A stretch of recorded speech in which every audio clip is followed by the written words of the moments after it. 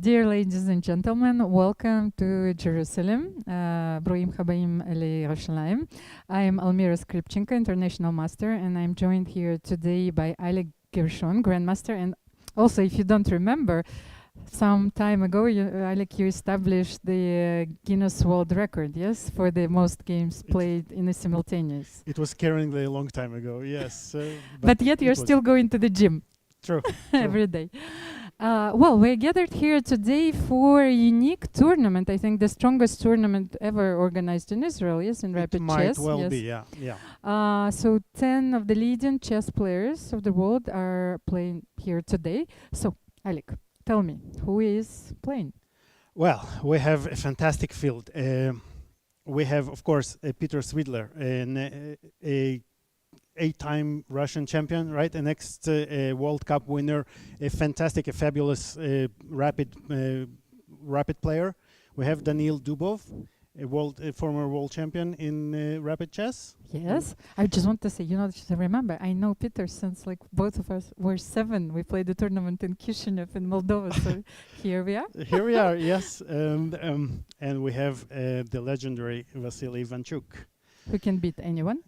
Who can beat anyone at any day, even on his best day. I think even Garry Kasparov said that he is probably the brightest talent, the biggest talent in chess ever. So, I would like to mention that Magnus Carlsen was scheduled to play in this tournament, but he had to withdraw at the very last moment. So maybe Vasil Ivanchuk is the reason why Magnus is not participating. He has scored a few wins against Magnus himself, and so he was replaced by Grandmaster Jordan van Forest. Yes, also a very, very strong Dutch #1 player. Tata Steel winner. A winner of Tata Steel, exactly. And they are also joined by the members of the Israeli national team. Basically, and what is funny, most of them came together in the same plane right from Budapest, from the Chess Olympiad, right? So they're not too fresh, yes, to say the least, right? I think Daniil Dubov and Vital Beruchovsky are the most in shape because they haven't been at the Olympiad. Okay. But you also have the Ukrainian top player Pavel Ulyanov, who was acting as a coach at the Olympics. So let's see, It might be even more demanding, right, than playing. And we had Peter Svidler, who was commentating during the Olympiad, which is, well, we should say it's not the easiest job as well, right? Well, we had a few difficulties along the way, but now everything is working. Usually, as we were saying, the first 2 days are we're trying to adapt, but here we only have 2 days. We have 10 players, 9 rounds, and the time control is 15 minutes plus 5 seconds for each move. So without further ado, let's delve into the games because we might not have enough time to cover everything. So what do you have on your screen, Alik? So on my screen we have an Israeli derby between Maxim Rothstein and Avital Borkhovsky. And right now on your screen you have Vasil Ivanchuk facing Ilyas Mirin. And I also wanted to mention then alongside the Jerusalem Masters, there is also Jerusalem Open taking place with more than 300 participants. They actually reached the maximum capacity. There are no more tables in the hotel, They're used to organizing marriages, bar mitzvahs, but for the chess tournament, it's fully booked. And this is great, especially at this time. Of course. With the given situation.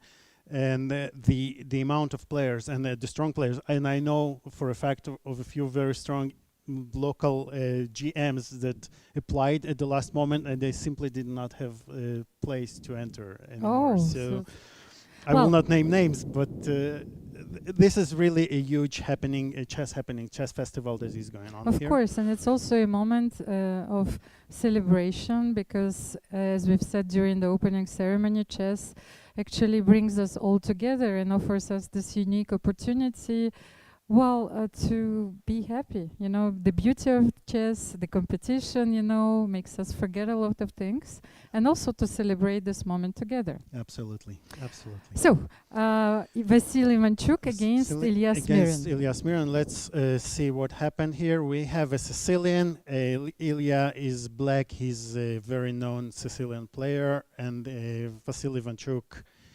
I think this game is promising to be extremely sharp. The amount of variation, from the very beginning. We will see perhaps both sides castling on different sides, which promise us some very sharp lines. This is so far a theory, I think. So, White. What do you think about this position? First of all, I think that for our audience, we should mention that this was the line after bishop d3 with bishop c5. And what is the opening idea, actually? It's to drive this knight, which is placed in the center of the board, to a very awkward square b3. Absolutely. Even if it comes with a tempo, yes, you will have to play bishop a7.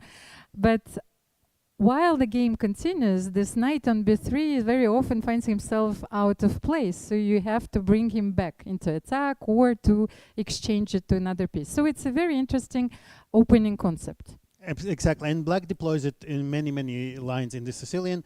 So we're often, as you said, we're even willing to waste the tempo, right, to drive the knight. But here the bishop on this diagonal is quite well placed, right? It's for instance, White would often like to castle and then start pushing the pawns, and here, of course, the bishop on this diagonal does not let us do that. So we will have to solve this problem of the bishop. Yes, and I think that Vasil played a very thematical maneuver, like continuation queen e2 with the idea of exchanging the dark square bishops, bishop e3. So White's play will be easier, especially like they want to play f4, and then I think black realized the thematical breakthrough in the center, d5, but then this pawn on e5, as we've seen, becomes like a bone in your throat. And one other issue that black will, very known for French players, not the players from France, but the players who play the French defense. It's this awkward bishop that is stuck, the white square bishop that is stuck. It simply does not have any good squares to develop. No offense, yes? No offense, of course. I'm just kidding.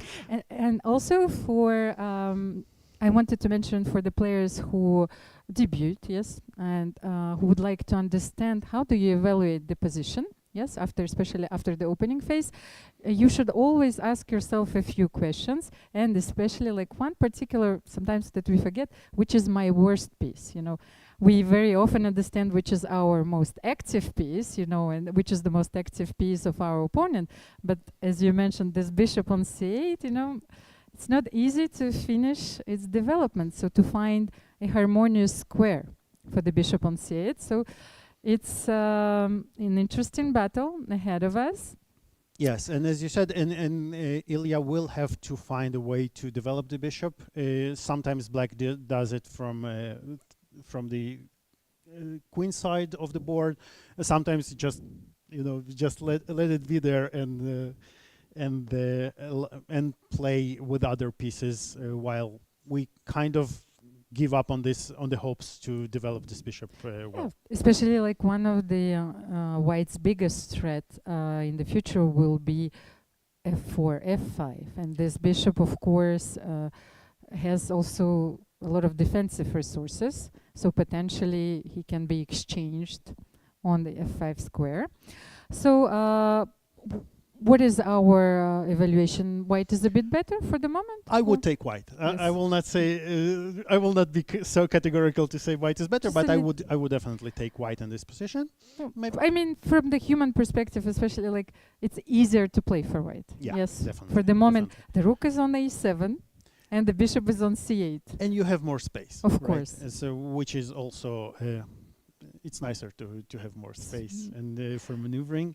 I'm actually very curious how Ilyas Mirin is going to untangle his pieces, because chess is always about harmony, And for the moment, this like rook on a7. He played, I think, queen b6, knight f3. So, and well, let's see at the very last moment. Yeah, Yes, we are have some fixing. some last minute preparations about the board. So let's see. And I think Ilya played a very thematical f6, because it's not easy to play against this pawn on e5. As I said, I sometimes have even this physical feeling, of like I don't have enough air. Yes, Yes. even though this structure doesn't allow us to play. So he played f6, trying to break this pawn chain. And Vasil took on f6, and rook f6 was played. So, yes, we have the visual for the moment on your screen. We will get back the boards to you shortly. Alik, sometimes, well, especially when I play poker, I'm used to observe my opponents, but I was not doing this at the very beginning. Especially we have the same chess education, especially chess ethics, so we were not allowed to observe our opponents. Right. While now, with a lot of things at our disposal, I think, okay, we have videos, cameras as commentators, but also as a chess player, now when you play, what can you say about their, body language? Yes, if there are any tells, who is more stressed? Yeah, so specifically now looking at Vasil Ivanchuk, I will never guess what he's thinking, because I think he's always has the same posture all the time. I wouldn't say he has a perfect poker face now, because I think he tends to get very emotional. This is true. But are you able to learn about the position from his emotions? Yes, sometimes. Yes, especially when there are a lot of complications on the board, you can see if he missed something or not.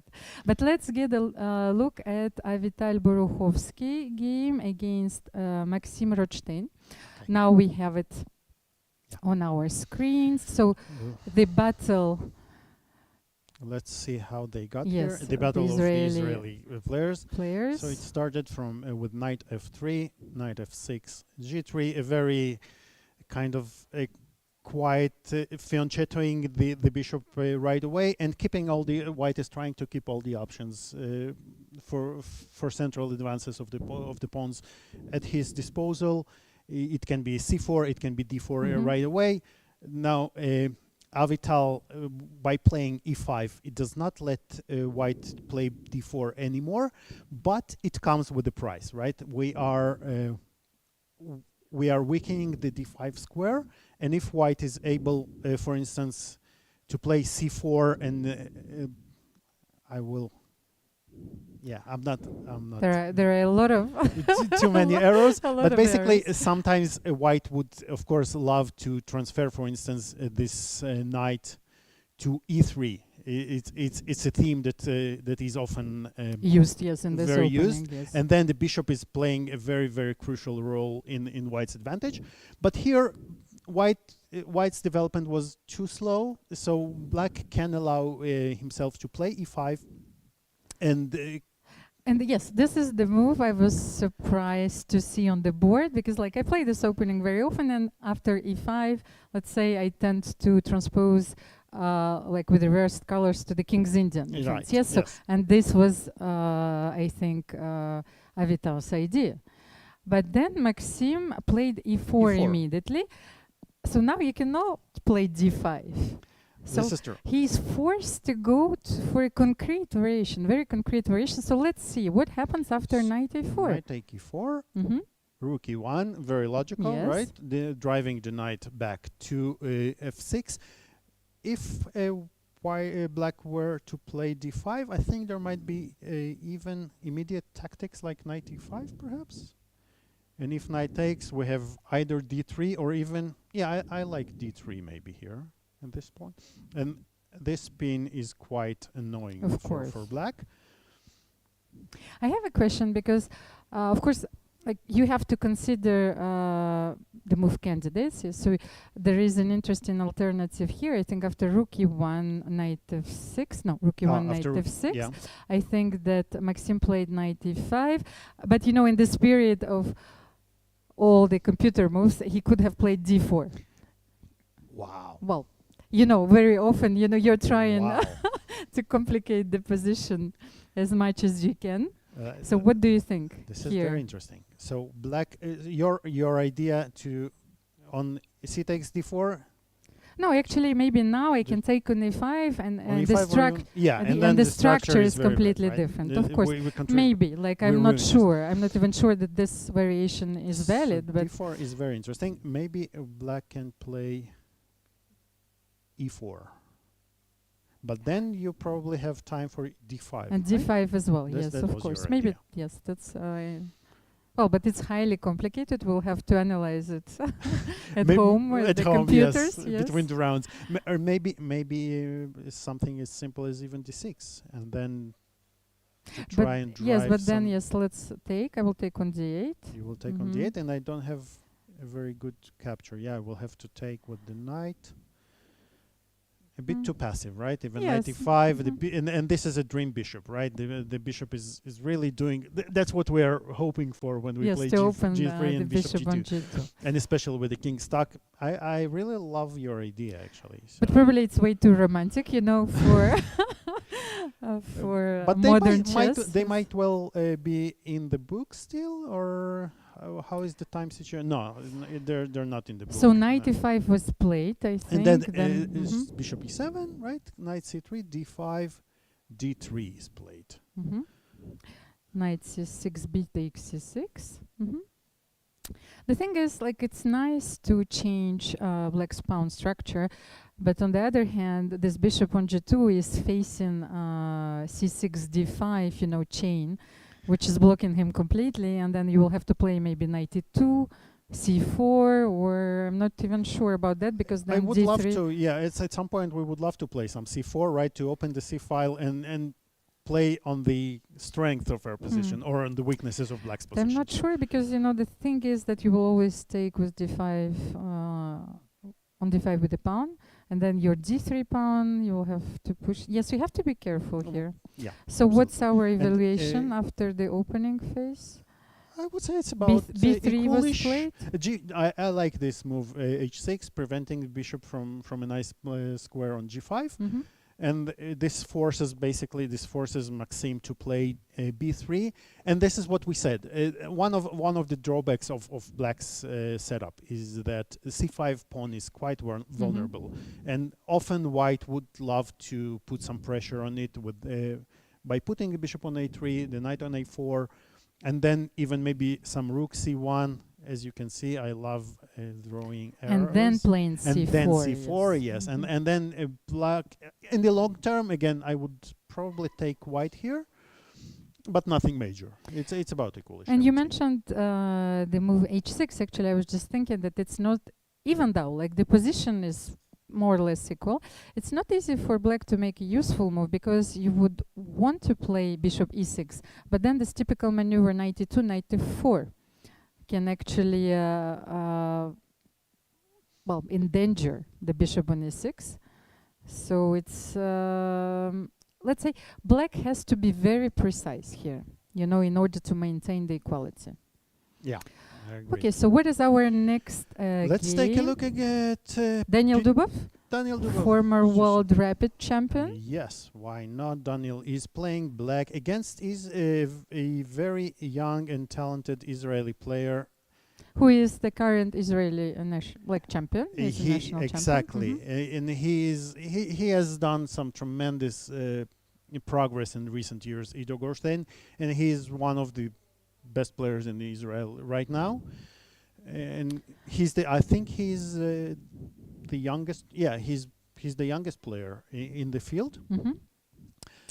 And let's see what And do we. it's not easy, to play such an event, for the first time, being an underdog. First, we were talking about the psychological aspect, of such tournaments, and but at the same time, you have nothing to lose. Exactly. Sometimes So- it's a very nice position to be at, right?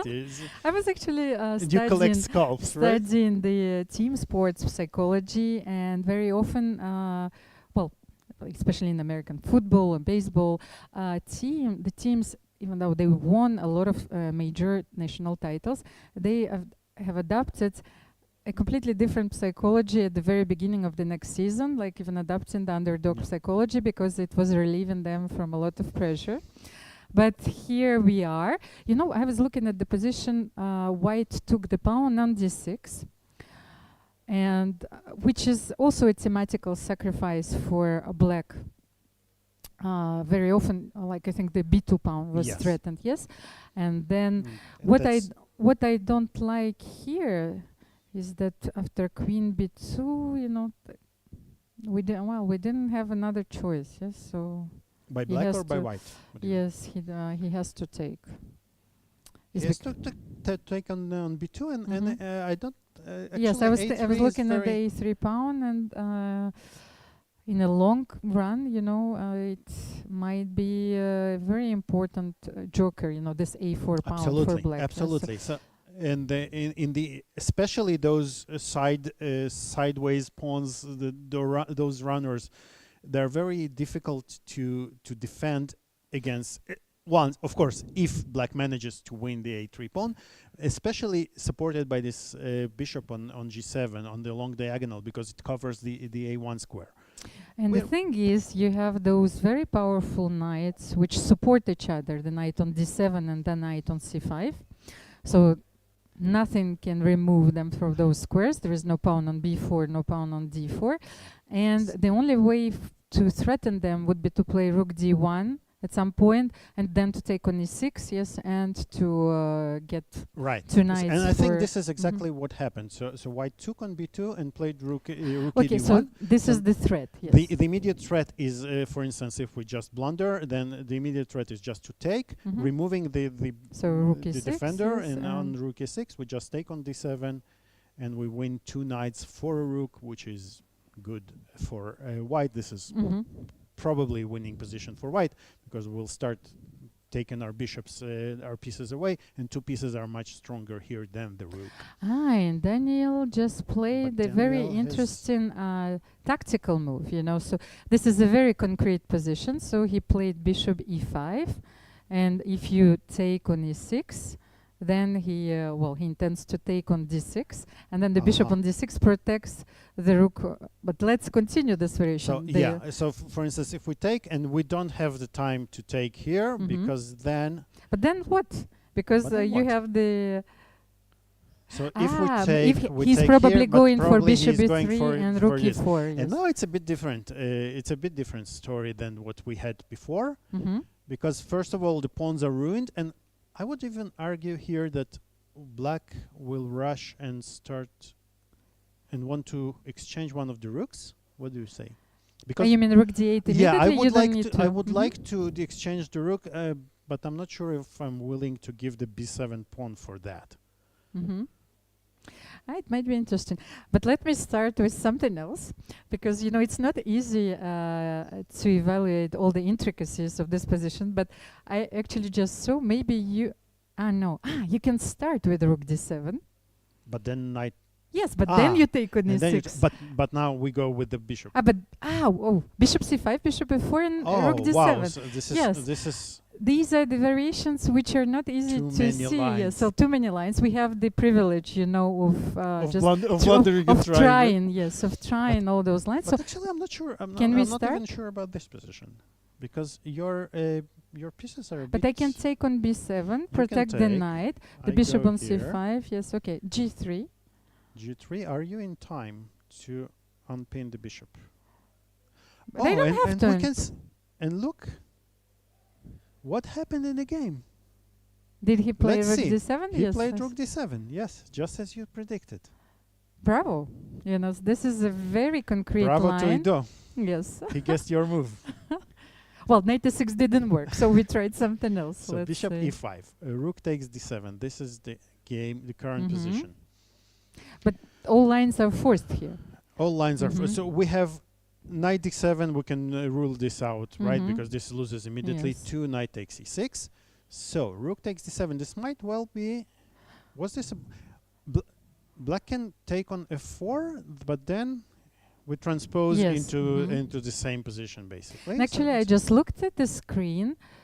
Ido looks very confident, and I Yes. think this is even a more important quality to have, in this event, because sometimes, and very often even the confidence that you have in your own moves and the belief that you can beat those players is more important than the opening preparation or anything else. And we can say that many players, they kind of like in poker, right? They if they play confidently and fast, it's kind of bluffing, and until your opponent believes you and starts getting under pressure. Sometimes, of course, you better do it with the good moves, or at least decent moves. But sometimes it really helps. Yes, but it's like putting your opponent in a tough spot several times in a row. Actually, it's what creates a mistake. This explains the nature of mistakes, and actually why those incredible players at some point they do make mistakes or blunders under such pressure, but there is a very rational explanation. Absolutely. So this move rook d7 that's your was actually very strong. Yes. So how did they continue? So Daniil took with the bishop on d7, bishop takes c5, okay, and rook d8. So he did not take on f4 here. He decides to keep the light square bishop. But actually, I love White's position here a lot, because the two pieces usually, well, even mathematically, right? So two pieces are stronger than superior. Yes, are superior to rook. And especially when there are many pieces, and especially when White has one rook of his own, it's really they coordinate it so well together. So it's very. But I think Daniil actually he understood that the other position, right? yes, was hopeless, and he said that he was thinking. Probably, I'm trying to understand what was his process. So he said maybe with two bishops I can. Create muddy the waters a little bit, yes, to muddy the waters, to have a few defensive resources. But here, after bishop b6, maybe rook d7, Ido is not impressed at all with this, and bishop b6 is actually very, very strong, because what we want to do is take control over the d file. So there are no surprises along with the pin on the d file, and after rook d7 we can probably just. Well, if there is one drawback in White's position, this is this knight on b1, but you will have to bring it into play eventually. So why not do it away? Yes, right away. The thing is, like, here the bishop controls the d8 square, so you will no longer double your rooks, and I think yes, after knight d2, knight f3, attacking the bishop, and then knight c5 comes, just washing black's position. Alik, and I think that we have the first victory, because I just had a look on the board. Immense surprise! Yevgeny Postny won against Jordan Van Forest. So let's have a look. After queen f7, that's just the position I saw on the board. Jordan resigned. So what happened in this game? d4, queen's gambit declined. We transposed into. Again, as where people nowadays we love fianchetting the bishop onto g2. And this is the strange Catalan, which appeared to be, a stone wall. Yeah. But this is the game on a high level. Yes. You have so many transpositions from one opening to the other, and the players nowadays, they need to know so many ideas in so many lines. So they will be able to transpose and not to get drowned, because you have to be aware of all the thematic ideas and those openings, and especially a lot of nuances. Yes, because this is not going to be decided, in a line which will last for 40 moves. This is a long positional game. Exactly, and here, the same position, but with the pawn on h6 or on a6, they might have a completely different evaluation. So they need to take care. So let's see. Actually, Jordan wanted to prevent the maneuver knight d2, knight d4, knight d3. So the knight goes And like at the this. same time, he launched an attack. This is quite usual actually in Stonewall, right? Because you say, okay, I have this. We already discussed this bishop on c8. It has no prospects. I don't care. I am going to start pushing my pawns because this knight on e4, it gives me a lot of space on the king side. It cements, yes, for the moment. Exactly, the it cements the center, and I can start pushing my pawns on the king side because, as we often know, when somebody is attacking on one of the flanks, the best remedy to that is to break through in the center. But with if the you knight can, of course. with the knight on e4, you cannot even Yes.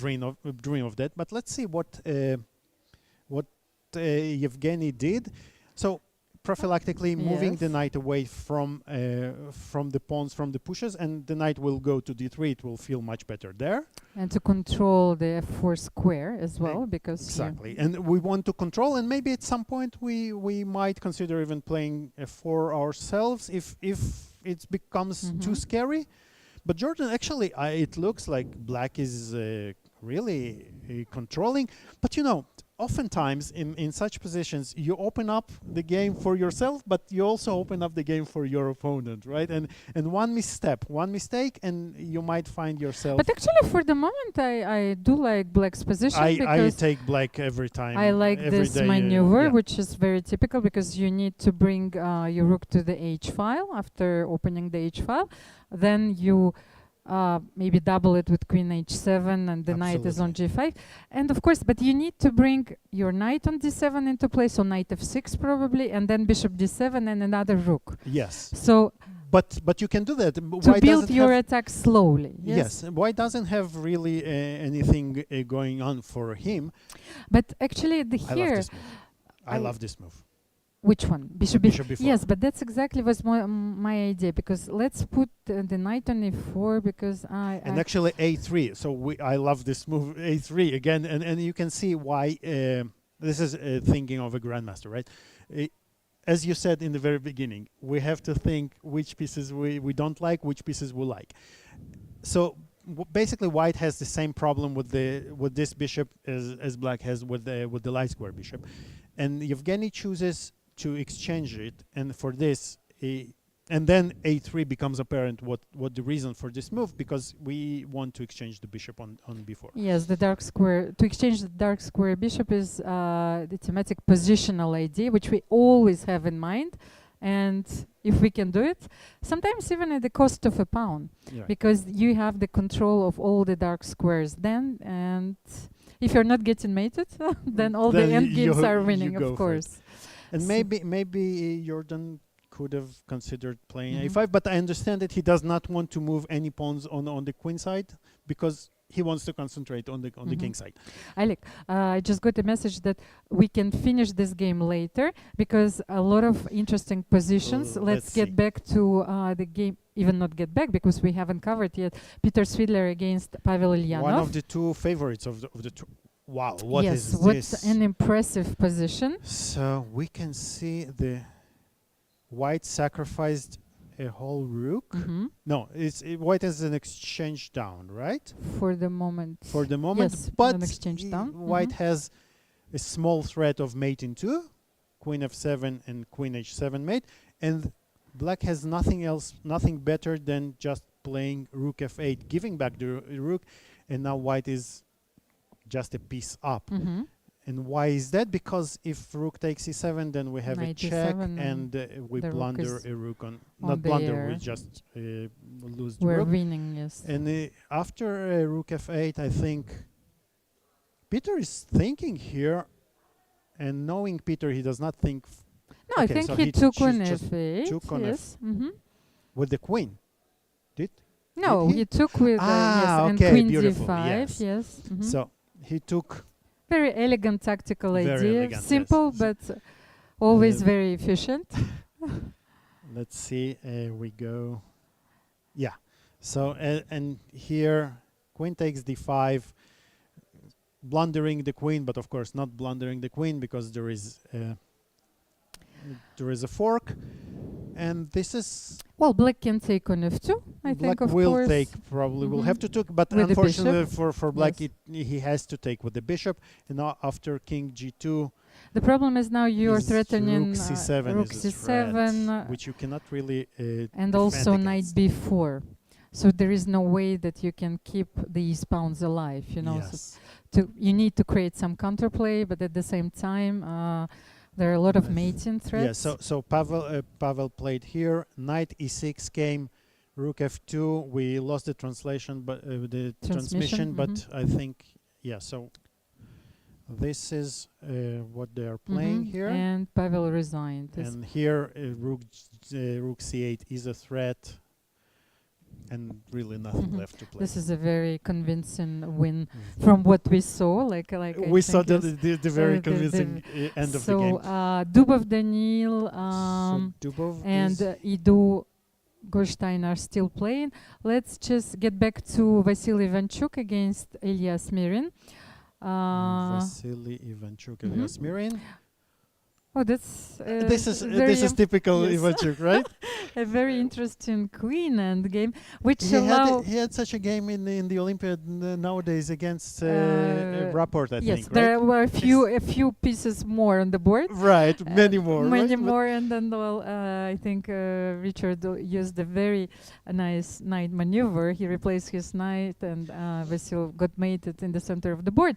But here it's not the case, and actually, especially here in this endgame, the king is a very valuable piece, and I think Vasil is about to mate his opponent. Yeah. So how can you defend against this? You can play queen h6, you know, and transpose it. You maybe but this is to a very lost pawn endgame. Yeah, you can do anything you want. You can play even d5 or just take, and this is hopeless, of course. This is hopeless, absolutely. And I think Ilya resigned, right? Or yes, Ilya resigned. So we have one let's game follow left, the right? game, yes, which is still in progress, and then we will cover the other games. So Excuse what is me, the? So Gerstein. So did Oh, Daniil overtook? He really turned the tables around? Yes, or what was an going on here? interesting like turn of events. Wow. What was the last move? Bishop g6. He sacrificed the bishop, and he wanted to play he's e6, just a c7. piece down, but he managed to create those three passed pawns. He created immense counterplay. And Bishop as you can g6. see, you know, those jokers, you know, he managed to keep them. The pawn on e4. Yeah, he managed to keep them, and that's the key to him. And that really goes to show you why he is such a great rapid player, because in a seemingly hopeless position, he managed to, from what we saw 10 moves ago, 15 moves ago, to get here. And we lost again. We lost the game. So the king is on c3, pawn b3, pawn a4, and Daniil, it looks, you know, is leaning for the queen. He has the queen, you know, in his hands. Oh, so but wait. he forgot about bishop b3 and blundered. he resigned. He Yes, blundered. He blundered. But Bishop. maybe, like, let's have a look at the position. Maybe there So was no other move. Bishop takes g6. Yes, and you cannot play f takes g6 because of e6. You suddenly you are not in time to catch. This is a beautiful game by Ido Gorstein. By the way, let me see. e6, b3. b3, e7, e7, a3. a3, and then knight c1. Knight c1. Okay, yes, because we have to calculate the variations precisely. a2, we just give up the bishop, the knight, but you cannot stop the pawn from promoting. And so, what happened? Actually, I was thinking about the crazy move there. Like, it's just for the beauty of it, I think it should work. No, that's bishop g6. Like when the pawn was in a3, because I was thinking about this. So take here. e6. e6 here. e3. No, e7. e7. Here. And I was thinking about knight b2. You know, myself, but I'm not sure, like, because bishop b2, then e8, and your bishop is hanging, and nice. ab, you know, if ab, there's nothing, and then you king just a1, yes, exactly. Okay, this works, okay. Nice. So it's nice. a bit too much, probably, too much, but still, yes, still for winning. the beauty of it, yes, of course. So Daniil played g3, b3, I think, right? Let me see if I have the game. So b3, bishop takes f7. King d3, because again the bishop on f7. So bishop takes g6 was a brilliant move, and Yes. now the bishop comes to this diagonal and preventing us from pushing the pawn. Of course, giving up the So king d3, f4 was played. He needed f4 is a very important mhm. move, because so we are basically we're putting all our hopes on this pawn, the g pawn, and the pawn on f4. This is a wall that prevents. Of course, protects both pawns and allows But them to run let's towards their and promotion. we are not in time as black. We are not in time to start attacking the pawns because G6, white just G7. pushes g6, g7, Mhm. and we're not in time. And what can we do? Actually, he played bishop d. Maybe How actually about he was C5? winning. But what about He was C5 always here? winning. No, I think here. C5 now you don't have bishop b4. I play e6, Yeah, but I want to play this. e7. E7, Mhm. A3. Ah, What we is this? came. We came back. Who is winning? So we made our operation work. Okay, wait. So let's say C5? Maybe c5 is a very interesting continuation. And while we are very tired, maybe you can. this is the Yes, you can take idea. now. Oh, Yes. now this And is the beautiful. same, and now E6. E6 or even G6. Yes, and yes. I was thinking that bishop b3 saves black, in every variation, and not only saves white, but not only saves white, but also this is the winning move. Unbelievable. c5, bishop b3, And now, and now E6. E6 is just crushing. What a beautiful Wow, endgame. This is a beautiful, beautiful game, and for both sides, we should Yes, say, of right? course. For a rapid game, they were extremely resourceful, both of them. And Ido coming on top, our first big surprise. Well, we so had we actually have we have a whole round. second big surprise, because we have Evgeny Posny, who dominated Jordan Wine Forest. We don't know. Yes. Actually, from what we From saw, what we Jordan saw, like was dominating, but Uh, somehow let's but come back to this game, right? yes. And again, especially in After we this have move. been in these situations many times ourselves, right? It's a rapid game. You are pressing, but eventually you will have, if your opponent doesn't lose to you on the spot, you have to find the concrete winning line. And sometimes, if you don't find it, we'll see what happened to Jorgen. I think it's also very easy to lose the thread of the game. Exactly. Yes. So let's say bishop b4 was played. Dark square bishop exchange. So white has this overall control over the dark square. So the knight on the4, knight at d3, knight c5. What are you doing with your bishop on c8? And you cannot attack with only two pieces. So the rook is not yet on h6. I think maybe you should, or Jordan had to try something different. Maybe so to play. it looks like knight g5 was really the first step in the wrong It was direction. not precise. Maybe queen h7 just to get away from the spin, not to allow white to exchange your bishop. And to keep the bishop on to the keep board. the bishop on the board, and then you can continue. And it's also important because you keep an eye on the e5 square. So as you said, you freed the knight. Actually, what I wanted to play first, it was even like rook h6, queen h7, with the idea of playing knight f6 to bring another knight to the attack. We are controlling the h file anyway, but you need more pieces. Then knight g5, then another knight to e4. Exactly, and suddenly it all becomes to play together. But on the other hand, if you maybe you can run king f1, king e2 then. And then play rook h1. Maybe this is something Jordan didn't like. So you have also. You're saying basically here. Let's say if we start with queen h7, bishop b4. Yes. Let's go here. Maybe right away, or just wait another move. How to continue here? It's interesting. Okay, let's try king of. Maybe take cd5. And knight d5. Yes. Maybe then you cannot take. There are issues. It's not a one-way game anyway. So.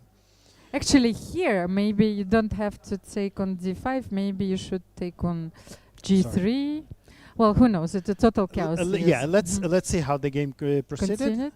So bishop b4, it's definitely in white's favor, this exchange. Knight f3, king f1, as you said, the king feels very well on e2.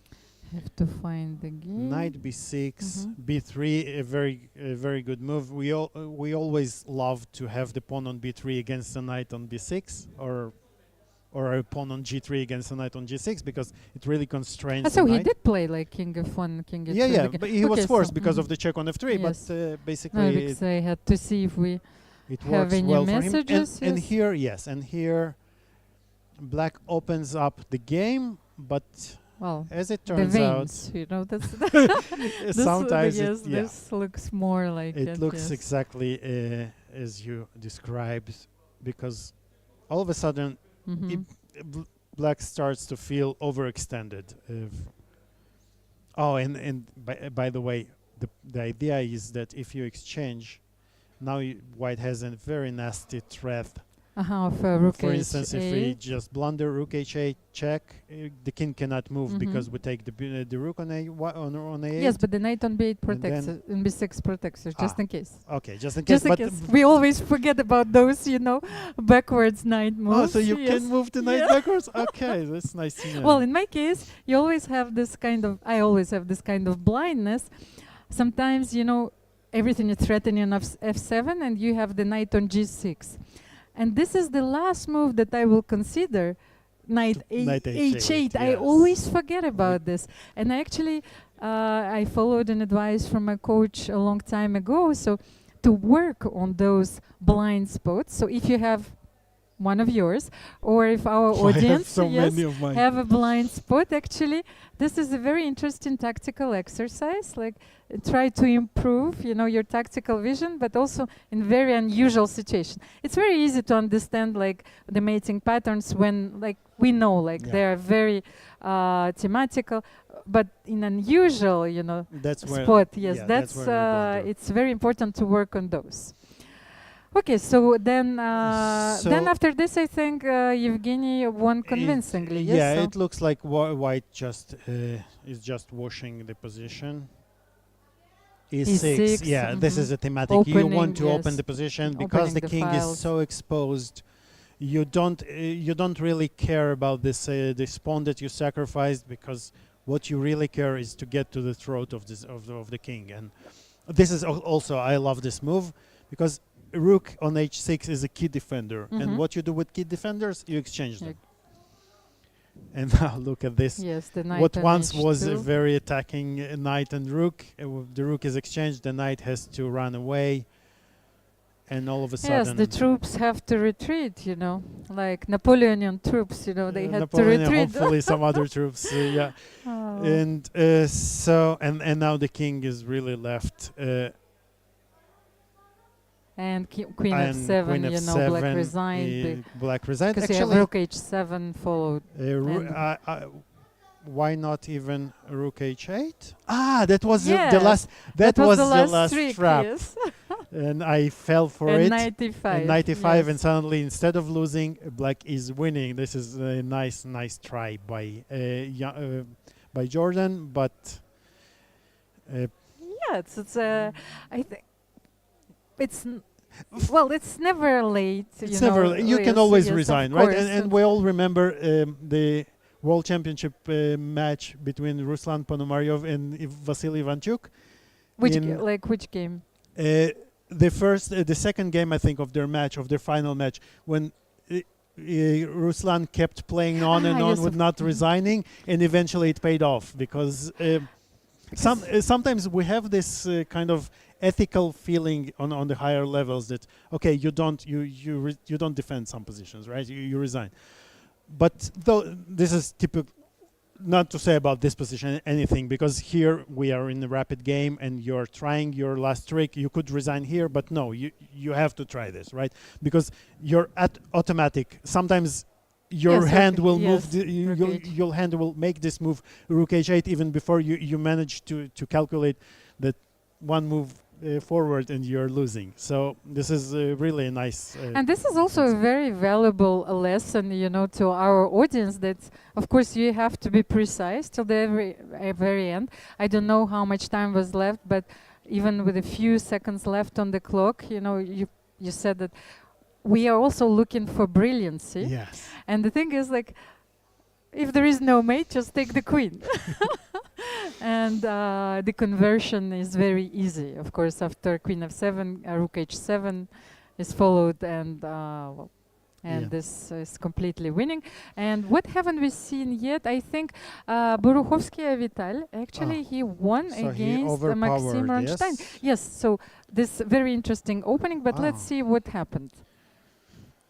So He actually managed to play, to restrain White's knight, and I know from a personal experience that when you get those positions and you do not win the pawn on c5, then, you know, Black has a lot of space, and if you exchange a few pieces, and especially rooks, you know, well, this can get very dangerous. and this is what actually happened, yes. So see, again, first bishop f6. bishop f6, It's very important to and exchange actually this bishop. for this knight h7 is very is the idea of knight h7 is to free the room for the bishop on f6. Now we exchanged, and with those pieces gone, really, as you said, Black has very I just convenient wanted game to now. have because of course knight h7 was played, but I'm always thinking about how can I prevent this. So could White play knight h5? Just a simple positional idea. But then maybe he thought that he will come back, knight f6. What do you think? And then draw offer? I was looking at the rook e7. Well, to be honest, you know, I'm always looking at some very strange variation. But then knight e7, and then what do you do here? Because after knight h5, I will take with check. But otherwise, then I will, so dangerously open your. Probably take and something like that. Maybe. Or is there a better way? I don't have a bishop b4 here. So I wanted to have your opinion. So what about knight h5? Like knight h5. I like knight h5 a lot, actually. And sometimes, you know, it is sufficient, you know, just to prevent your opponent's idea, and then, you know, it's not easy to come up with another plan. So one plan is difficult to come up with two is and knight twice h5 as hard. because you're playing here with your hand. Knight h7, bishop f6, queen f6. You are gradually improving all your pieces. Especially in rapid, right?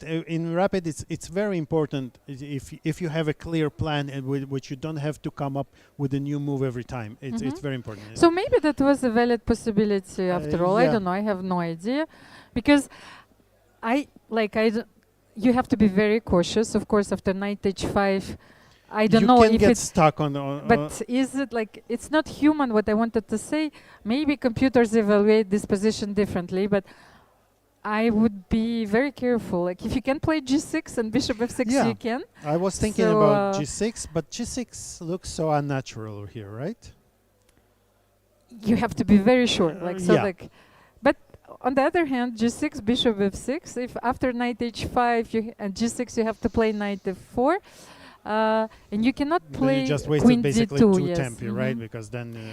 So maybe this was the refutation. Queen d2, there is nothing really. Yes. You can just take and play bishop f6, and there is no dangers. Okay, so maybe this is interesting. So knight h7, really brilliant plan. The refutation. So. But here I'm not sure. Okay. So you cannot really avoid. I would actually consider maybe a move like d4. Is it too stupid? No. I like d4 because even though the bishop is on g2, you transpose in sort of like structure which you can get from the 4 knights. Okay, let's see. The bishop was on g2. It's not the same, but you want to play d4 and then c4. You know, so that's exchange. So I like d4. And also, it feels a little bit. Or maybe take on e8 first, yes, and then play maybe d4. Even like that, yes. This would be even better. But okay, let's just let's see have a look how at the game, because the players didn't really have so much time here to delve into all those intricacies of the position. Rook e1, a5, and now without the pieces here, a5, a4 is a very thematic move. Here you see c4, d4. C4, d4. Now you would argue that this pawn is weak, but how can you attack it? You don't really ever attack it, because right? you need the knight on d3 or the knight on a4. So I think that black actually evaluated this position precisely. Looks like it. So let's have a look. And now g5 looks G5 like is white a missed very it. This is a important move move. that you can easily miss with white. So knight has to You withdraw. have to go back, Rook and then you e8. get into the pin. So very powerful play. Yes, it from looks like Avitali. if in the last 10 moves he completely outplayed Mhm. Maxim here. This whole pawn structure is now weak. The pieces are uncoordinated. And that's what I was telling you about. I've been stuck with this knight on e2 a few times, and especially like my opponent at some point, even though he didn't castle, he did play g5, a very unique positional idea, and this was it. Yeah, yeah. The game was decided And there. And it's and here it's really, as they said in this, You need to control the e file, of course, and the pawn doesn't really matter because we are going for the kill. And again, the knight is pinned to defending the pawn on g3, on d3. Sorry. But okay. But actually, let's see now. Actually, the I'm not situation sure, has changed dramatically. So Maxim managed to actually maybe like to balance the game a little bit. Let's see. After f4, what was played? Wow. F4. So now it's actually now I'm not so sure. I'm not sure because at all. the position. But it felt that black really went Mhm. wrong here at some point. It looked much better for black. Okay, so let's just have a look. Maybe But what was the decisive mistake in this game? Let's after f5. Yeah, let's go yes, after f5. G takes f5. They were both very short on time here. And knight e5. And basically, I think here it's a matter of who blunders last here. No, maybe like he allowed black to activate his knight to bring the knight into play. Knight e5. So maybe there was something to do. Is very important. Now g4, a very powerful move, and I don't think you can defend from knight f3 anymore. Yes. Okay. He played queen f2, and after knight f3. But what about rook now f1, like queen take, g4? we just take on e1. Well, I think rook f1 is the only move here. Rook f just in case. I think the idea, black's idea, is to bring. But maybe. I thought knight g6. I thought. Like I'm not looking into the pawns. So I was thinking maybe this is the idea of black. But again, we don't have to take on d3, yes? So maybe, after knight d3, maybe. I thought knight g6, you know, when bringing the knight to h4. This is still a crazy position. Queen f2, I think, was the decisive mistake in and the the queen game. f2 just blunders. Again, very, very difficult to defend against all the tactics in the position with having no time. Yes, so let's conclude this round. A lot of victories, a lot of surprises, and the underdogs are scoring big time. Yes. So, Alik, let's take a short break, and we will be back, I think, within 5 minutes, and the second round will start. And we will tell you more also about the Jerusalem Open, which is taking place with more than 300 players in the next hall. Yes. Right? So, see us on the other side of the break, guys.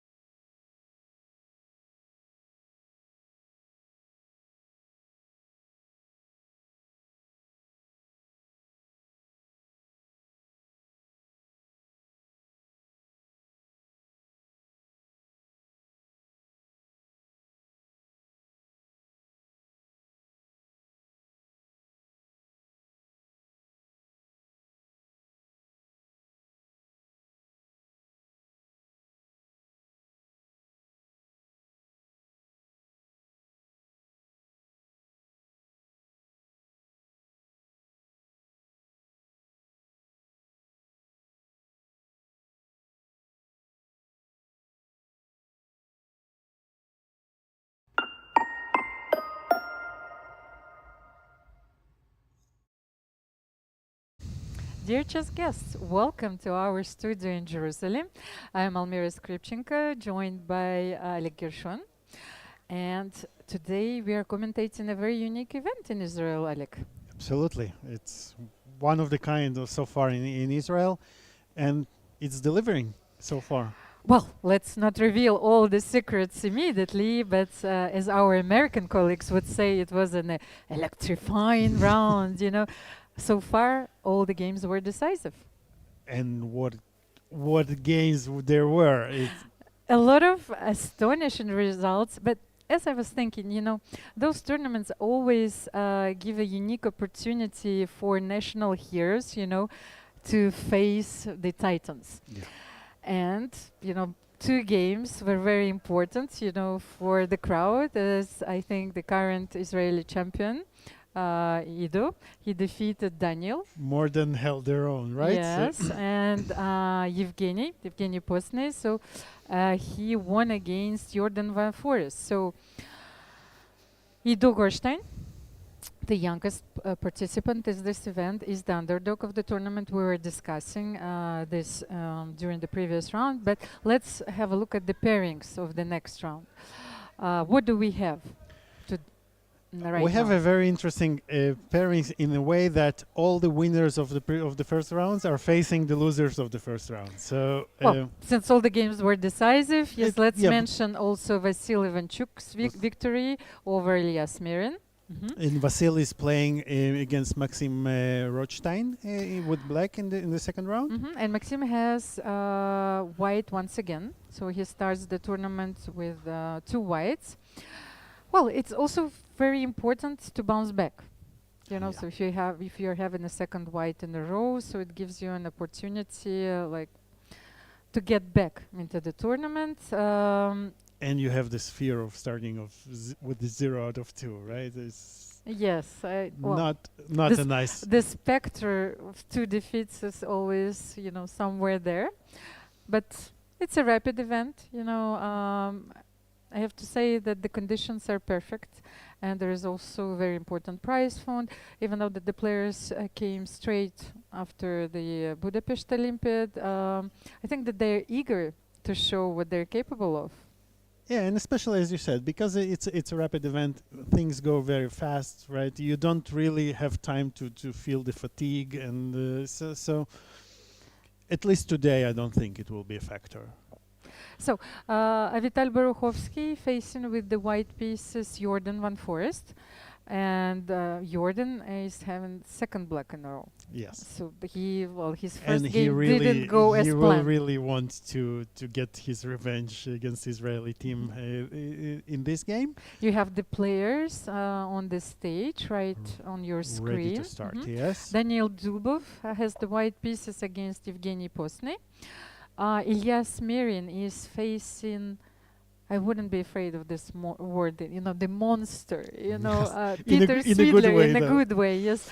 8-time Russian champion, former World Cup winner, our friend and fellow commentator. I think it's just a very lovely person. Absolutely. One of the nicest Yes. person In people the in the chess world. world. Absolutely. And, And always a pleasure to watch.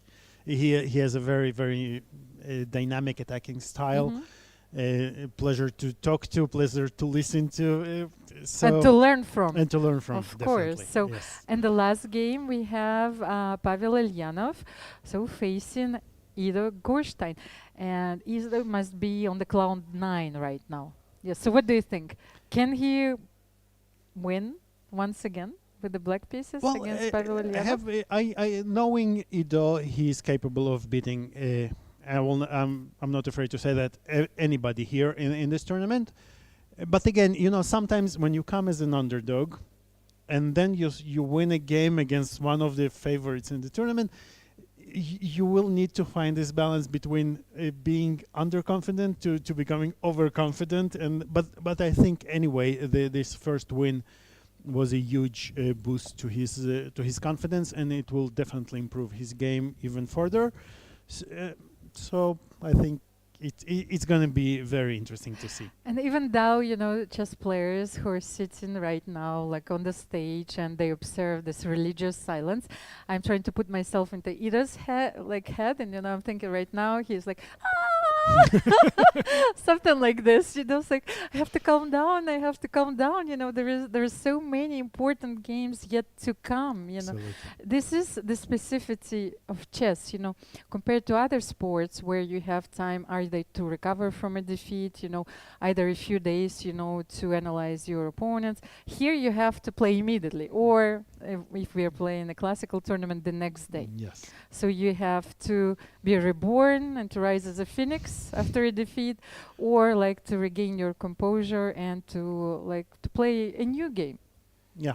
It's a new game every time. Of course. You have to start to prove, and that's what's beautiful in every sport, right? You don't get extra points for your name or for your status. You have to prove yourself every time, over and over again. So one word before the game started, that we also have the open tournament going on with more than 300 participants, a lot of grandmasters, local grandmasters playing, and it will be actually very interesting for us to watch who is going to emerge the victor, because as you have told, a lot of those didn't get in because we reached the maximum capacity, which for is the unbelievable. open Because when I heard first that that there is capacity for 300 or a little bit more than 300 people, I was like, really, there will be 300 people, and apparently it was not enough. So this is but very. to Israeli standards, it's a small marriage, it's a small wedding, Yes, but we're but not a very big chess tournament. Absolutely. And given the circumstances, this is really Of course, this yes. is really We don't have to extraordinary. forget, and, yes. and we can see the beautiful venue, and really the organization so far is very, very of very high standard. We are waiting for the second round to start. A lot of support was given to this event from the mayor of Jerusalem, Israeli Chess Federation. They worked relentlessly to make it happen. And the oldest city, one of the oldest city in the world, where every stone can tell us a story. Let's see what stories do we have. Yes. Let's. Do you care to make it interesting, maybe, and try to guess the results of the coming round? Okay, let's have a look. Let's just have a small kaleidoscope. We will go through. We'll try to cover all the games. So today right now we have Vital Beruchovsky against Jordan Van Forest. I will have a look at the opening. So here. You're cheating. A little bit, just very rational approach. I'm usually not betting, since I'm very afraid. I'm afraid, to put a bet on a chess game. So we don't have the games yet. Yes, on our we don't have the screens. game. We can see the video feed. Yes, we will try to get them back shortly. Evgeny's looks.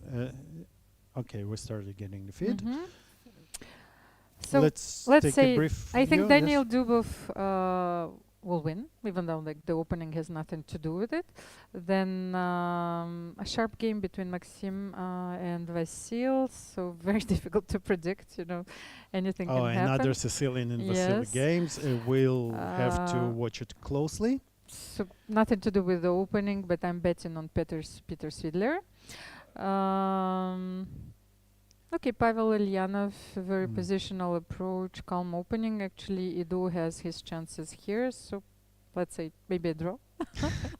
And Jordan Van Forest started with the very modern approach in Karakan, knight f6 and he takes f6. So a lot of theory in this variation. So he will probably play queen c2, then h5, castle h4.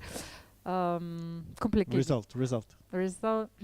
I wanted to see if he castles long, because there are two possibilities. I felt here. you're trying to stall here. Yes. A few seconds to see if he castles short or castle long, but okay, draw. Okay, draw. We have to have. It's sometimes we have to have a draw. All right. Well, so let's give a small overview. Yes. Okay, let's go and start with the game that you finished predicting. Avital Borochovsky against Jordan van Forest. We have still a theoretical line. And what defines this The- line is actually this move knight f6, and after knight f6, e takes f6. Yes. A more positional approach. It's very unusual to have those 4 pawns, so the mate is not on the menu. Let's Which is good. Yes. But judging by the move of last blue move of black, h5. It's a very well-known move. Yes. So maybe mate is on the menu, but we'll see. Yeah. The thing is, like here, black is not playing h6, but rather a more active move h5, because they're trying to make also a useful move, because they're trying to weaken the king's side. So they're going to play h4, and if you allow them, play h3. And h5, h4, or h4, h5 is, we can safely say that's the maneuver of the last decade or so, right? Or a bit more. Very much proposed or inspired Yes. by the computers. And here, like, you can castle, we can play bishop b3 and castle long. So I think it's the matter of taste. And what white needs to do here is, well, to push c4 and d5 eventually, but as we said, when yes. your opponent plays on In the s- right on, moment, on yes. the flanks, you want to open the center, because then you make the position vulnerable. Okay, so we'll go back. We'll come back to this, and a few moves have been made. As So we he said, went for the he short went for the castle. short castle. So you would have to wait much longer until you knew where it goes. Okay, so the game is still on. Let's go. Let's jump to Daniil's game against Evgeny. You know, if I wouldn't have known, like, I've seen the players, and I would have a position, I would immediately say that's Daniil playing with white, because he is known for his, well, a lot of interesting ideas in the openings and a completely crazy attacking style. That's what we love. That's what we about have right? here. So, what happened? The Let's h file see. is open already. He played Wow. h4, g4. Wow. Again, as we can see, Actually, queen c2 is a waiting move. You know, he's waiting for black to castle, because otherwise, And like, what's- why don't you what do you play? do? Why Yeah. don't you play knight c3? It's like, but queen c2 is of course eye in the h7 Yep. square. It's a very interesting idea. and h4, and now c5, you have to C5, strike you have in to the center, strike in of the center. course. Of course, given that white is not developed, And right? I Now like G4. black's reaction very And you know, much. if you didn't know it's Dubov playing, you could say, but okay, didn't he study that you have to develop your pieces? You don't push your pawns on the side, right? But that's This is how the modern theory goes. A, and B. This is they say that, you know, the strong players know when to deviate from those principles. Of right? course. So we have chess fundamentals, but every now and then, you know, the situation, you have to consider the situation as unique, you know, and okay, you can play Don't be g4, dogmatic, h4, right? yes, of course. So, and okay, let's see something concrete. Why not take here how on are G5? you going to deal then with maybe knight g5, f4, queen h2? Something like this. Might be as Maybe simple as that. I'm not sure, because No, f4, f4, queen F- g3. queen g3. You will not like this move, I think. Okay, so But let's get back. Maybe yeah. something more I was actually thinking. calm. So we have a move like h5, which might be interesting. Also, yes, of course. We Right? don't have to take. And now, for instance, of course, you don't want to take on h5, rook h5, because you cannot defend.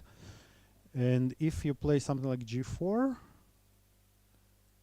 I would argue there is this move. If you take g7, and I don't see how you defend. My arrow is a bit off, but this looks winning, right? Yes, but after h5, let me. Sorry.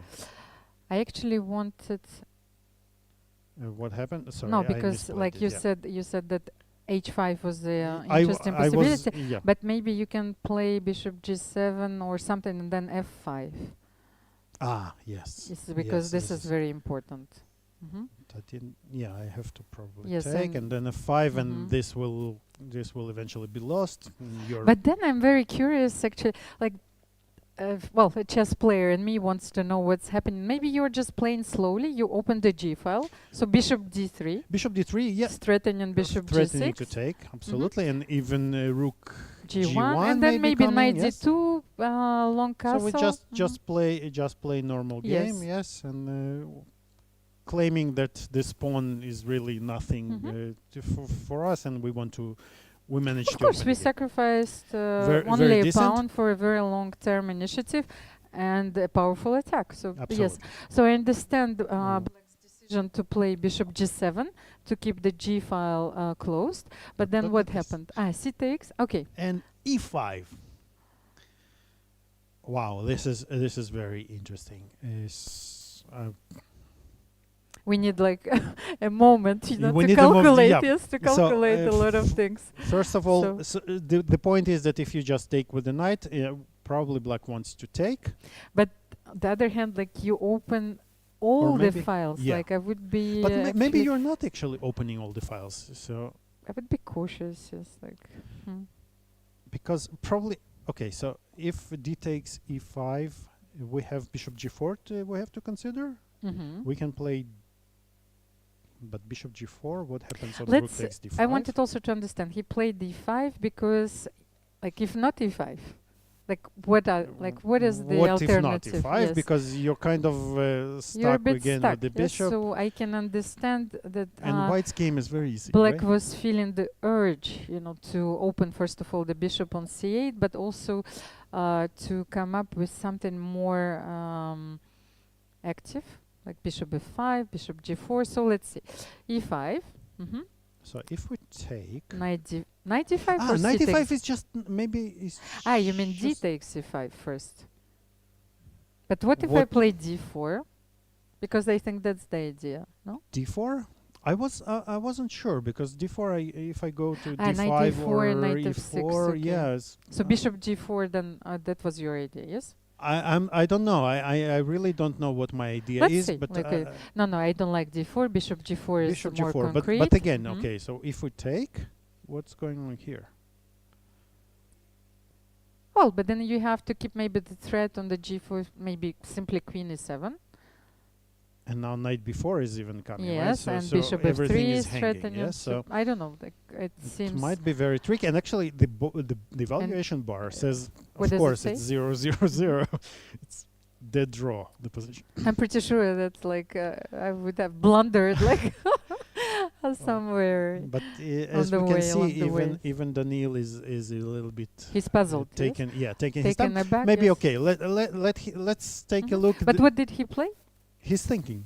He's still thinking. No, but like we have you know the real time image, so it's so actually it looks like Evgeny he is thinking. did take He d did takes take on e5. Yeah. Mhm.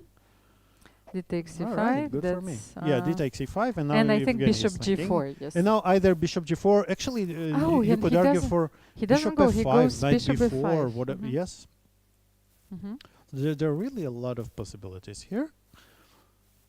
And again, we see, as you can see on your screen, it's all zeros by the computer, which is really funny. Okay, but okay, Let's get to let's our get next to game. Gershon against Vasil Ivanchuk, a Sicilian, a very How did it go? No, I just wanted to. Because I thought that maybe Vasil played with the opposite colors the same variation, but he didn't play the line with bishop c5. yes. You know, he went for. So this is the Richter-Rauser the Rauser, variation, yes, which is kind of being forgotten for the past decade or so, and I think it's It's an a interesting opening, especially for the rapid. absolutely, tournament. absolutely, it's a very sharp opening if you know your ways, and both players know their ways here. So white is going to push the pawns on typical pushes on the king side. Black will try to push on the queen side. Sometimes black will play e5, E5 or bishop bishop e6, and try B6. to break through with d5. Very, very dynamic. Actually, sharp like I play. have a question, Alik. Here, I never played this opening with black, so like, and then when do you know that you need to put the bishop on e6 or b7? When do you have Mostly after the game. when you placed it on e6 and you lost, you know you should have placed it on. It's like what's because those are very important positional decisions. Yes, e5 and bishop b6. We all know that very often this game goes around the d5 square. So when you play e5 and bishop b6, yes, you're given the square away. Yeah, so many times it's really very, very concrete and dynamic. Mostly you would love to have driven the knight away with b4, and then if you're fast enough to play e5, bishop e6, queen a5, and then push d5, then To of course you would love to do create, that. the counterplay immediately. But white is anticipating that, and of course he can prevent something. So bishop b7 was actually played. This is the more solid Yes, and approach. d2. Rook c8, very typical for these lines. The knight also anticipating white's push of the pawns. The knight almost always goes to d7 and then either to c5, or oftentimes it will go to f8 to keep the king side from getting mated. Not always helps, but sometimes and does. Here he actually played a g4. And another route for the knight is to go, of course, to c4 and queen f2. This is a typical move because the bishop will want to. Sometimes white feels very happy to bring the bishop back to c1, both vacating the route for the pawns and keeping our king safe on. I think worth mentioning that queen f2 allows bishop g5, but well, you're committing a harakiri here. Yes, after bishop g5, queen g5. You know, first of all f4. First of all, yeah. Yes, and there you're is losing a a piece. very tactical justification. Yes, queen either queen g3 or queen b6. But I should think be good. even if you couldn't play f4, yes, right? f4, like here, of course, after knight g4, queen g3, you're opening all the files, and white can play f4, f5, and double the rooks on the h file. So this position is more than white can hope for. Absolutely, of course. absolutely. So this pawn is really. And there is you're happy to give away yes, this of pawn course. because then, as you said, queen h2, and then even g5, you will give the pawn another pawn. And here there is a small tactical justification to all of this. So queen f2, and here Vasil is thinking. So your move and a very typical continuation. Rook c3, actually I like it, but I thought maybe b4. Maybe before as well, yes, but I think Vasil is giving. Considering he is very known. He has many known games in this in all kinds of Sicilians by sacrificing the exchange. This is actually the sacrifice is very typical. But then you will have this bishop retreat to c1. It's a bit tricky. I like this idea. You would love to have at least another pawn, winning the pawn to go with the rook to with the after the exchange. And actually, you also I think especially in those lines when you sacrifice on c3, you need the knight on b6, knight a4. So maybe the knight on e5 is not a bit misplaced for that. Absolutely, I agree. I would love to have the knight on and I think Vasily played something else. It looks like he played. What did he play? Because f6 he played. F6. Oh, it's a very unusual move. He drove the bishop away to c1. But okay, the point, I think he wants to play queen a5 now. Or maybe he already had. Yeah. No, he didn't. But now... And queen c7. He played queen c7. Queen c7. Okay, queen c7 is actually interesting. Why not? It's a very interesting approach. It's like f6, queen c7. f6 is a move that is actually often underestimated by white, and it often becomes very strong because it kind of stops. So after f6, if you play, for instance, g5, then f5. black will play. Let's say. Okay, so we played queen c7, right? No, sorry, not here. f6, bishop c1, queen c7. c7. And now, for instance, if you play a move like g5, I'm not saying that that's the move to play, but just to illustrate.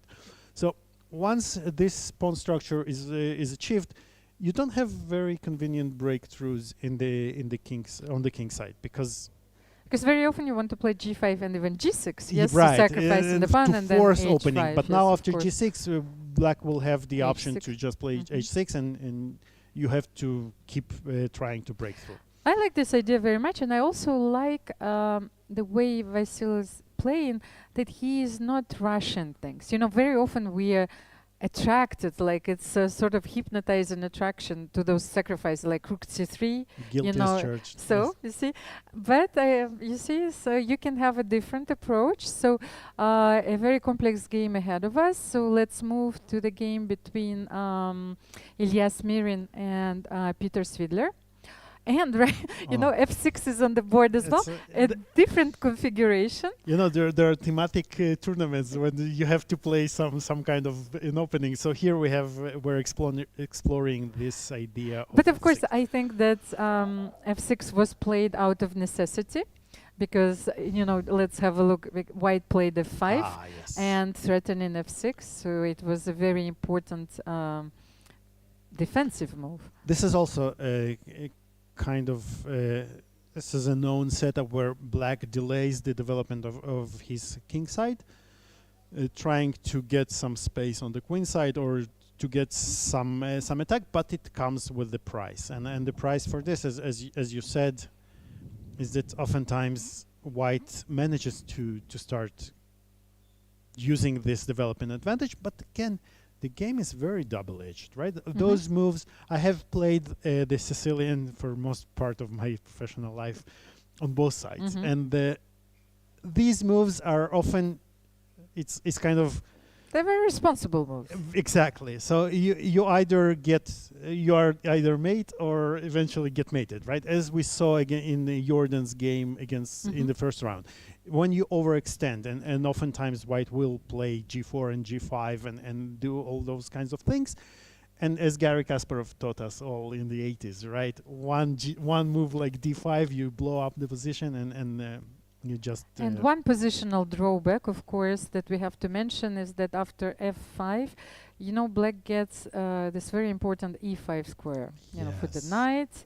It's a dream square. Yes, it's a dream square, or sometimes even you have this route in the endgame. The king, you know, can get to the black squares. You never know, to d4. But like, I have already a scenario. But you have to survive until yes, you have to survive. First, so f5, f6. How do we evaluate this position? What was played? It's very tricky, actually. Queen g4. Queen g4. And knight c6, as you said, diverting the knight to e5. And but at the same time, does he sacrifice on e6? I'm not sure. So let's say knight even e5, even if we do, I'm not sure we really mind doing that. We should take, no? I think that's the idea. Probably he's trying to activate all the pieces, and king h8 just probably. King h8, right? And now black has a positional compensation for the pawn. The bishop on d3. The bishop on d3 is horrible, and we can let's call it what it is. Yes. And but again, you have to play knight f3. You have to play. Yes. You want to get rid of this knight on e5. This very powerful knight, and then. But you could argue on black side that even if we exchange everything on e5 with such a bishop on d3 and us attacking the e4 pawn, black is probably has at least enough for an equality, and we have a spare move now. Of course, so black has sufficient compensation. I think here at least, for the pawn, at least of course, sufficient. Maybe not more, but at least sufficient compensation. And I think it's easier to play with black here in this position, at least to my taste. Maybe I'm wrong. Okay, let's move on. Ido Gorstein against Pavel Ilyanov. Okay, yeah, we've been told Ido was the hero. Extremely interesting, and we have something a different position. Okay, so So So Elyanov, that's the game. And that's the Ida game. was the hero of the first round. And I And he told won. you that was such a roller coaster. He won with a brilliant idea, bishop b3, so he might actually win for the second Let's see. So time. this is a Carlsbad Yeah. variation, right? Mhm. A minority. I predicted a draw because I saw the opening. But let's say the psychological advantage is on the black side. Yes, yes, it is, and it's a Carlsbad reversed Mhm. basically. Yes, where Black would want to push his queenside pawns and to create a weakness. The minority attack Mhm. is so called. To create a weakness, and White, of course, does not want this to happen. White, on his part, will want to create some attack on the king. Actually, side. I think that this position in this game is very instructive because very often when you're struggling to find a plan, sometimes the plan is defined by the structure. That's what I wanted to say. So, like, it doesn't matter what opening was this. I think with the classical chess education, you put the structure for us. We'll say, okay, the minority attack, then you have to play a4 to stop b5.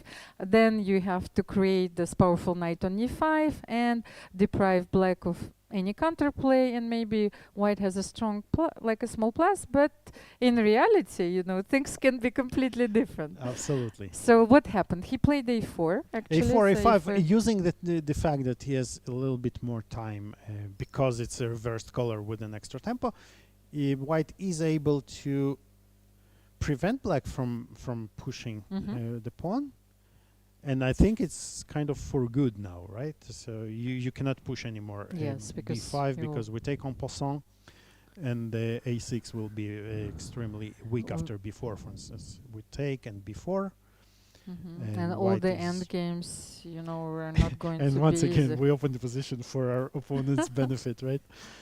And so, of course, But Ido then, does not play. then you have to switch. Yes, so you can no longer play b5. Then another positional idea for black, like if you were talking about Caro-Kann, is to play e5. Absolutely. Yes, so let's see. He played knight e4 e4 very, first. of course, very, very natural move to do.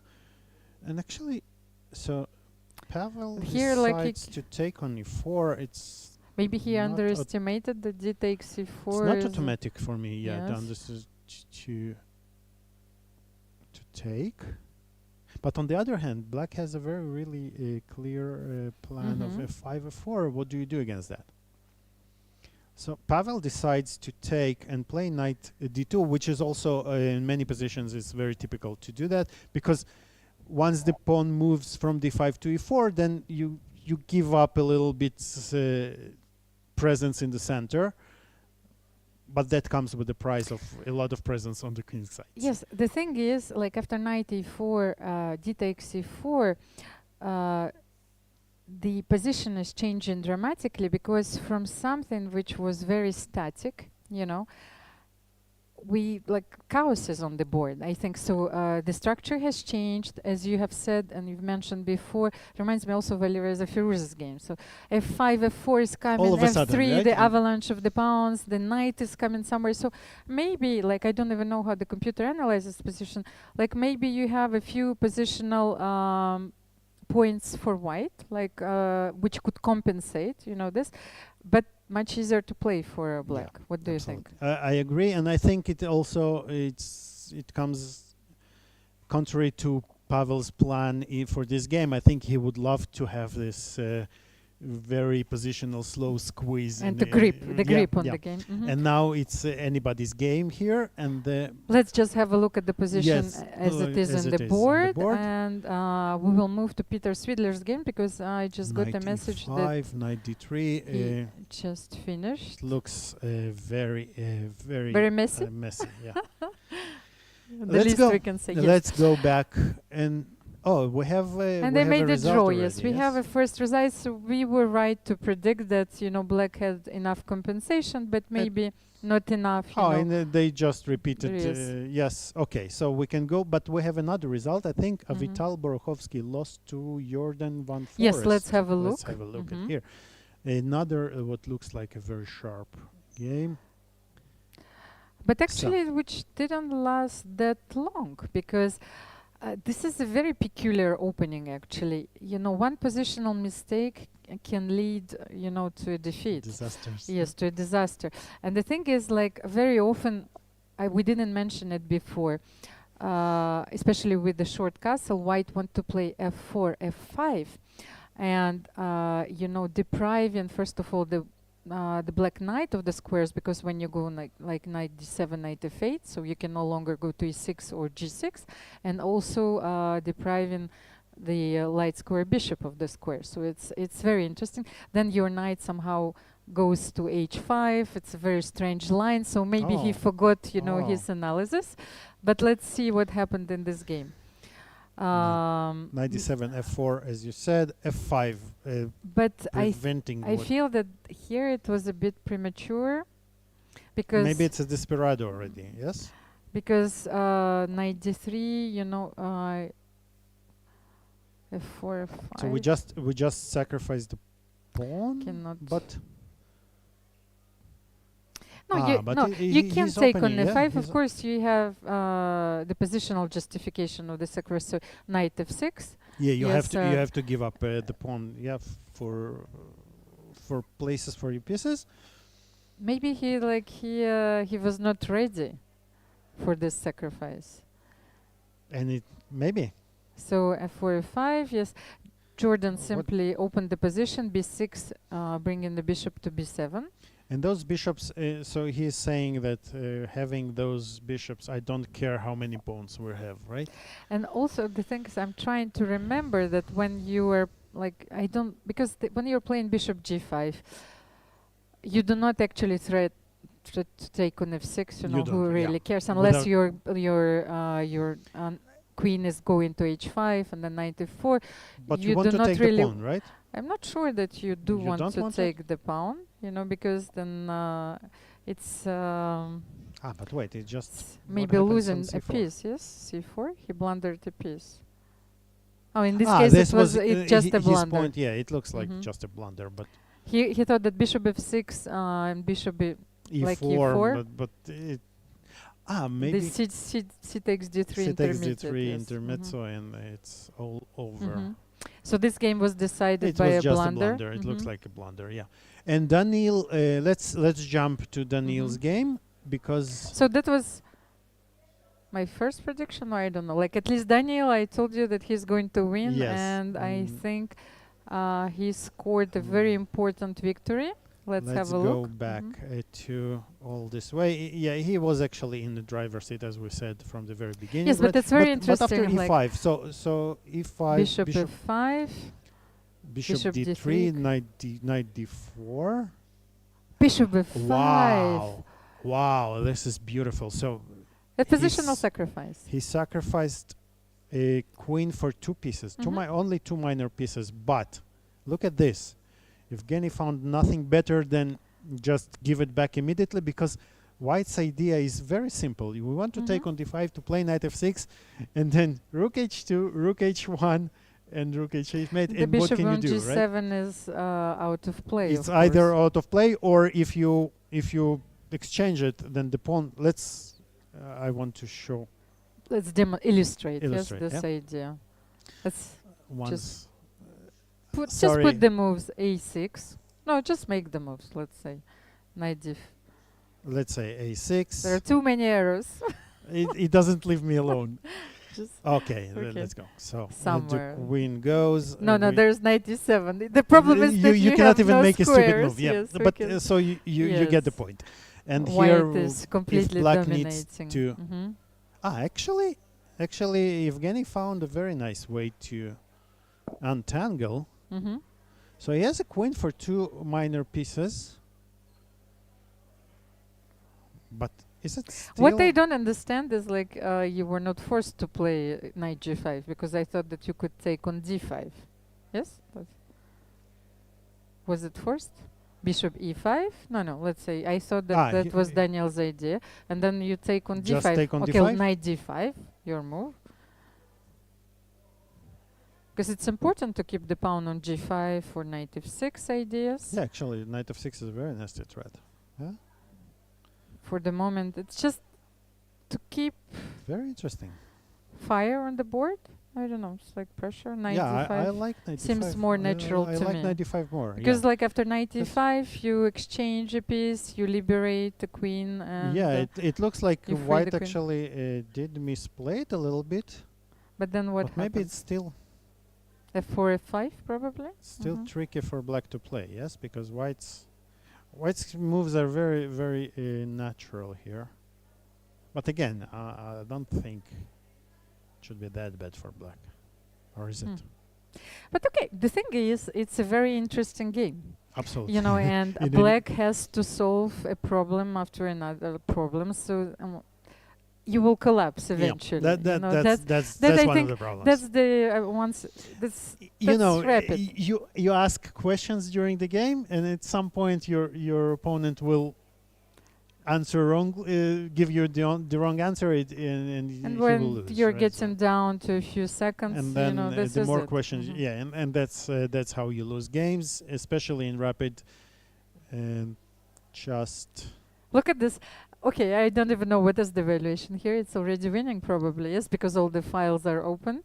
But let's see what's the evaluation. let's see. Yeah, the computers. No, actually, the I computer not- says it's only not- 2 points okay. for. No, okay. no, give it because like enough all time, the lines are it's, open, you know, so it's crashing. The king just goes to illustrate. Mhm. Yeah, how king So let's, safety is. Alik, let's get.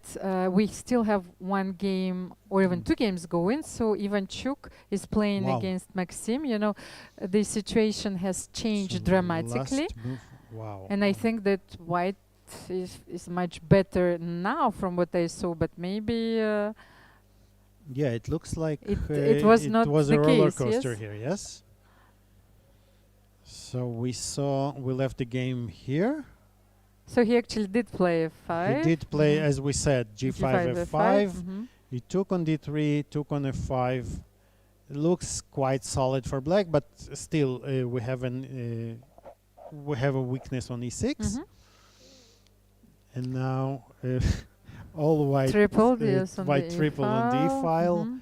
Black has to create a very fast. But then yes, rook is 6 because you're Counterplay. threatening rook is 7, bishop f8, then queen this d3. is I like this Mhm. queen D3, Okay, forcing so G6. what happened? A B. Knight goes.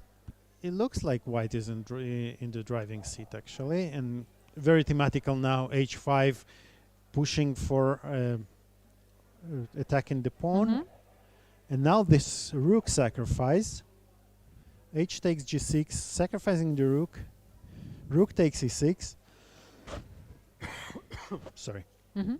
Now the rook is hanging. You cannot, of course, take the rook because there is checkmate. But I think Rook goes to A5. because I think that we missed something and because we want to lift the rook. because I was trying to understand where the evaluation changed. So let's have a look, just for the sake of the truth. For the sake of truth. Yes, it's no, like here when I think when Maxim sacrificed everything, I think that no, let's go Oh, to you the mean yes, further away? yes, like when H takes G6 was played Okay. because it was all in here, and I think that here Bishop B6 was a mistake. Because Bishop A2 was indicated. Oh, Because our team, sent me a message that and Bishop. black is winning Yes, here because you have Bishop A, like Queen instead of A4. losing, you Mhm. can win. I think that Vasil missed a very important victory. You know, sometimes like you have to look at the other side. Yes, H takes But G6. yeah, It's a simple tempo, but you have this Bishop A2 and it move. looks like both players Missed blundered. it, Yeah? yes, yes. And it often happens that if Mutual blindness. yes. mutual blindness. We have even a term for that. Because I was looking, I said, like, everything was going very quickly. I said, okay, you have Bishop A2, but I was not even sure what was happening. But Queen A4, you So have no way to respond. You yes. kind of have to go back. But and then you but can then take, you yes, take, of and course. it's a little bit different. Yes. So you took the knight and threatening Queen And A4 at the also, same time. also, yeah, and also you are. So I think that wow. Vasil So Ivanchuk Vasil could have gone missed. to +2, and Yes. instead Maxim is on the Win. way. No, now I think white is completely winning. White is just... And look at Maxim. Look at Maxim. Something is happening on the board because it looks like he missed something. Both of Actually, both of the yeah, players. it's still not easy. We'll stick with this game probably, yes, until... Maybe they're both of them are in shock. You know, I don't know. They missed a few opportunities. And how many seconds do we have left actually? Because I don't have the. Yeah, we don't have the clock That's, here. yes, the clock. So how many seconds? Let me check if I can have. The game moved further. Actually, the position is completely and now crazy the right computer now. says it's draw, of course. And Maxim is is Can definitely he take on? Yes. is definitely unhappy with what's going on. That's well because I thought can he take on f6 and force a draw, but then it would be too easy. Maybe Vasil is trying to get something more. What is the position? What is the exact position on the board? It looks like Bishop on f6, king f5 is pawn on g5. yes. Yes, So we can they follow the exchanged. game on the They real time. probably exchanged the piece. Maxim is still an exchange down. For a pawn. It looks like the knight was exchanged for the bishop.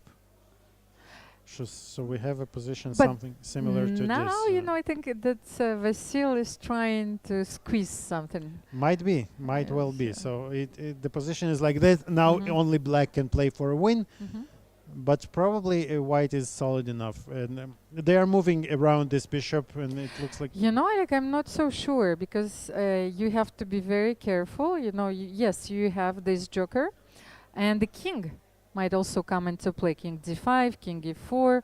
You have to be careful and But not to Almira, allow. I think... So Is the there- king did go. Is there still a pawn on d6, or because the rook is blocking it, or is there no No, the king more- is on f5. So And actually, king went is there to a pawn on f5. d6 or not? On d6, no. There is no longer a pawn on d6, I think. Or maybe there I is. think there is. I think Both the of us rook are is completely blocking. blind. No, anyway, the so- rook is blocking, so we cannot be sure. Let's have a bigger, maybe, picture of the game. And now Vasil, as you said, Vasil's turn to...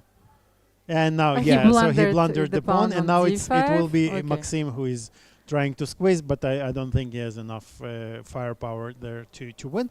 Let's take a look at Lyanov against Gorstein, because that's our last standing another game that we still have going. But what I have is a draw, yes, probably. No, I don't have this position. I think they've exchanged a lot of things. Wow. Right. And this is the position that we have. And no. After knight d7? After knight d7, the computer says it's a draw somehow. How is it a draw? Is rook b2 a move? Yes, you have to protect. So with b8, right? Rook b8, knight b8, we king have b8. a glitch Then in you the are going to program. take the g3 pawn. I'm going to this take is the... this is what happened actually, guys. So if we fast forward, Rook this is b2 what is happened. actually the only move. The I only think move, is- but now we just exchange, and this is a draw. And now we're Okay, going to tango, yes? Yeah. So So let's go back to Vasil's game against Maxim. Maybe we can have a full screen view on this game. let's And get a better picture. This is very exciting, yeah. So, of course, it's only white who is trying to make progress, right? And let me have a glance. So 6 seconds for Maxim and a bit more than 30 seconds for Vasil. But we have a 5-second increment Yes, here. So please so don't forget, of course. Now rook a4. Maxim will eventually, somehow he wants to push the pawn. But when and how to do that? Because if you push the pawn right away, your king will be stuck on the second rank, and you don't want to do that. But eventually you will have to do that if you want to somehow make progress. How about trying to exchange one of the rooks? Actually, Alik, I am trying to find the last move where The pawn if moved?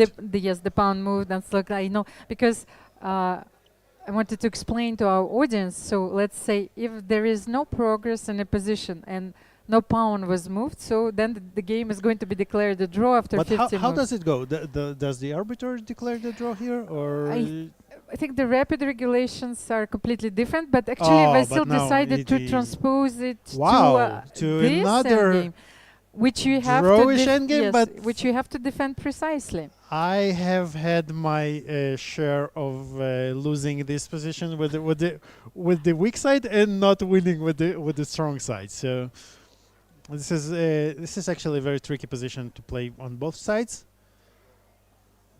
But I would argue that with being short on time, it's much easier to play with the strong side. Though Vasil does seem like he knows how to defend the position. There are a couple of very key positions here. Of course, the most important one is the Philidor position, which you want to get with white and you don't want to get with black, because this means you have just lost. But the point is that black can avoid this Philidor position, and Maxim is trying to remember the setup to. Oh. Yes, he first of all, yes, he needs to drive the king to the edge of the board. They just agreed for a draw, Oh, okay, which is a bit faster than I would think. But on the other hand, maybe something happened, or they already agreed. It looks, yeah, they agreed and they're analyzing.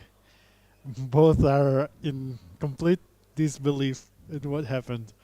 Well, this is chess, you know. This is chess. This is the beauty of chess. The intensity of the struggle, you know, and well, beautiful combinations, but also a lot of disappointments. You know, the thing is like, how many times did we come to our room and analyzed our games and said like, oh my God, you know, this is like, of course, so we are trying, you know, to grasp the essence of the position, and we are leaning to this absolute truth, but mistakes inevitably you make mistakes, especially on shorter times control, right? You could argue that with longer time controls, the highest levels, they do very few mistakes. But once you get shorter on time and you rely more on instincts, it's much more difficult. And I think that actually what defines Magnus is that he has a steady hand, you know, so he does not collapse under pressure.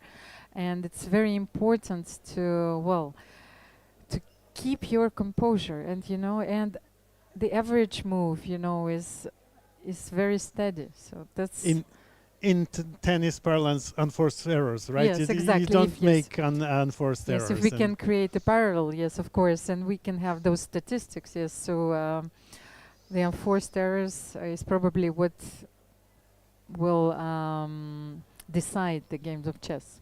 Yeah, most of the time, absolutely. So, what are the standings after the round 2? Let me have a look. So I think all the games have been finished, and right now you are actually having so we have many people. An image of the open tournament on your screen. A lot of kids participating, you know. So what I said, that's like, I hope that this new generation will get inspired, of course, and will replace those ones playing in Jerusalem Masters. And maybe we will see also more girls participating. Hopefully. So a lot of prizes also in each categories. Yeah, the prize funds are very, very generous here, and for the young kids, it's very important, I think, to be able to play side by side with such, you know, renowned players such as Peter Svidler and Vasil Ivanchuk, you know, to see how they behave, how they play. It's extremely inspiring. To talk to them, you know, ask a few questions, or like to brush off like the, you know, the grandmaster. Some of them see the grandmaster for the first time in their life. You know, it's not easy. I have a nice anecdote for you. So before the first round began, we were standing with Peter Svidler, Pavel Ilyanov, and Maxim Rochstein. We were standing outside talking. And one of the fans came to to ask Peter to take a picture. So Peter agrees, and that, the guy goes and asks Pavel Ilyanov to take the picture. And after he takes the picture, and I told him, okay, maybe you want to also picture with Pavel as well, because he's also one of the strongest people in the world. Of course, and such a source of inspiration as well. But now he will be able to say that, that both Pavel and Peter took the picture of him. So the picture was taken by the legendary Pavel absolutely, Ilyanov. not everybody can say that. And Peter Svidler. Let me have a look at the results. If we have the results of the Jerusalem Open tournament, second round. Oh, actually, I think that a lot of games have been finished already. I don't know. But there are some. That's the games are issue still with in 300 progress. people playing. Somebody will always have a long game.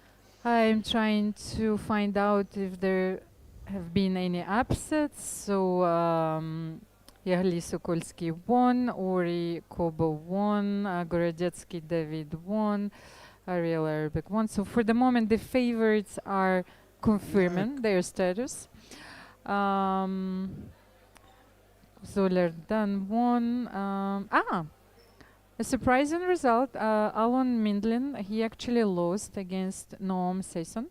So it's a This is very really big a upset. surprise. Yeah, this is an upset, definitely. And let me have a look. And Noam actually is rated 1925. Wow. So he won against a player who is a very experienced international master. And actually, Alon is also a very strong rapid player, rapid and blitz player. Rated 2362. Okay, so 2362, and I don't know. It's actually I think I lost against Alon, and because I. It's not a shame. It's not a shame at all. No, because I had to look at the opening and remind me of a very painful defeat. So. Well, actually, there was a very interesting sacrifice, knight f2. Unfortunately, we don't have yes, access we don't to have those access games, to those games. Okay, so there have been a few surprising results, and actually, Yaniv Nitsan drew Jonathan Bakalchuk. Wow, so this is also yes. an upset. So, the open section, both the Masters and the open sections provide us with some very interesting results so far. But in the second round, Almira, we can say that the favorites, we could say, stroke back a little bit, in Jerusalem Masters, yes. In Jerusalem Masters, Jordan Van Forest came back after the first round defeat and defeated Vital Borkhovsky. They are now both on 50% on 1 out of 2. Also, Daniil Dubov was able to bounce back on quite the in expense style, of Yevgeny Posny. And we have 3 games that ended in a draw. Maxim Rochtain and Vasil Ivanchuk, a roller coaster game. As you pointed out, Vasily could have won in 3 moves, basically. And then Maxim was winning. And then Kaiso decided to award both players. Right. Yes. So, well, we have to pray also during the chess game. Did it happen to you?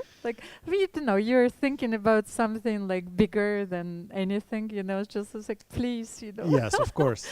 Because and superstitions and prayers and whatever, anything that can help you. Whatever presence works, there is in the universe, and let your opponent blunder, No, but with age you come to appreciate the good games, the good wins, and sometimes when you win undeservedly, I would prefer. There was a point in my career that I would prefer to lose a good game than to win, just when some cheap shot. Of course. Although maybe I'm better good than lucky, So contrary to poker, better lucky than good. Yes. No, I understand this because we have such profound respect for those beautiful moves, and of course, and we know that one move also can ruin everything. Absolutely. And that's why we are looking for this chess aesthetics, so that every move has to to be the right and the best in the position, but I understand this feeling, of course. For those, maybe it's such a nice feeling to win a tournament, you know. So I don't know. It's a trade-off. So, okay, we will take a small break, and we will be back in a few minutes with another exciting round. I hope, you know, a lot of roller coasters ahead of us. And just to tell you, today we have 5 rounds overall, so 3 more rounds. 3 more rounds, and players are getting more and more tired, and more blunders and more fun for everybody.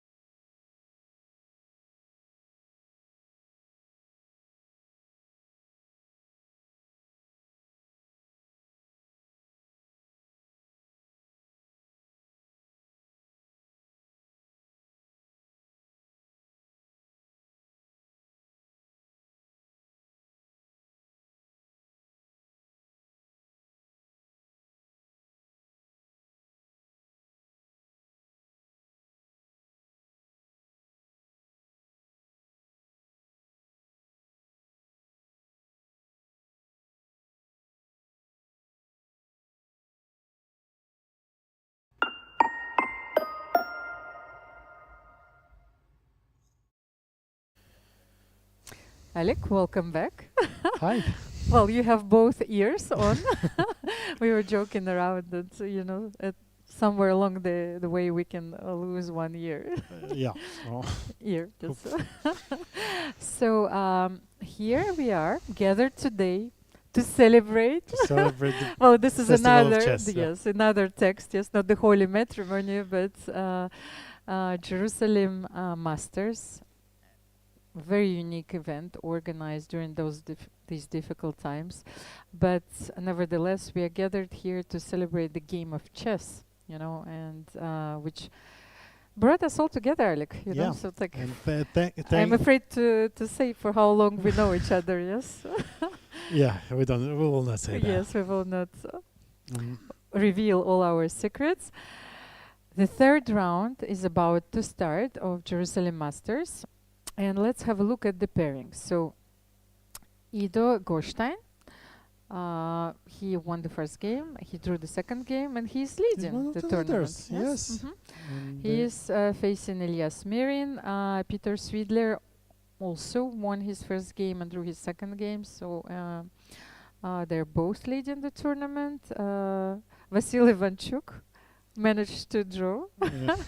After a very thrilling game against Maxim Rothstein, so 1.5 as well. And he's playing a Vital. Evgeny Posny is facing Pavel Ilyanov. So he won the first game but lost the second. Evgeny. And then Jordan Van Forest lost his first game but bounced back by winning with black pieces. And now he is facing Daniil Dubov. Who did the same. Yes, who did the same. So, okay. So where should we start? We should cover Yeah, all the let's games. start. I'm Do not you- sure we're getting the feed yet, Mhm. so we can maybe. Let's update. Do we have the let's moves? see. Not yet. Yeah. Not So yet. let's discuss a little bit. So Now it's your time to give your predictions. You don't have the moves. I don't have Okay. the moves. Okay. So it's much first of all, Jordan Van Forest against Daniil Dubov. I will take a draw in this Take game. it.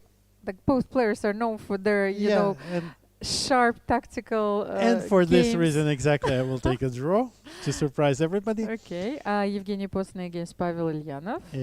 Posny against Elyanov. I will take Elyanov here. Then Vasil Ivanchuk against Vital Burukovsky.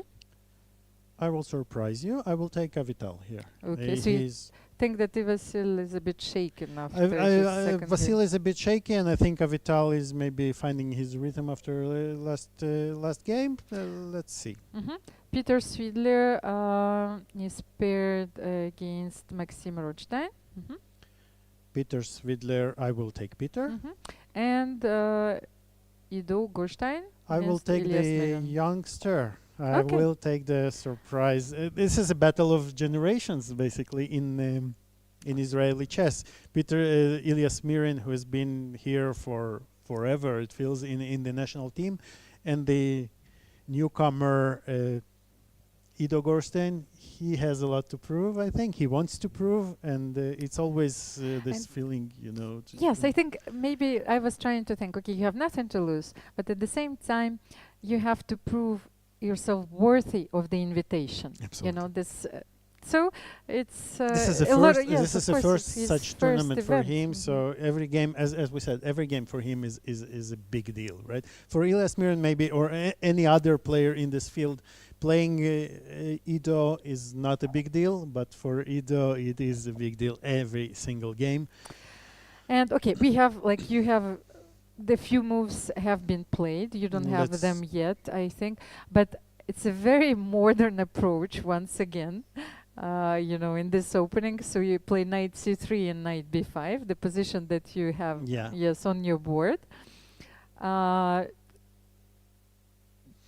It's very interesting because you have to provoke knight a6.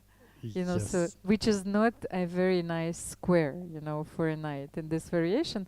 Then of course you play a c6, you drive this knight away. But will the knight go back to c3 or to a3 and c4 followed by c4? How Well, does well, it I think normally that the go? most natural thing is to play knight c3, but nevertheless, black is going to be stuck with the knight on a6. Then you will have to bring it back via the c7 square, maybe to e6, or because you can no longer play knight b4, knight c6, which can be useful in some variations. But let's see. Do you have all the moves on your board? I don't have all the moves. I have until e3, knight. Oh, actually, I think. No, I think It's that not a the lot of. m- Okay, so let's have a look. So this is the because what was played? Knight e4, bishop b2, c6. Yes, it's very Normal. natural. Because actually he played knight e4 first, because after c6, white played knight c3. Yes. So it But gives you an option of taking on c3. Absolutely, I agreed. So knight e4 beforehand. And actually, what I don't understand is why Ilya didn't take, because he played knight e4 with the idea of playing c6, knight c3. Then why?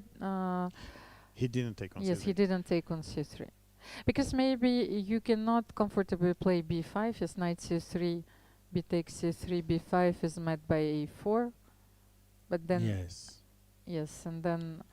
And then this knight, as you Yes. said, is very awkwardly placed. We can continue this variation with knight c7. Yeah. So Tactically, we're not losing the pawn, right? Mhm. Because of. So you might think that this is winning a pawn, but then yes, we have. c3 is hanging. So this is tactically. But how, like, to evaluate this position? So, what do you So think? after taking, You can even play queen a5 here. Maybe b5 is not the only continuation, because I want Yeah, I like taking, and and even as you said, yeah, actually I even like queen a5 and followed by b5 then maybe even. Who knows? Looks Okay, but interesting. then but then c6 will be hanging. I don't. but not maybe so- it's just a transposition, because black played queen a5 first. Yeah. Okay. So this Okay, this so makes a lot of sense. maybe yes? this is like But now we this have is the moves. Okay. this is an important actually But now you have queen d2. No. because you don't have queen d2. So he wants to keep the No, knight on if e4. you castle. No. The you thing mean is, my idea was after knight c3, there is a thematical idea to play queen d2, queen d2. but then you have knight e2 check. Exactly. Okay, so this. So this is the can point. you Why postpone the black first castle? plays queen a5? But then he wins a pawn. Now I understand why he didn't take on c3 immediately. So castle, then you don't have queen d2, then you yes. just lose a pawn, right? So what is the idea? Rook b1 was played. Queen a5. And c4 by Dom. c4. Yes. D takes. D takes bishop c4 and knight c7. Okay, that's I think as far. So white as it has goes. sacrificed the pawn for some initiative, and claiming that black will have some hard time to untangle his pieces here because b7 is hanging, right? The queen is somehow. Yes, and I wanted to alone mention in this the game. powerful center, e4, and that was the move which Ido played. I just saw it on the board, and it's the queen on a5 is very awkward. You have to be careful, so not to lose it after bishop d2. I don't know if it's already a threat. So where queen h5, you still have a move, and then the knight on c7 is under attack. So. Yes, Maybe you have to be careful. black will have to somehow bail Knight out a6. to give away one of this pawn and just eliminate as many pieces as he can. Yes, Maybe but some. if you play knight a6, then I will take on a6 and take on b7. And how is this position? h3 is very useful. You cannot play bishop g4. Yes, but maybe I can take on it. So you're saying I will saying take, this. yes. You Well, will take. Because I doubt that you will take f takes c6. And here rook b7. And Yes, rook I b7, thought. yes. Okay, on the other hand, yes, you can want to take on take on a2. a2. Yes, but I can take on You take on e7. e7. And then d5, d6. It's very similar to Grunfeld, yes. Yeah, so all of a sudden we transpose to Grunfeld and we see, but Ilya played knight b5. If we go back Yes, knight b5. Yes, it seems Mhm. as that Mhm. he doesn't really want to give up the pawn yet, understandably. And But he now attacks the d4 he pawn. attacks the d4, and also knight I- c3 is maybe half a threat, or maybe I not a thought, threat. are you Yes, threatening not knight d4, probably knight not threatening. d4, rook d8, but maybe you have a knight Knight c6, c6 something. or knight b3. Knight b3 as well. Okay, maybe. But maybe just rook d8 without sacrificing. Mhm. Okay, do you have more Let's moves? Yes, yeah, let's move to another move to game. another Mhm. game. Peter Svidler is playing with the white pieces against Maxim Rothstein. Mhm. Peter Svidler against Yes. Maxim Rothstein, and this is our position. Another Knight c3, b5. How many moves do you have here? No, I don't have many moves. Actually, I have already a long castle. Let's check. Long castle. Long castle. Mhm. Bishop e7. No, wait. We need No, bishop. black to move. Rook c8. Rook c8 was played. Rook Rook c8, c8. Long castle. Bishop castle. e7. I'm pinning. Very important. King b1 and b5. And I think that yes, this is the position on the board, and Peter Svidler is thinking, reflecting upon his choices, or starting questioning his life choices. What have I done? So, Well, what is the evaluation after the opening of this position? It looks. Can we It looks quite. do something here? For example, I was thinking about a very natural move, bishop h6, just not to allow. Not to allow. I'm not Yes. sure black is really in such a hurry to castle, because But if especially after bishop g6. h6, like, what do you do? Because I I thought, keep- like, if you I play think I bishop keep- f8, No, I think I knight keep b6 playing. something. Yeah, I just ignore And and you. hope I get by with it. But So black will eventually want to play some before d5 or d5 even immediately.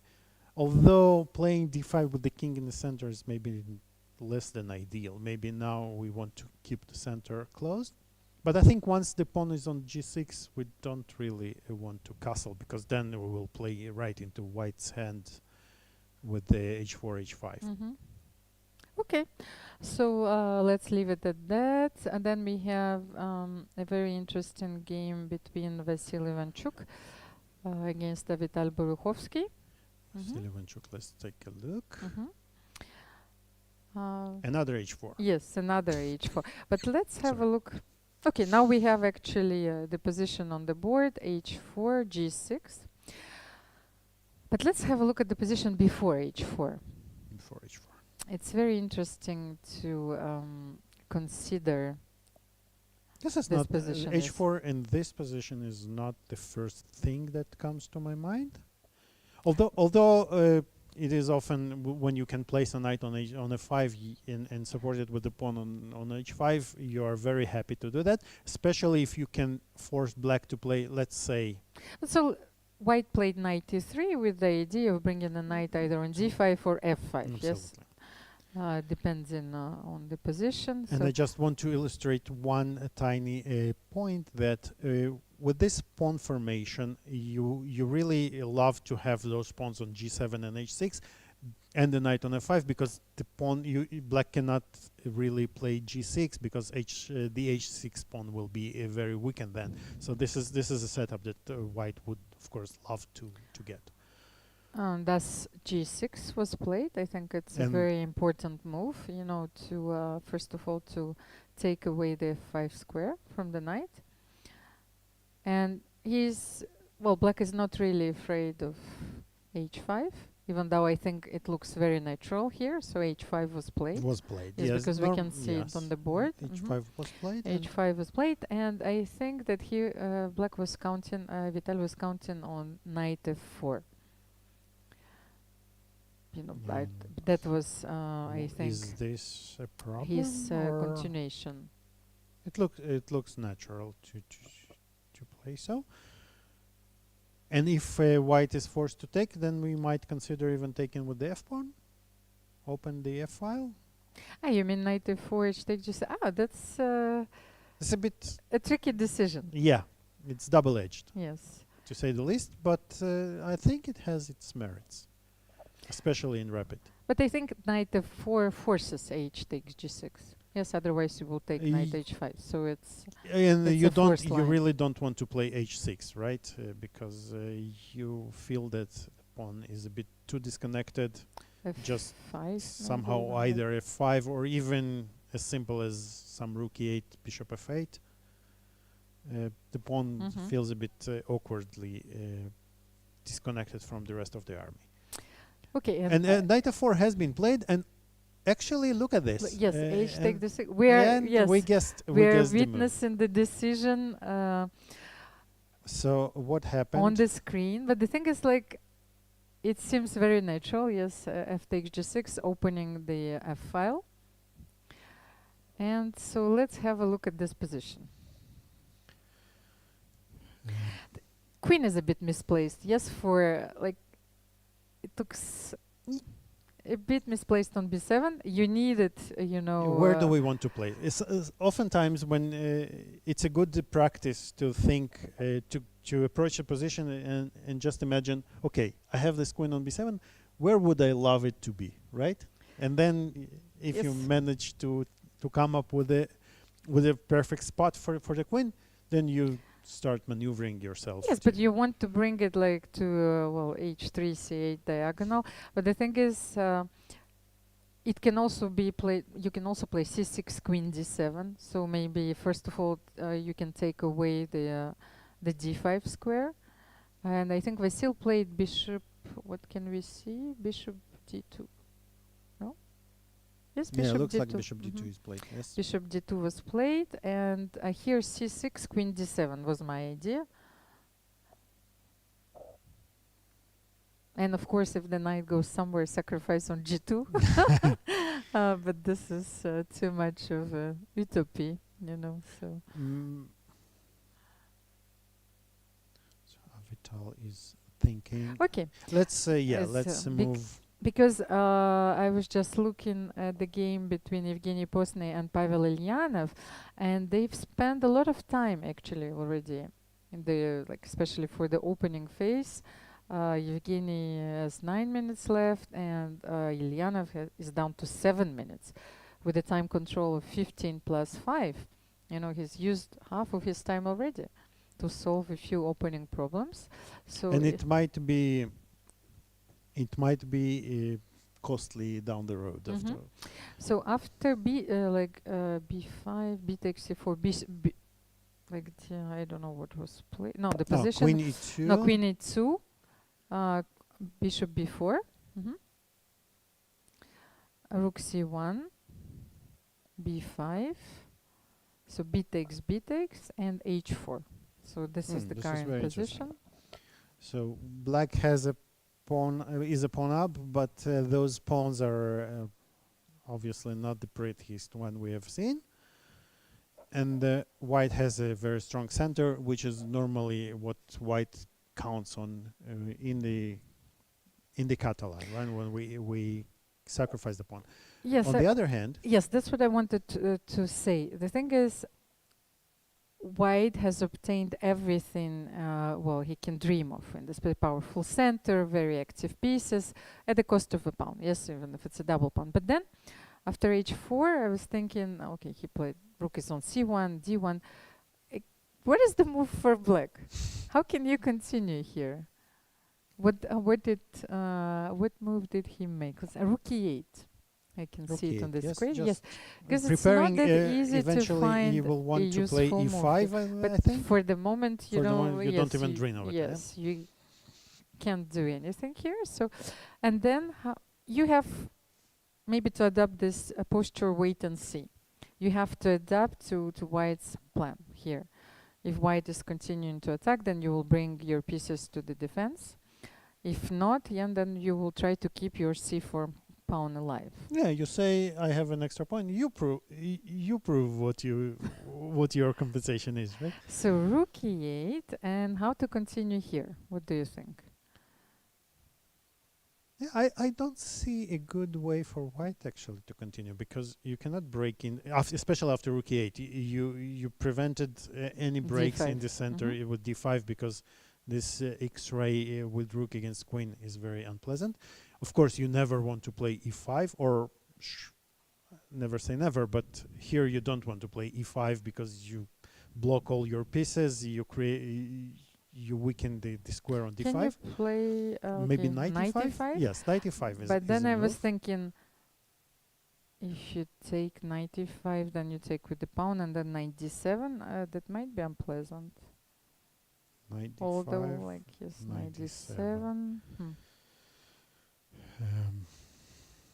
This I'm actually not entirely sure, but then again, yeah, you might find yourself If being if I 2 could pawns gift down. my opponent with the e4 pawn here, just like Yeah, you would be. yes, That would be then I fantastic for think white. it would be Uh, a very nice position. But Knight e5. you really run the risk of Knight if c5. the knight c5 goes to c5 d3, black will have an extra pawn and such a dominating knight, the octopus knight, that white is in a big trouble, I think.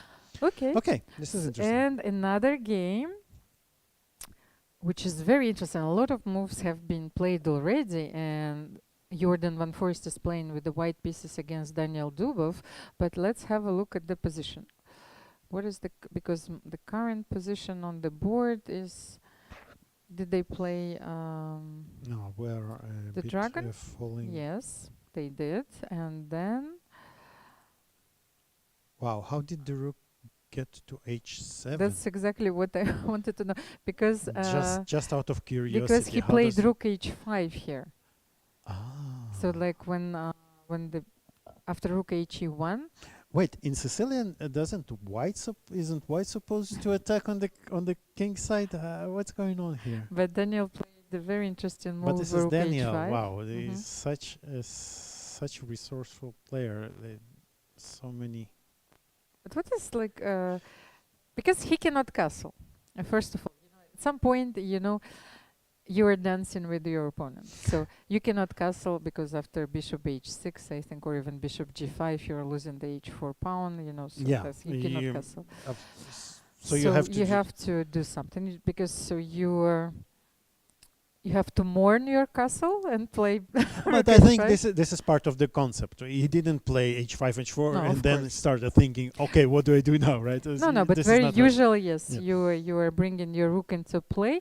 But I think Jordan reacted very nicely, because he played knight d2 with the idea of playing knight e4, maybe, and then Nice. knight d5. So Daniel was maybe forced to play knight b3 or to play knight c4. I don't know, both ideas exist in this opening, so he decided to play knight b3. But then But now cb3, very it's important. very Yes. important. Yes, you That's- open the c file. Because why? Because this, if you play this, then you might even. Well, I thought maybe black would have a spot on a5, but not really. No, but AB3 is also possible. But I think it's how interesting, like we make our choices. I think he anticipated knight b3. He wanted to play cb3 and to double the rooks on the c file, take control of the position. Whereas, like after ab3, maybe he was thinking, okay, I don't know, black will play queen a5, b5, b4. And especially And then it's going to be with stuck the rooks probably. being uncoordinated, right? Yes. If black had castled, then this would be much less effective. But now, since the rooks cannot connect, just placing a rook on c1 and fighting for the c file might become very effective. And you for cannot white. play rook hc5, because now the bishop is on a3. So let's have a look. Knight b3, cb3, bishop c6 was played. Knight f4. So forcing the rook to h7. And as we saw, yes, the rook. And that's why now Jordan is starting to fight for the open file. Very conceptual, c1. actually. Yes, it looks And like the d5 squares. really Let's see. taking over. But those positions, are very strange, not easy to play, because black still has those moves like e6. In Sicilian, black always Yes. has some resources. Some resources, and then you y- really can never be sure about it. anything. So e6, knight b4, knight e5 was played, and okay, what is the current position? Knight d3. I like this move to target this knight on Mhm. e5, and So they exchange, queen f6. Mhm. queen d2, and the black has a huge problem with this with the Yes, rook on the rook h7. on h7. Just move the rook from h7 to f8, and it's a whole lot of different position. But with the rook on f7, you lack the coordination. This pin on the c file is extremely problematic Mhm. for you. And honestly, I think I think that Daniel managed to to bring all his pieces into play. Let's have a look, because rook here h5. rook h5, knight c6, rook c6. Oh, so he Mhm. sacrificed the pawn. Yes. And Mhm. this is Sometimes it's necessary. Rook c6, he bishop, took, yes. and d5 was played. Mhm. Mm-hmm. Because if you take on d5, of course, rook takes Rook d5, d5, and you know, don't want to do and that. but that's what happened. But on the other hand, what else can you do here? d4 was sorry. Mhm. So you take everything on c6. Mhm. Yeah, d5, and what to do if not? Yes, for the moment, what are our options? So it's not easy to consider something else. But okay, so d5, rook d5, d5, rook yes. d5, and now What rook happened? queen d5. Queen e2. Ah no, queen d5. It's Yes. another way to lose a game. Don't try So this at home. So queen because goes. you still have king h7. Yes, that's the actually one of the advantages of the move h5, h4. You make yourself aloof. Yes. So queen e2 was played. Rook Rook d1. d1, yes, but because you this is cannot. just a check. You Mhm. cannot take because of a checkmate, of course, but you don't. Luckily for us, it's not checkers. So rook c1 was Rook played, c1 but was then played. queen f5. Queen c2. Queen c2, and now rook d3. I like this move. Yes. Keeping you cannot, of course, you don't keeping want the to exchange pieces on because the board.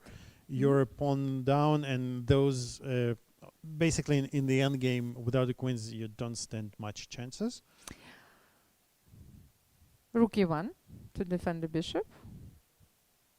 Maybe there were a few other moves. I don't. For the moment, I don't Just know. like just not play rook d1 by mistake. Yes. Sorry, I will Yeah, go because back. you want to show that the Rook queen is d1, pinned, of course. the queen is of course pinned. This would be a game over. So rook e1, and that's what I wanted to show. And now a shocker. Wait. Let me Wait. try. Don't tell me it's some kind of rook bishop b2. Yes, exactly. Bishop b2 this was is played. beautiful. Yes. Wow, this is beautiful. So the point is that queen b2, rook d1 mate, yes. not rook d1, not g2. And this is a double, a check and a mate. Very beautiful. But And if king you take b2 with is the king met and by queen e5. queen e5. Wow. This is Beautiful This is tactics, beautiful. yes, of course. So and And very easy to miss, draw, of course. yes. It looks And like a yes, draw grid, yes, because queen e5, king a3, queen a5. They and just yes, with the repeated. You didn't perpetual. even take. So he went. Oh, wow, this is okay. I guessed one game, But once again, and you would never yes, guess from the position that the this game would be. was completely would wild. be draw. Rook h5, rook h7. Here, Unbelievable. like you wouldn't bet a penny for Daniil's life, and yet d5, such a breakthrough in the center, then activating his rook, bishop b2. As we said in the first round, extremely resourceful. Even the game again that he lost against Ido, he came back from the ashes and almost saved the game. Let me have a look at the position. I think that Vasil Ivanchuk, the game is, well, the position has changed a bit, but still very calm. However, Evgeny Postny against Pavel Ilyanov, the position is very sharp. Like, do you have, like, what do you have here? You only have like the moves that Yes, we let's, input.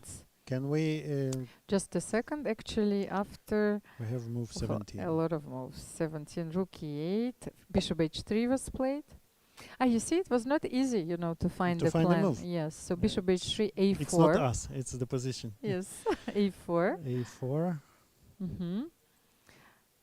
Why can't we take on a4? Simply Queen a5. queen probably. a5, Is it- and you, then you queen don't have a good c2. place for the. I thought queen c2, but then But something then like. you are stuck. Yeah. Okay. Yes, queen c2 and then bishop b5, knight c3. Okay, so knight a5. No, I think yes, a4. What was played? Bishop h3, a4. Yes, knight e5 was played. Knight e5. Yes. Queen a5 anyway. And then knight d7, queen c2, a3, d5. Okay, so finally white has decided, is yes, to breaking through. open all the lines, but after c takes d5, e takes d5, that's what I was thinking. We have this maneuver at our disposal, knight c5, coming to d3. Yes. Very easy to forget about. So knight Not c5 if you're was black and hoping for it. yes, d takes c6, f takes c6, knight e4, knight d3, knight g5.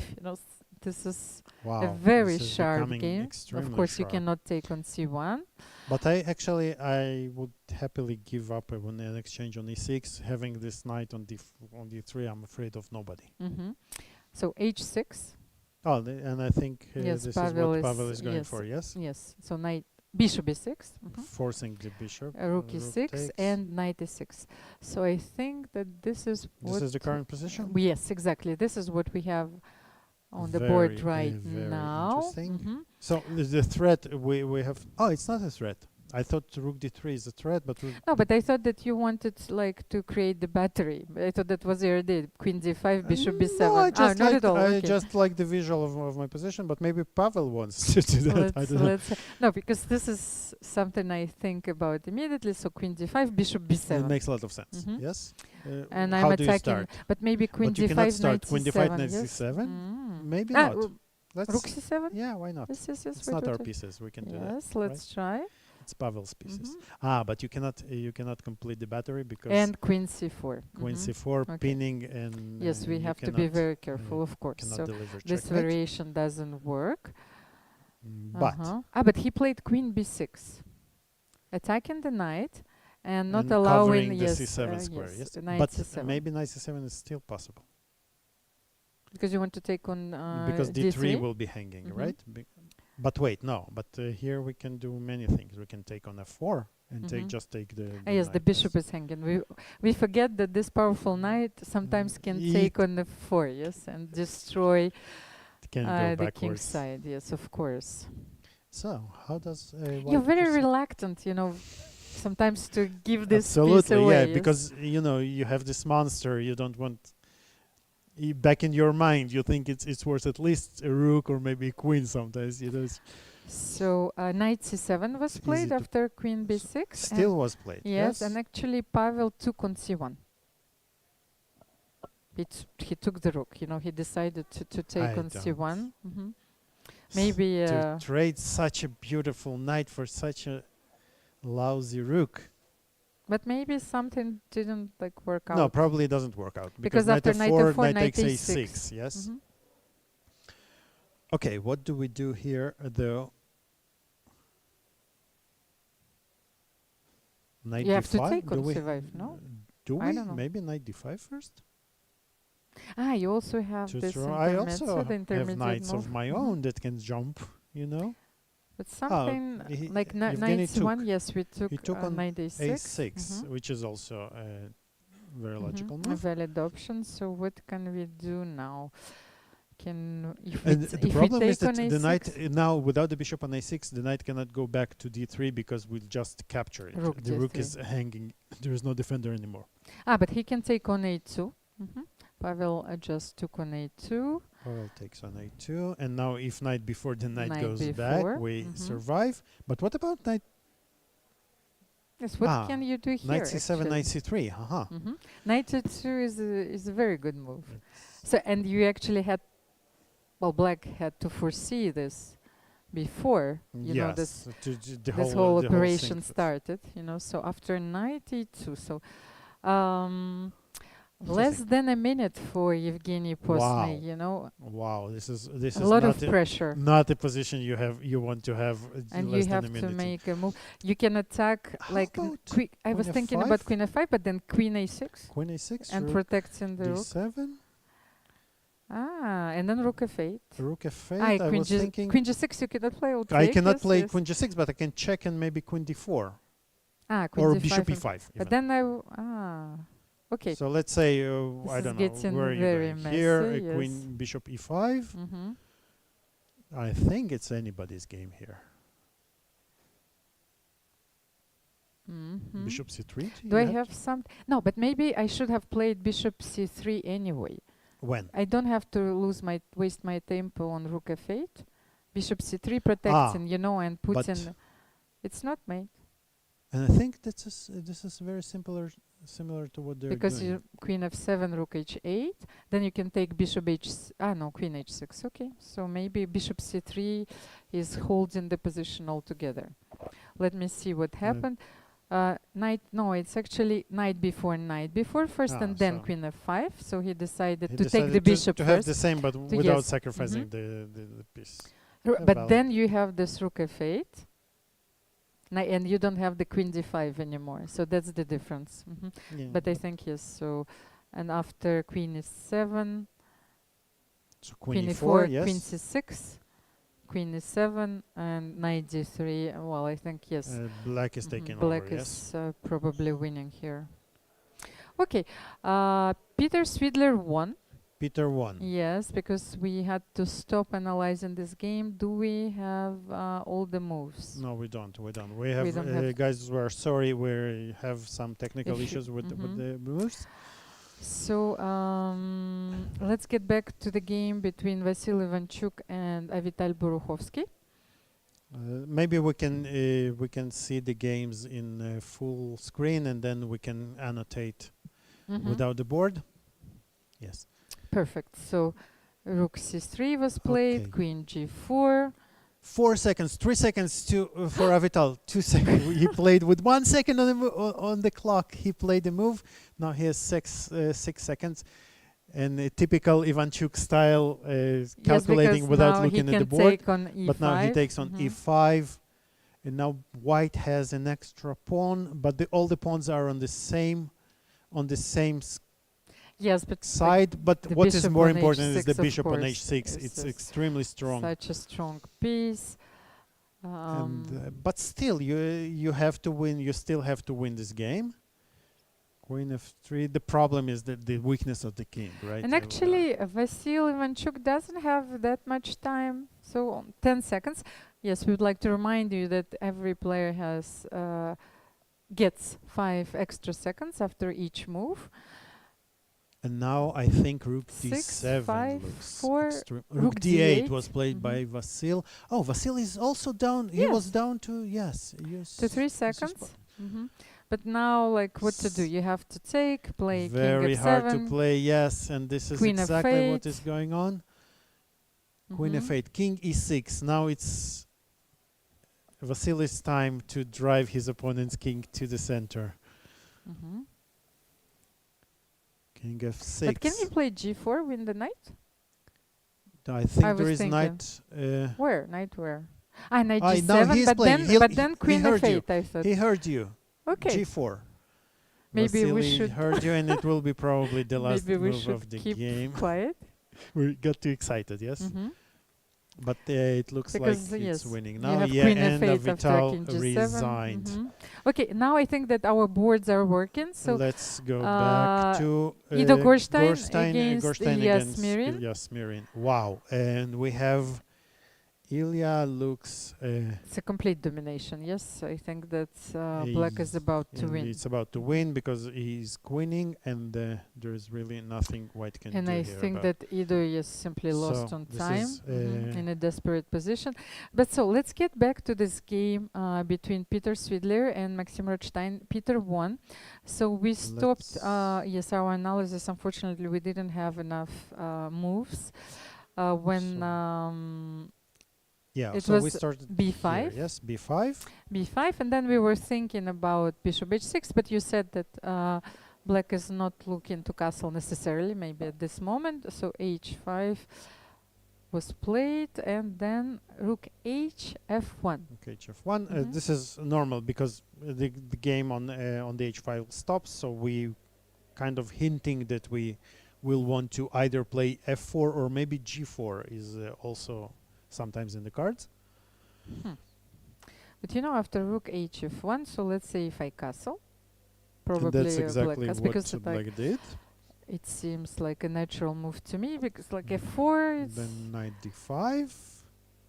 it's not in the books, I was thinking. So what do you do here? Interesting. So white is sacrificing a pawn. Obviously, we want to take on g6 at some point, but it doesn't seem to work now because of bishop b3, right? We just a piece down. Is it a positional sacrifice, simply like? It looks like it. And this is So this is the point idea. of the idea of rook f1. So Peter calculated this whole line, and he was planning. He defended the pawn on f3 ahead of time, moving the rook also away from this bishop on d5, from this diagonal. And now g4, and again, yes, you are a pawn up, but does it really help you here, facing this attack on the king side? Knight f6 is trying to stabilize the position, because if you well, especially you have to deal with the threat g takes h5. G takes h5 is a big threat, and if you take, I think take, but maybe I'm not sure you even take with black with white. Why here. not? Maybe even some here bishop you will play g6, bishop g6. or for instance, Bishop b3. Bishop f3, take, bishop f7. How do you feel here? Queen d5 or queen now you can play because I thought queen d5 is winning, but maybe you have maybe it is king just I don't know. So it's this is too very much. fun. Too And much. here I was Queen thinking h7. actually, but king e6. Yes. Knight d4 doesn't really give you anything, so maybe queen d5 is the good move. And here, but actually, you just take the pawn. I and would this is consider game over, simply taking, fg4, fg4. It might be enough. Yes. Takes g4 and then like. So hg4 position. is out of the questions, and So knight knight f6 was played. Take, and still bishop g6, as we said. And this is the positions that Peter. You really, if there are a few people in the world you don't want to play those positions against, Peter is definitely one of them. But this is the huge difference, because with the knight on h5, you don't have the intermediate bishop b3, because maybe like everything is hanging. Let's see what is happening here. So here, I think you probably just. I don't know. It's like, because after bishop b3, because I want to consider this. What is the move? Because you need. Just take. Yes, but on c2, if you take. You cannot take because I'm threatening queen g2 with the mate, of course. And if you don't take, then. Okay, so you're simply then you simply take on h5. And I haven't even sacrificed anything material, right? Just 2 pawns. Who counts pawns here? So. Yes, so just the attack continues, of course, and we keep going. And fg6, queen f5, and then bishop g5.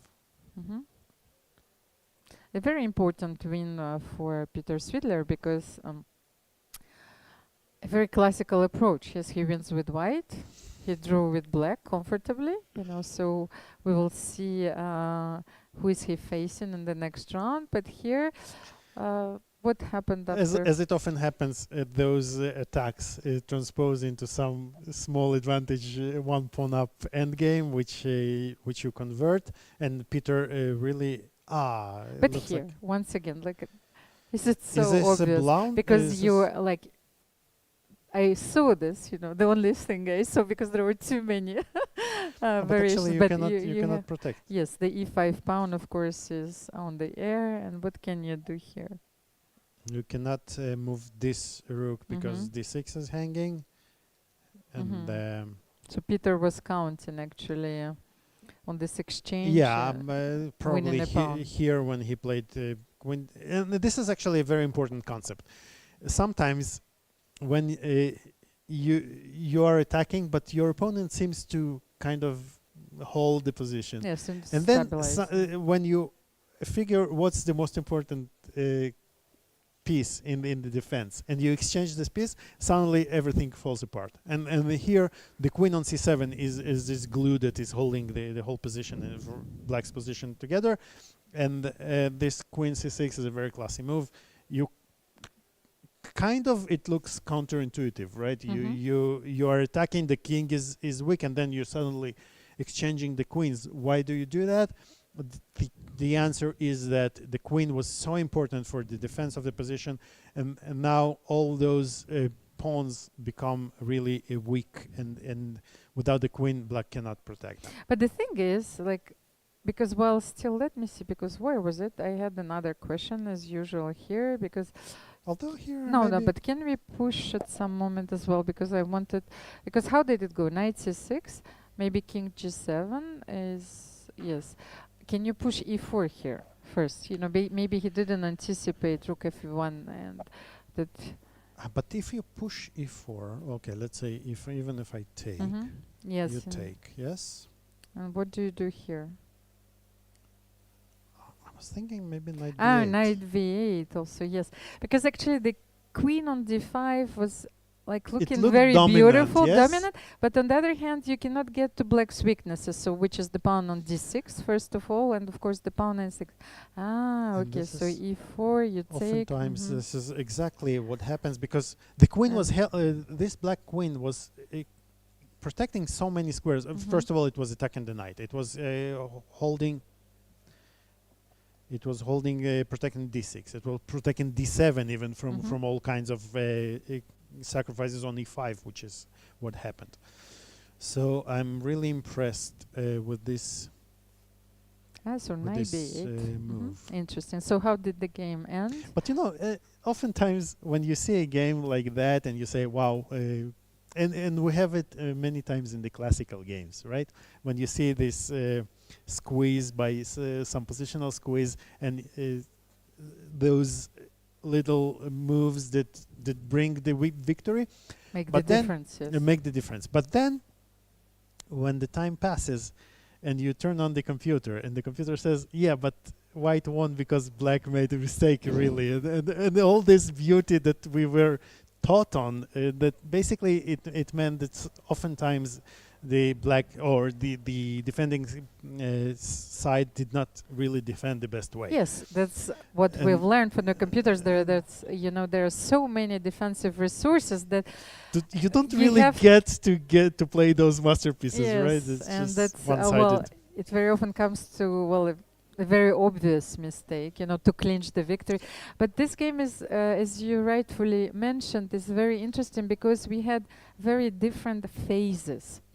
First an attacking phase, then somehow we transposed, to an endgame where we eliminated the key defender, and it was a technical win, nevertheless. So I think it's a very instructive victory. And also goes to say how well black defended, because at some point it looked like the position is going to collapse, right? With all those pieces on black king. So what are the results? Like 4 decisive games. Did I hit anything? No, I think, yes, we actually managed. And, a game which was completely crazy, but ended up in a draw between Jordan Van Forest and Which Daniil was my Dubov. call, right? That's the most important. That's Bosnia Ulyanov, I think I went with Melyanov, or Yes. was I? Mhm. Yes. Mhm. So now we can make a small break, Alik, and we will get back to you shortly for the round 4. Stay tuned.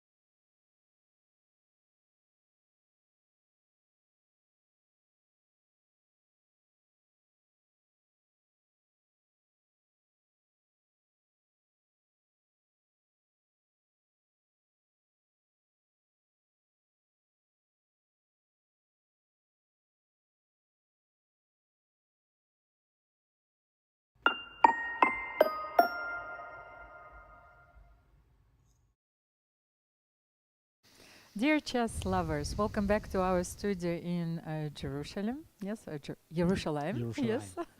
Alik Gershon, very famous grandmaster, and Almira Skripchenko. We are covering a very interesting event organized for the first time in Jerusalem, so Jerusalem Masters, alongside with the Jerusalem Open tournament, a rapid event, first of all, which is featuring 10 of the leading chess grandmasters in the world. So let's have a look at the standings. Yes, Three please. rounds have been played, and who is leading the event so far? What a surprise, Peter Svidler and Vasil Ivanchuk. They have 2.5 out of 3. Alik, what do you think? So first of all, Peter, who was not playing the Olympiad, but who was doing commentary at the Olympiad, is in a great shape, yeah? But Vasil was playing the Olympiad and is not tired. Yes, and Vasil, but we all know that Vasil loves chess so much that I think if you let him play every day during the year, he will be happy and fresh and Yes, so he managed to keep his passion for the game through all these years, and his appetite, for beautiful combinations, and he's going, sometimes when you're getting older, you're thinking, okay, let's go for a small advantage, it's easy to play, and not energy consuming, and let's see if my opponent will make a mistake.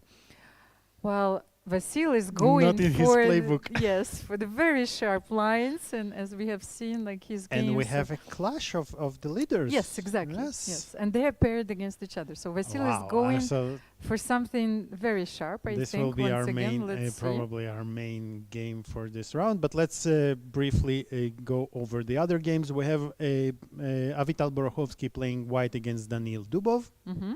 We have Pavel Elyanov against Van Forest. Ivanchuk Svidler, as we mentioned. Rodstein Gorstein also an interesting match Israeli between the derby, Israeli derby and another Israeli derby. Ilyas Mirin is facing Evgeny Postny. I think we can safely start immediately with Ivanchuk against Svidler. Mm-hmm.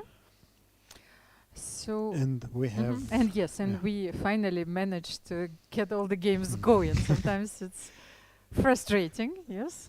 yeah, but You're pulling your hair. but we are joking that normally it takes 1-2 days to straighten things up technically, but unfortunately we don't have more than 2 days here, so we'll have to do that faster. And it seems that our technical team has really managed to solve all the issues. Mm-hmm. And yes, look at this opening. It's become very popular recently, So Rui Lopez, a6, bishop a4, knight f6, castle, and then bishop c5 immediately. So it's also a very interesting opening concept. So c3, white is going for it. I'm allowed, to play c3, d4. We were taught, that we have to do it. You have to fight for the center. Of course, you have to fight for the center. So c4, and the idea is that black is castling, so you don't play d6 immediately, so it might seem strange at the first sight, but then what is happening? So after c3, castle, d4, you simply play bishop a7, and you actually allow here to take on e5, so that's because then you would play knight e4. Yes. Let's see. So that's so d5, then knight takes e4. Knight takes e4, and I think then black is aiming to play d5 anyway. So and to simplify the position. So maybe white is slightly better, but nothing major. Yeah? So that's why actually I think Vasil played rook e1, and then you transposed to a very well-known pattern. Yes, you play d6 here because you no longer can take on e4, and that's what I liked about Vasil's next decision, that after d6 he played bishop c6. Sometimes you get those structure in stainets, when the bishop is not developed, but when you play bishop a5, bishop b5, a6, bishop a4, d6, Yes. and then white waits a little bit and then takes on c6. But here you have the bishop on a7, and so even though the position is different, white want to claim that with this structure it will be much easier to play, for white. So h3, I think, just to avoid bishop g4, restricting the bishop. Yes. restricting the bishop. And Peter decided to define the structure in the center immediately. So he took on d4. It's a typical idea. You take on d4 and play d5. And then you will try also like to play c5. At the end, if you Yes. play e5, I don't know what was the reaction after d5, e5, knight d4, and knight e4. Bishop e3. That was so it was already played. Yes, it was already E5. played. And the thing is that, yes, bishop b3, can black play c5 here? But then you I think then you will take, you will get this Uh, powerful knight on d4. yeah, I so think the white wants to get rid of the bishop pair if possible, and after c5, you almost by force you get rid of the bishop pair. And I looked at the screen and I just thought that it's funny that Vasil and Peter, they could well be playing without the board at all, because they don't really need to look at the board.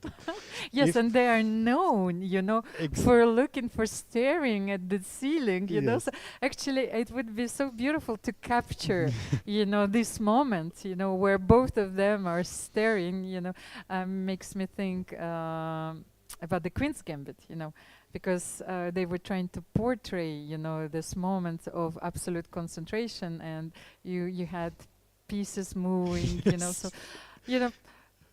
Peter doesn't need that, Vasil doesn't need that, and both of them might as well play the game while, dancing around the board also. A possibility. So I think, yes, you were completely right. c5, bishop takes c5, yes, bishop takes, Yes. knight c5, and then knight c3, maybe knight d4. So what happened after bishop e3? I think c5 and was he played, and did d go for takes c5, and now Peter is thinking So how I to was not recapture. mistaken. Yes. It was very was a- natural continuation, because you do want to get rid.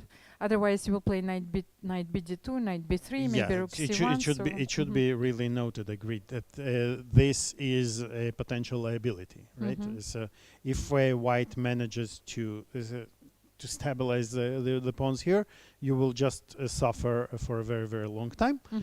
And therefore you kind of have to, and eventually I will learn to navigate those arrows. But this is not It's my never mistake. too late. It's the mouse. It's not me, really. I promise.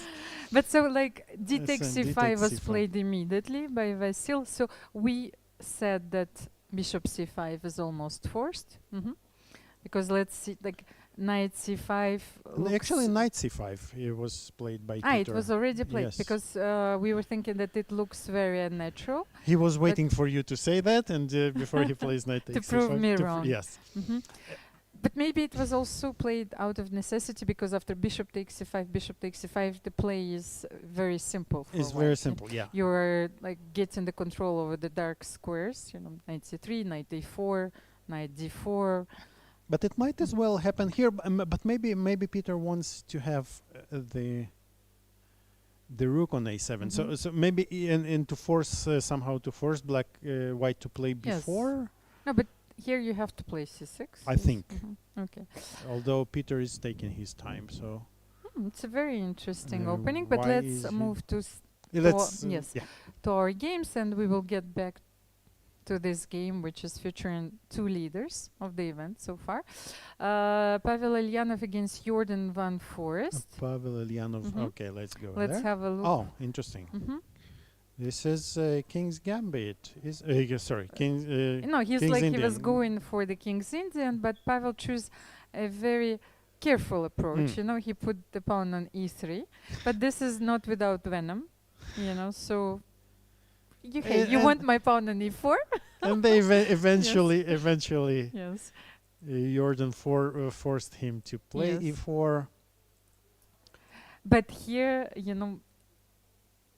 because the rook moved to e8, he waited for this moment and only then, so it And yeah, might so seem as a loss of a those- tempo, but we don't really have too much time to explain all those details, but Nuances, yes. there are very deep nuances with every move, and it might seem that white wasted the tempo, but actually as you can see, he was forced to move rook f8. he's claiming Mhm. that the rook Mhm. is better placed on f8 than on Mhm. e8, and because black's main idea is to push the pawns f4, f5, and to play on the king side, and the rook on e8 doesn't really do Mhm. much for in that regard. So let's just have a look at how the game unfolded.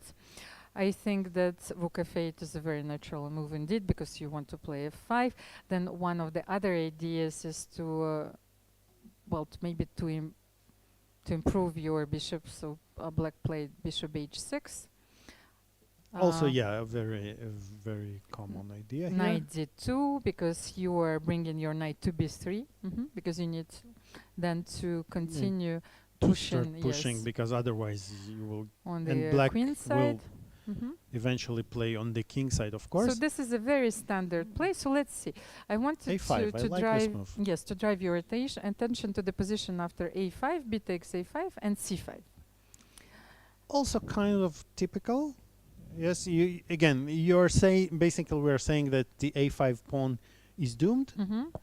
But the thing is, like, I also played King's Indian all the time, and the move knight c5 seems very responsible to me, because maybe you can have something else. That's what I was thinking, because knight c5, you see knight c5, d takes c5, bishop c5, exactly. So maybe you could try another approach. I was thinking maybe knight f6, knight e8, then f5, or it's too slow.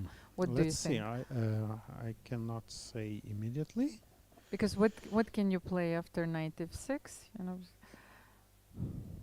But Maybe knight b5 right away. knight b5 as well. Unless I'm blundering But on then e4. I wanted to play knight e8, yes, to protect. Maybe you can play knight e4. Knight e4 maybe. Okay. Knight e8, actually, I'm not so scared, because I want to... No, I don't want to play that. No blunders, please. But okay, let's say you didn't blunder. Let's and say after knight I played f6 something like... or maybe... Okay, I think I know what I will do. So... here. c5, you say knight f6, right? Mhm. Queen c2, not protecting the pawn on Yes, e4. okay. I'm preparing knight b5. And then what do you do? So you want to play knight e8 and then... Well, for the moment, yes. If you would have played knight b5, I wanted to have the possibility to protect my pawn. So it's not... Well, it's not easy. Knight e8 is, looks very passive as well. I think white can claim that Mhm. he really achieved everything he wanted. So yes, that's okay, because I really wanted to understand why he thought that knight c5 was forced, because everything seems to be very slow. Yeah, and I want to also mention another idea in this type of setup. Let's say black waits one move. The point is that here white also has all kinds of tactics, like sacrificing a 6 takes d6. We just need the queen protected, and then this bishop is really very For the strong. moment, you cannot play rook c1, but rook a2 is a very useful move indeed, and you can also double your rook. Exactly. So, okay, so just to understand the kinds of trouble black might find But then after bishops, like knight c5, Yes, d takes c5, bishop c5, it seems that white's play is much yes, easier. Yes. yes. And all moves are very natural. So bishop d7, knight b5, as you said. We want to play knight b5 anyway. And what was played? And bishop g5. Bishop is on g5. Bishop g5. Yes. The preventing Yes. ideas of bishop e7 and knight c7, or knight c7 rather, and bishop e7. We should not forget that black still has an extra pawn, although it's clear that white is in the driving seat, right? And then it's a matter of whether it will be enough for a win or not, because again, if we imagine that black manages to exchange those two pawns for white's d pawn, then it will be not so easy to win for white. Although what I see happening is that black might as well lose both pawns, Mhm. and then He- it will be The black has to find the right moment. I don't know when, like to play c6. to play Yes, c6. Yes, but but it's easy to say. for instance, Yes. if you played it in the previous move, No, then yes, then just yes, of d6, I course, think and the you get run over completely, right? yes. And knight c7. No, okay. Knight Okay. c7. Okay, let's move on. Still a lot of games to cover. What do you want to say? Daniil now? Dubov against Vital Borokhovsky. What I noticed is that Daniil is very much ahead on the clock. You know, he has 11 yes. minutes. So, and Vital is having the white pieces. So that's This is interesting, but it's a clear indicator that Daniil knows the position very well. And maybe but Vital is a pawn up. is a pawn up here. But what was the opening? Maybe he Let's- doesn't believe his eyes as well. So, you know, he wants to check everything. Maybe he's recounting the Yes, pawns every time. Yes. It's Sicilian. We have many Sicilians, but okay, this is my uh, favorite Sicilian. okay, I so like bishop b5. please, please tell us about it. This Of is course. I hated when people play this against me Against you, all of the course, time yes. because Well, I was like, oh come on, this is boring. And but the then thing is, yes, but that's exactly what you are trying to achieve, Exactly, you know, yeah. because you are playing positionally. It's, but once again, not without venom, because Exactly. there, especially those, you know, when you obtain this Marozzi bind, you know, when you play d4 and c4, and black was not in time to play d5, so a lot of positional maneuvering, but white is waiting, you know. yeah. They have a lot of useful moves. You can play b3, bishop b2, like or knight c3, bishop b3, f4. It depends, you know. Of course, so then bring in connecting the rooks, and it's a game. So And maybe not a bad opening choice against Daniil, right? yes, that's what I do. So maybe Daniil, after seeing bishop b5, he said, "Oh, come on, you know." You know, it's like it's a duel. You know, it's like, where are your pistols? But it was a very Well, wise choice. yeah. Let's have a look. Bishop f6. But This is interesting this is setup, a yes? very interesting setup. Actually, I've played quite a few games in this opening, and I have never with white. So I have never faced this setup. You know, so he first wants to develop the bishop on f6 and to bring the knight on e7. So you can This is take interesting. with the knight on c6. But on the other hand, the Yes. drawback of this is that the bishop no longer protects the pawn on So d6. what happened actually in this game? He immediately played knight So db5. knight d5, and actually I like the way Vital is approaching this position, because he really punishes black immediately, Immediately, for yes. this waste of time, because instead of developing the piece in one go or in one or two moves, it took black 3 moves to develop the pieces and the weakened pawn on d6. And c5 is a very thematical move. That of course you cannot play d5 because of knight d6 for very obvious reasons. But d takes c5, bishop c5, and all your pieces, you know, are very active. But It still, doesn't castle- seem to me like it's not very dramatic. Like, let's see what happened. But maybe after Ah. castle, he took the pawn on a7. Yes, very pragmatic, yeah. Yes. It's not dramatic, but Not pragmatic. yes. exactly. So what happened? and exchange the queens. Mhm. In the meantime, so this intermezzo basically stating, okay, I am a pawn up, although black does have a nice compensation in the face of you know, of the rook on the second rank. You always love to have this rook if you are black. You don't like it if you are white. But I think, Alik, also, like rook d2 is a very natural move. But let's see, with the bishop on a7, because I was thinking about another idea. No, actually, computers also taught us, you know, to look at the position differently. And you're not willing actually to play bishop c3, you know, b takes c3. But very often this might be a very interesting defensive idea, because first of all, you change the structure. But I was thinking maybe first to play rook a8 or then take bishop c. But then the knight on c6 and maybe rook a8, rook a4, you know, playing in a very active let's manner. just illustrate. Mhm. Yeah. So you want to basically you're saying okay, Something like this. something like this. I'm attacking this. Now And with the the knight on knight c6. can go to come something like that, right? To place the knight somewhere beautifully on either c. And actually, like I had a game like this, and why I was inspired. Some in the Nimmt, so you know you have sometimes this ideas. Yes. You sacrifice the c pawn, but then your knight, you know, and you get exactly your knight gets to c4. So maybe this was an interesting approach, but I'm not sure at all. Like maybe because I thought that rook d2, if you can take on b2.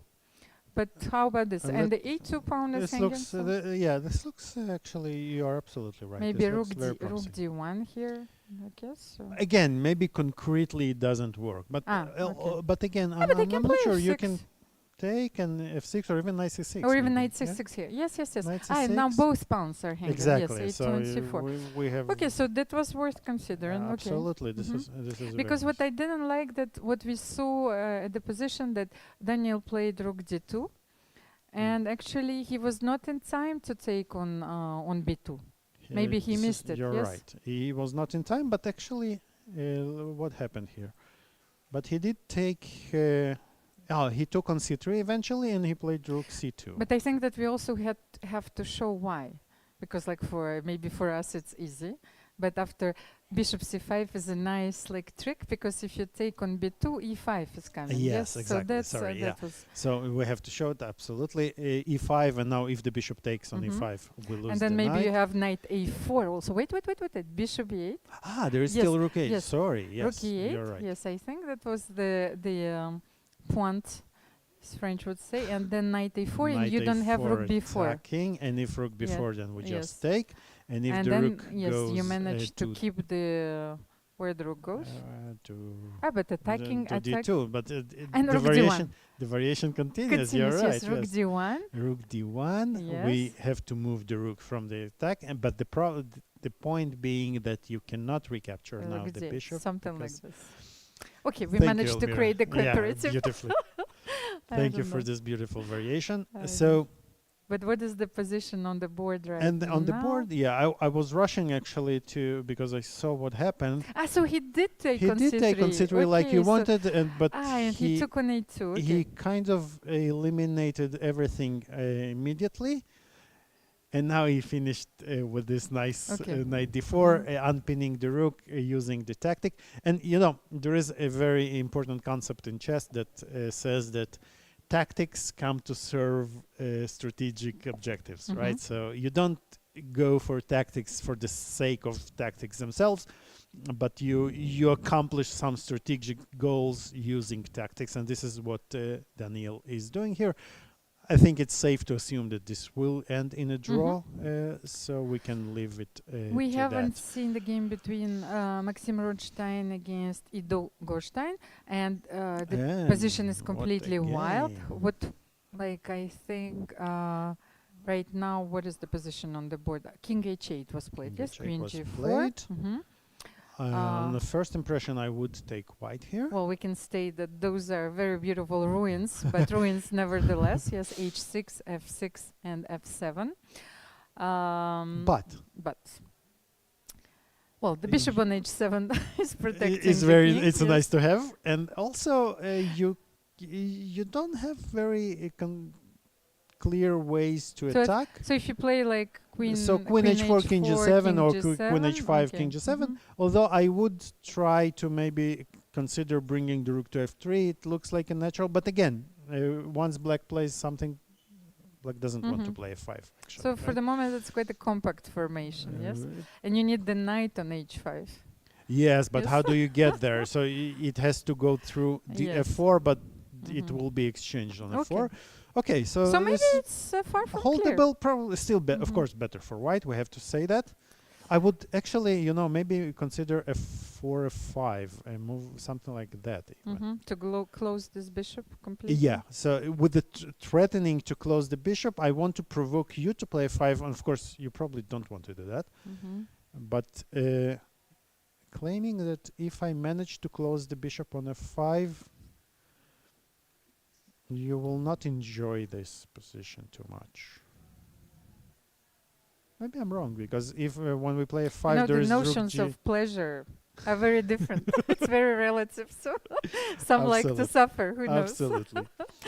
Let's Okay. get back to our leaders. Our leaders. Vasil Ivanchuk and Peter Peter Svidler. Svidler, So and they are. let's have a look at the board We first left of all. them right about here.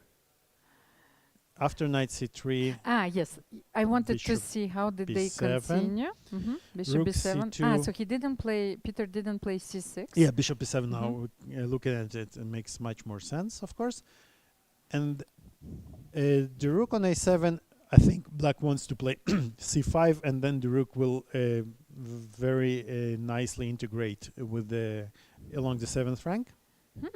I actually liked what Peter did. Yes, He it didn't. looks good. No, like I mean specifically with this move order. So he didn't play c6, maybe bishop b7, and leaving the c pawn free. You know, so he can play c5. Gives him much at more some point. flexibility. Yes. And So rook a7. rook e2, forcing exchanges. Rook d2. Okay, again, forcing something to happen, because knight takes d5 is a threat. And he doesn't want to play c6. You of course anyway. don't want to play Because now you also have after you have played bishop yes. b7 especially, and it should be mentioned that here probably you don't want to play it twice because of knight e4, knight e6. But you know, I thought that here maybe you can take on e4. And then you can take on d8 and yes, take on of f3. course. So I'm not sure that course, it this is is so easy. This is an example of how to blunder, but maybe Knight d2, knight yes? d2. You still have some compensation, yeah, some good compensation. No, the rook is no. The rook on a7. Don't like it? No, I don't like it. Yes, If you can castle with the yes, bishop, then it would be. But still, you know, Peter played d4, and it's a pawn sacrifice. D4. Yes, knight d4, queen Knight g5. d4, queen g5. But Peter, you know, he's playing a marshal his whole life, so he's not shy of Let's just sacrificing point pawns. what you like. Yes, the g2 pawn. Yes. Is What can be better? And actually, threatened, we yes. are threatening to take on e5, so it's not. It might not even be a sacrifice per se. G3 and c5. So he's not recapturing on e5 yet.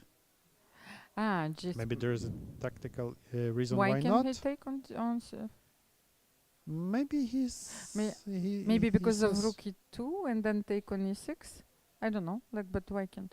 Maybe he well. Maybe he feels that c5 gives him a good game. No, but I think like queen a5 was also possible. But okay, what did he play? He plays plays c5. And Vasil is thinking, is this? No, there No, was knight some e6, knight takes yes, e6, f takes. So still, how do you protect? You're not so clear how do you protect. And basically, Black is saying that his bishop on b7 is way stronger than the knight on c3, and especially given the fact that the king is so weakened and this diagonal is so weak. And probably Black has at least enough worse a pawn, compensation. Yeah, because you know yes. at least yes, because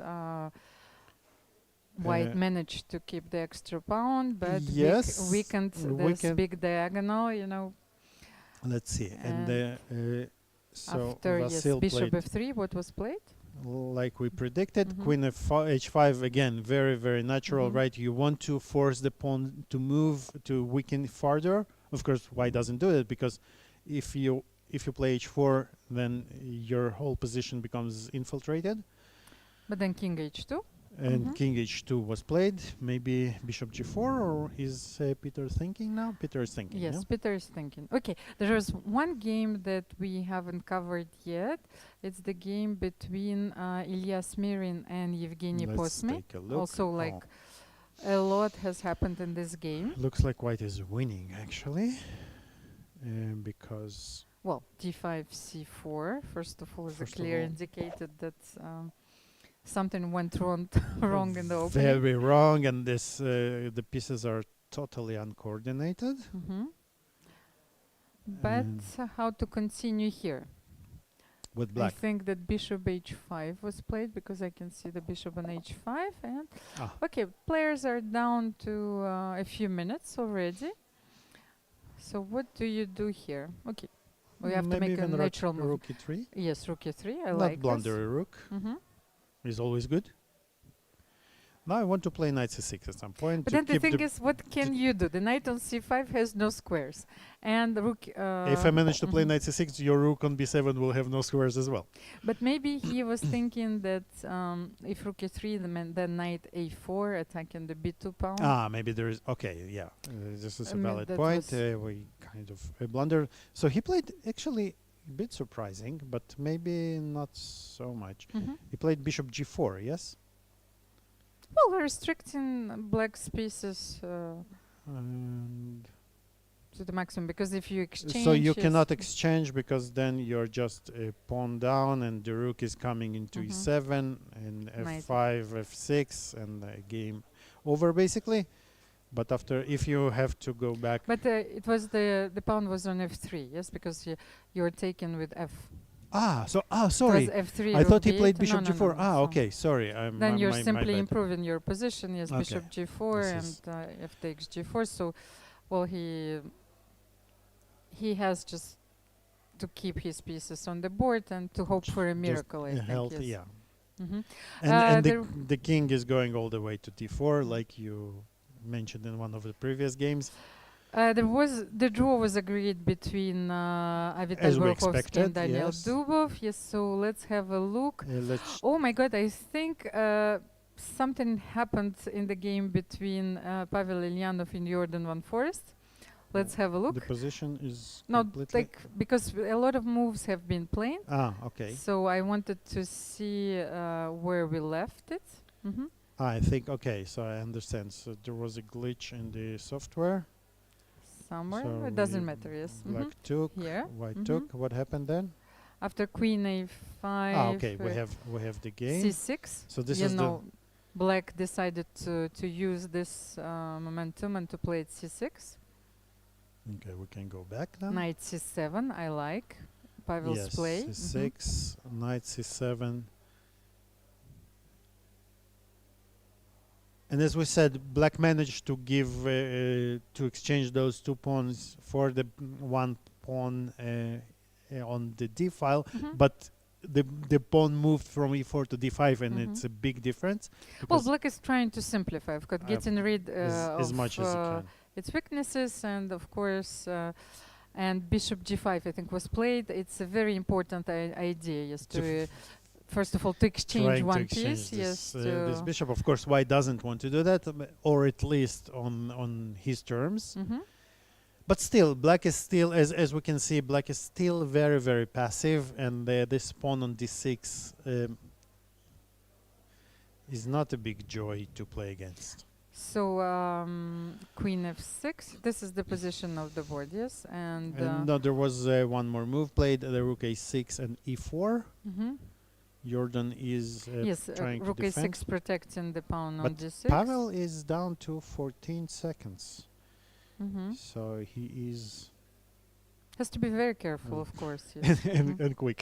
Yes, and quick. So, Not a good combination. but he actually. played knight d5 here. Mhm. But yeah, white's position is actually a little bit playing itself here, unless you blunder stuff. But so, for instance, if queen e5 now, then queen c7, I think Mhm. is very unpleasant. Yes. And if the queen stays on this diagonal, then queen d4. Queen d4 is yes, also. That's why he so- played, yes, knight d5. So everything is under control right now. Let's have a looks look. crushing. So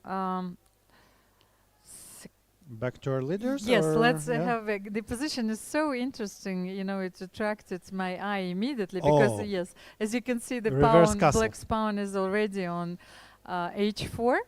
And white had to bring the rook to yes. h1 to. They to not get recastled artificially. I don't know what And now happened. king f1, king e1, and we'll be back to. Fisher random. Yes, so it's like absolutely. we're back. So what happened? G5 was played after queen c5. You know, that's what I wanted to tell you, that Vasil decided to play h4 in order to win the second pawn. But he faced, after queen c5, g5. very, Mhm. very, very. And rook unpleasant. h1, g takes a4, king g1.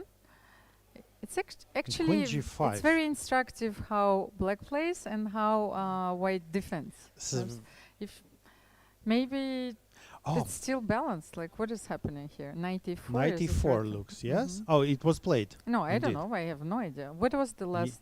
This is the current position on the board. No, no, no. Oh, I think Vasil No, he played rook h4 sacrificed first. an exchange. Yeah, Mhm. he took on d4, Queen knight d2. e4, and now.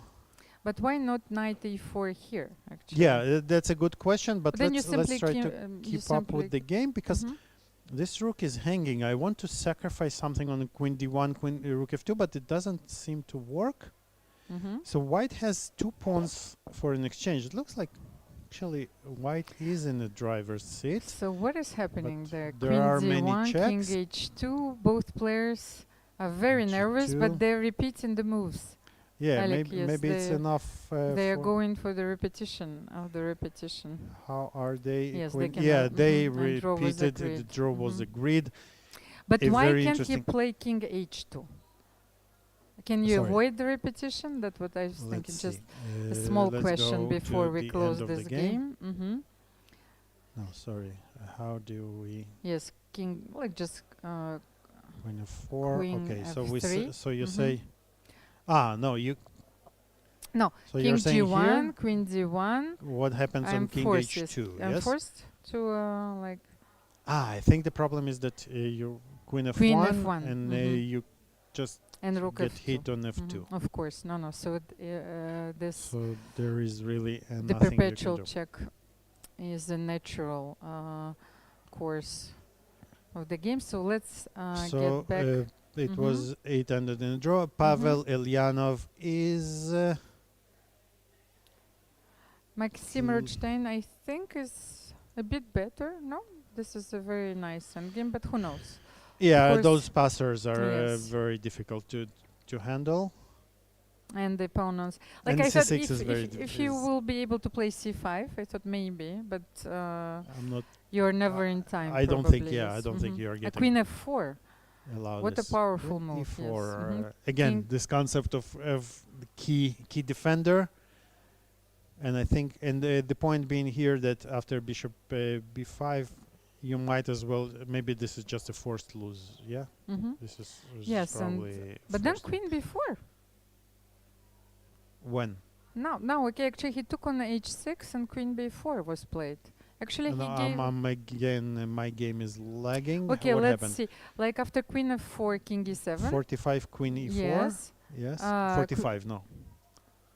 I have queen e4. Okay, they got to queen f4, king e7. Like check, queen d6, queen d6. Queen d6. Let's say queen d6 because we have to watch the game in the real time. Queen g4, yes, queen f4.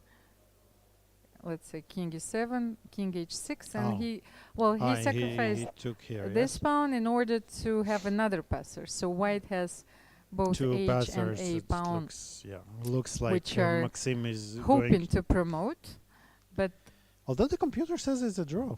already. No, it says zeros, not a Okay, draw. so but then maybe this b4 pawn was really very important. So what happens? Queen e3 Are check. they repeating queen f3, king f8, and queen f4? Oh, and then black took on a5, Mhm. queen took on f6. It might actually become. It might not be So enough. the yeah? advantage has completely disappeared. Unbelievable. Mhm. A very tenacious defense by Ido. So yes. Bishop f1. Mm-hmm. King g4, king h4 4 was played. So Maxim maybe wants to hide behind king h2, queen queen h2. Maybe he wants you to want to go play to king g5 and g5. king h6? Yeah, but you're not allowed to. No, but I don't- can play queen g3 and then you what? If you play queen g3, I was Yes, thinking. Oh, sorry. I was thinking about going there. Yes. Mm-hmm. So this. Check. Well, a lot of Queen pieces h2. were exchanged already on the board. The queens were exchanged. So Yes, king g5, Okay. and I thought queen g3, but then king h6. I still have queen e3. Ah, no, no. No, Ah, the I'm bishop is threatening on mate f3. in one. Yeah. Ah, So it's okay. not so Oh, easy. it's a very nice idea. It's Yes, very queen very easy. d8, of course, of course. No, no. But actually, he is defending heroically. Let's see. Let's Maybe have a we look. can Yes. see the moves, the whole game on the full screen. But now I think 'Cause it something will be happened because it seems that I can take. G4. It's a pawn ending. Yes, Yes. Ah, the pawn is on. On C6, but it should be a draw. King G7, and now they will probably liquidate with G5 because if you run to the other side, yeah, How this can I is liquidate? King H6 and F5. King H6, King C5, F5, and it's or is it a draw? Ah, King G5, right. And now F5, take the pawn on F5, and it's a draw. King D6, F5. No, but King D6. F5. Okay. Ah. GF, King F5, Yes. and Wait. so Maxim found the way. H6. So he won H6. Wow. But what happened? Wait.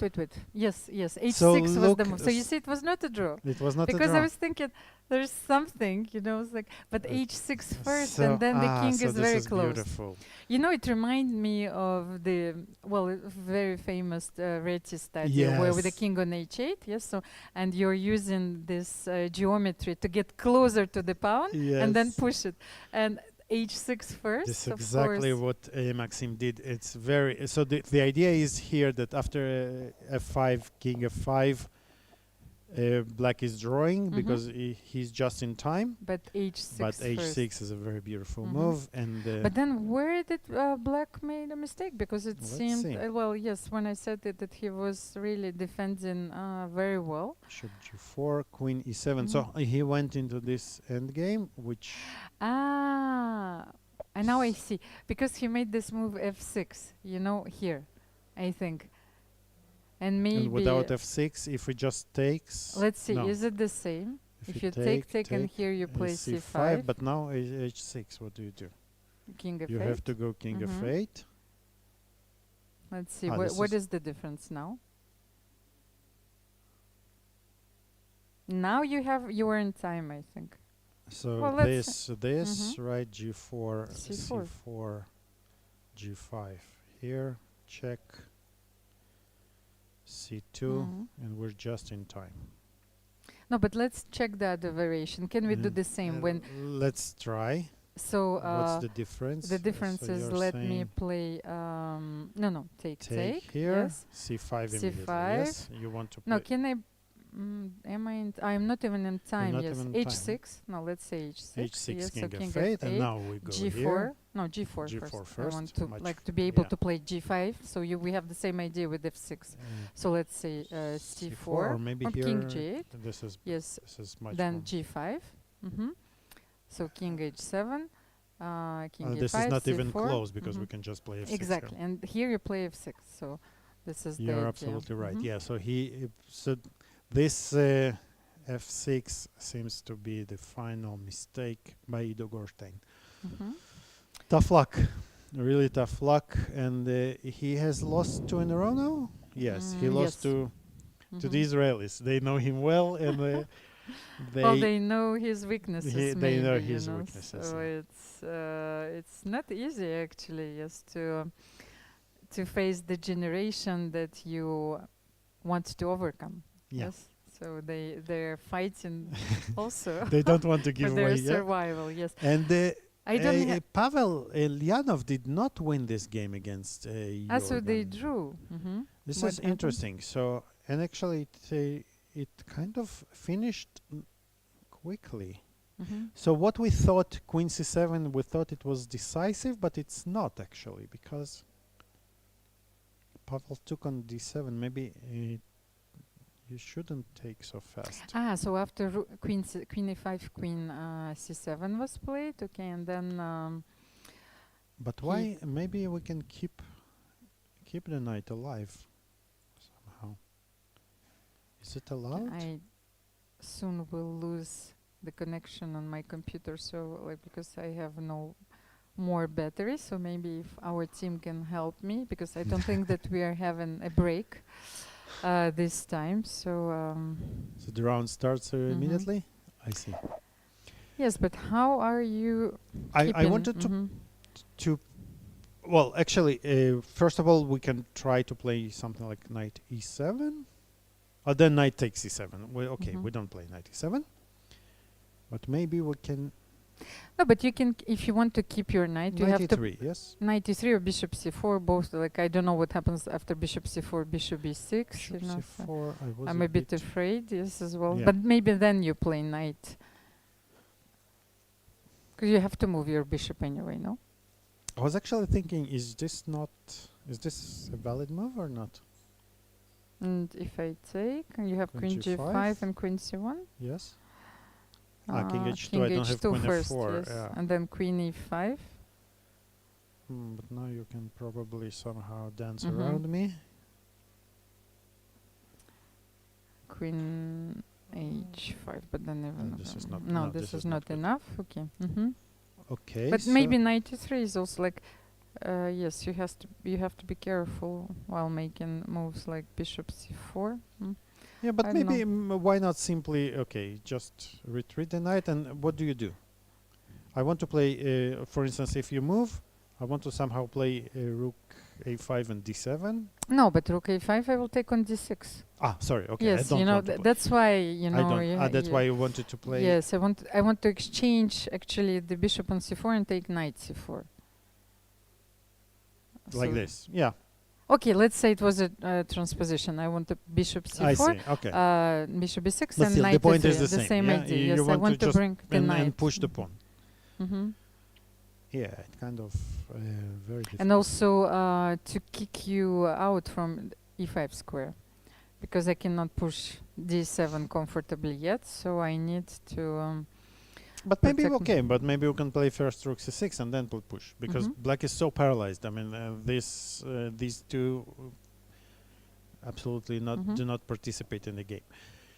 But what happened? Okay, so Pavel took for some reason on d7, and queen takes d5, queen c7. Okay, so maybe he thought he was promoting, but then queen e5. Queen c6. He just blunted rook d8, I think.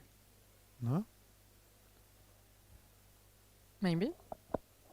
d7, knight e7, and then all of a sudden you cannot conveniently keep the pawn. And black also can play e3. And What if can you you do go here? here, then suddenly Yes, maybe there you can is play e3. counterplay. Wow, this is not. Let's Good get for let's Pavel, get a better look of the playing hall while I will try to plug in the computer. Yes, so Let's try to let's see. have a bird's larger eye view. Yes, yes, let's. bird's eye view. Yes, let's have it on our screen so you will actually no, even bigger. So let's forget about the commentators. And Yes, so far in the Mhm. in And the you will actually get a feel of the playing room. yeah, Mhm. very nice playing room. It looks like all the games have finished, and we have the leaders of the Masters tournament parted in a draw. Maxim Rodstein beat Ido Gorstein. This is the second. This is bouncing back from previous rounds loss to Peter Svidler. Ilya Smirin beat Evgeny Postny. This is the second loss in a row for Evgeny. Tough luck. And Ilya Smirin is actually getting 2 wins in a row, and he is back to contention for maybe leading positions. And we have Daniil Dubov drawing with Vital Borkhovkin. Daniil is not really. He's struggling a little bit to find his form, and as we can see now, the standings after 4 rounds. we have Vasil Ivanchuk and Peter Svidler still ahead of the field with 3 points each. But Ilya Smirin, after 2 wins in a row, he is now in sole third place with 2.5 points, followed by Pavel Ilyanov and Jordan Van Forest with 2 points each. And Daniil Dubov also on 2 points, 50%, 3 of them. And tough break a little bit for Evgeny Postny. He does not find his rhythm yet. He lost 3 games. He won 1 game, but 3 losses, 2 of them in a row now. And Ido Gorstein started with a win, but then 3 tough games. He managed to draw 1 game, and he lost 2. So before the last game of today's round, we basically the next round will be today's last round, and we are going to see the pairings now for the 5th round. Let's see. The 5th round, we have Peter Svidler playing white against Avital Borochovsky. He will want to finish the game on a high note, of course, and if he can go to sole lead, he will definitely take it. Evgeny Postny is playing against Maxim Rochstein, another Israeli derby. An interesting game between Ido Gorstein and Vasil Ivanchuk, the youngest and the oldest participant. The most experienced participant, and we have Jordan Van Forest against Ilya Smirin. This is what's in cards for us for the last round of today. Is the round starting or what? It looks like we have a few minutes. Yes, so maybe we take a breather. Yes. Just before we'll get back to you shortly because we need just to plug in Yeah, a technical break to plug in the computer. See you on the other end of it.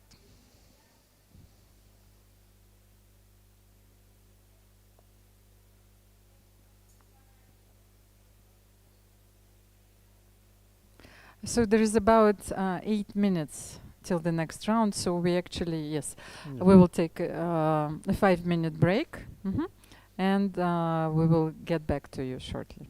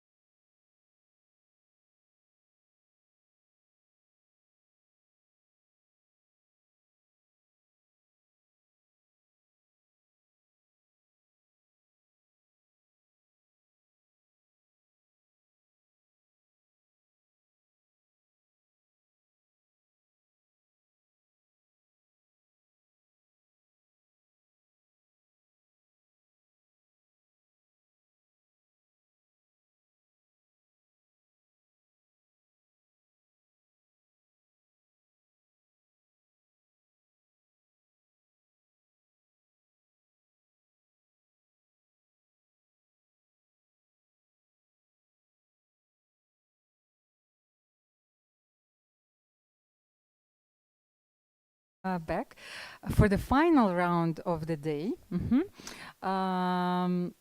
Here I am, Almira Skripchenko, together with Alik Gershon, covering a very interesting and a thrilling event, Jerusalem Masters. Alik, so who is leading so far? So far in the last round didn't change the leaders. Both leaders that ended in a draw, they are still co-leaders. Peter Svidler and Vasil Ivanchuk on 3 out of 4. And they both, Peter Svidler is playing Avital Borokhovsky, and Vasil Ivanchuk is playing Ido Gorstein, two young Israeli grandmasters, members of the national team.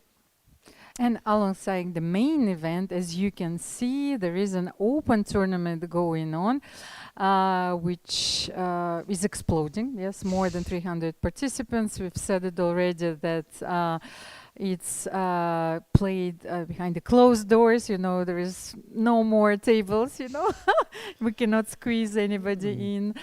So let's have a look at the last round of the day. So will Peter Svidler win with white against Avital Borokhovsky and finish the tournament as a leader midway?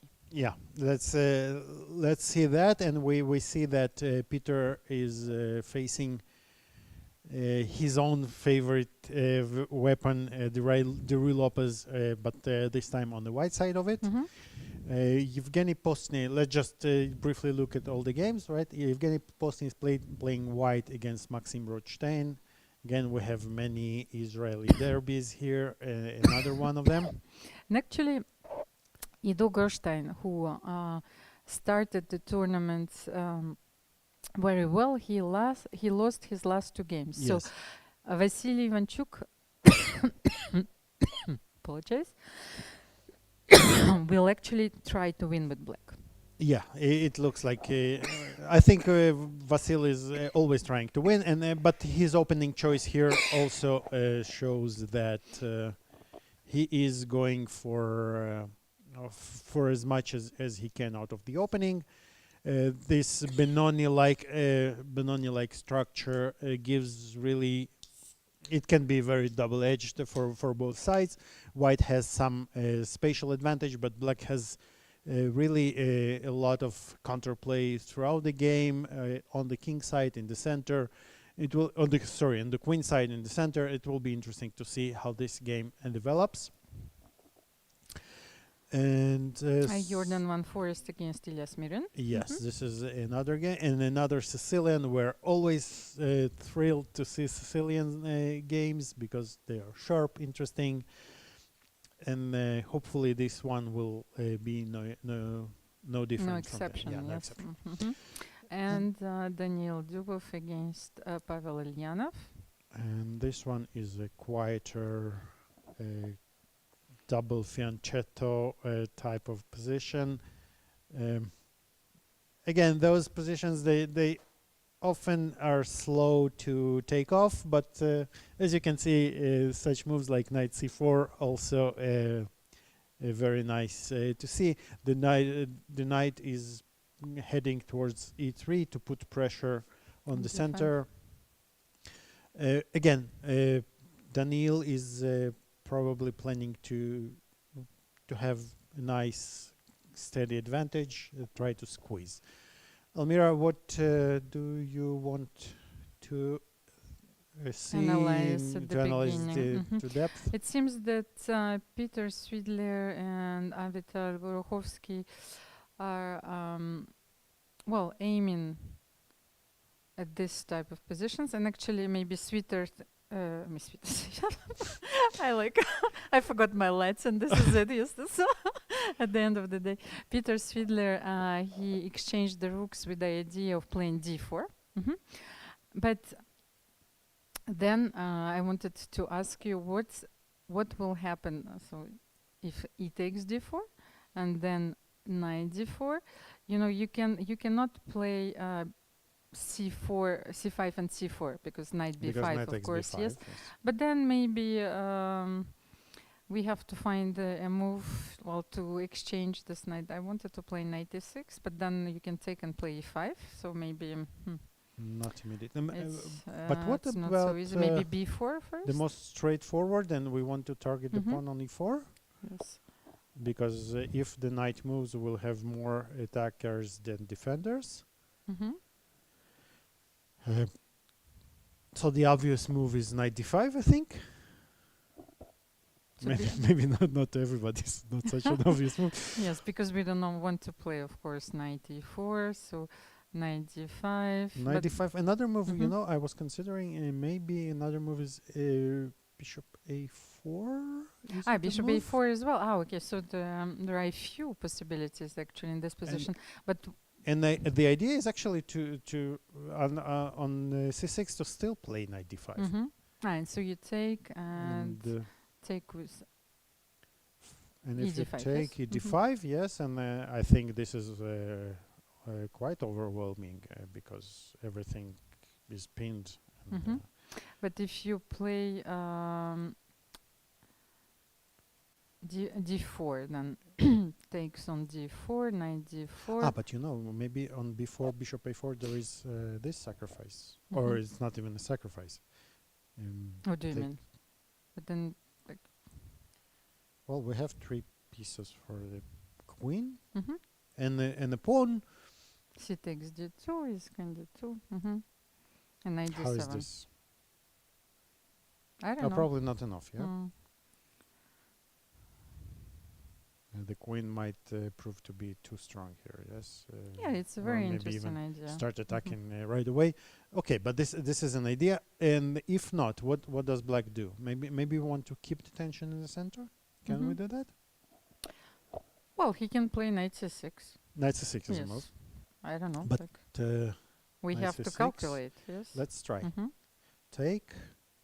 We can take twice on d4 and take on e4, right? This is our idea. Take here, take. First of all, when we start analyzing, right, we try to cover all the forced lines, and then try to be clever. Yeah, so if you take on d4, you take on e4, and there's not much. Black is not worse here, right? And, okay, but then, well, and let them Avital think. is tanking. Yeah, Yes. he's really taking his time here. But we should let's jump to another game. Another positional game between Evgeny Posny and Maxim Erstein. And here we have a different setup, of course. But it seems that Evgeny likes his bishop on g2. So was it like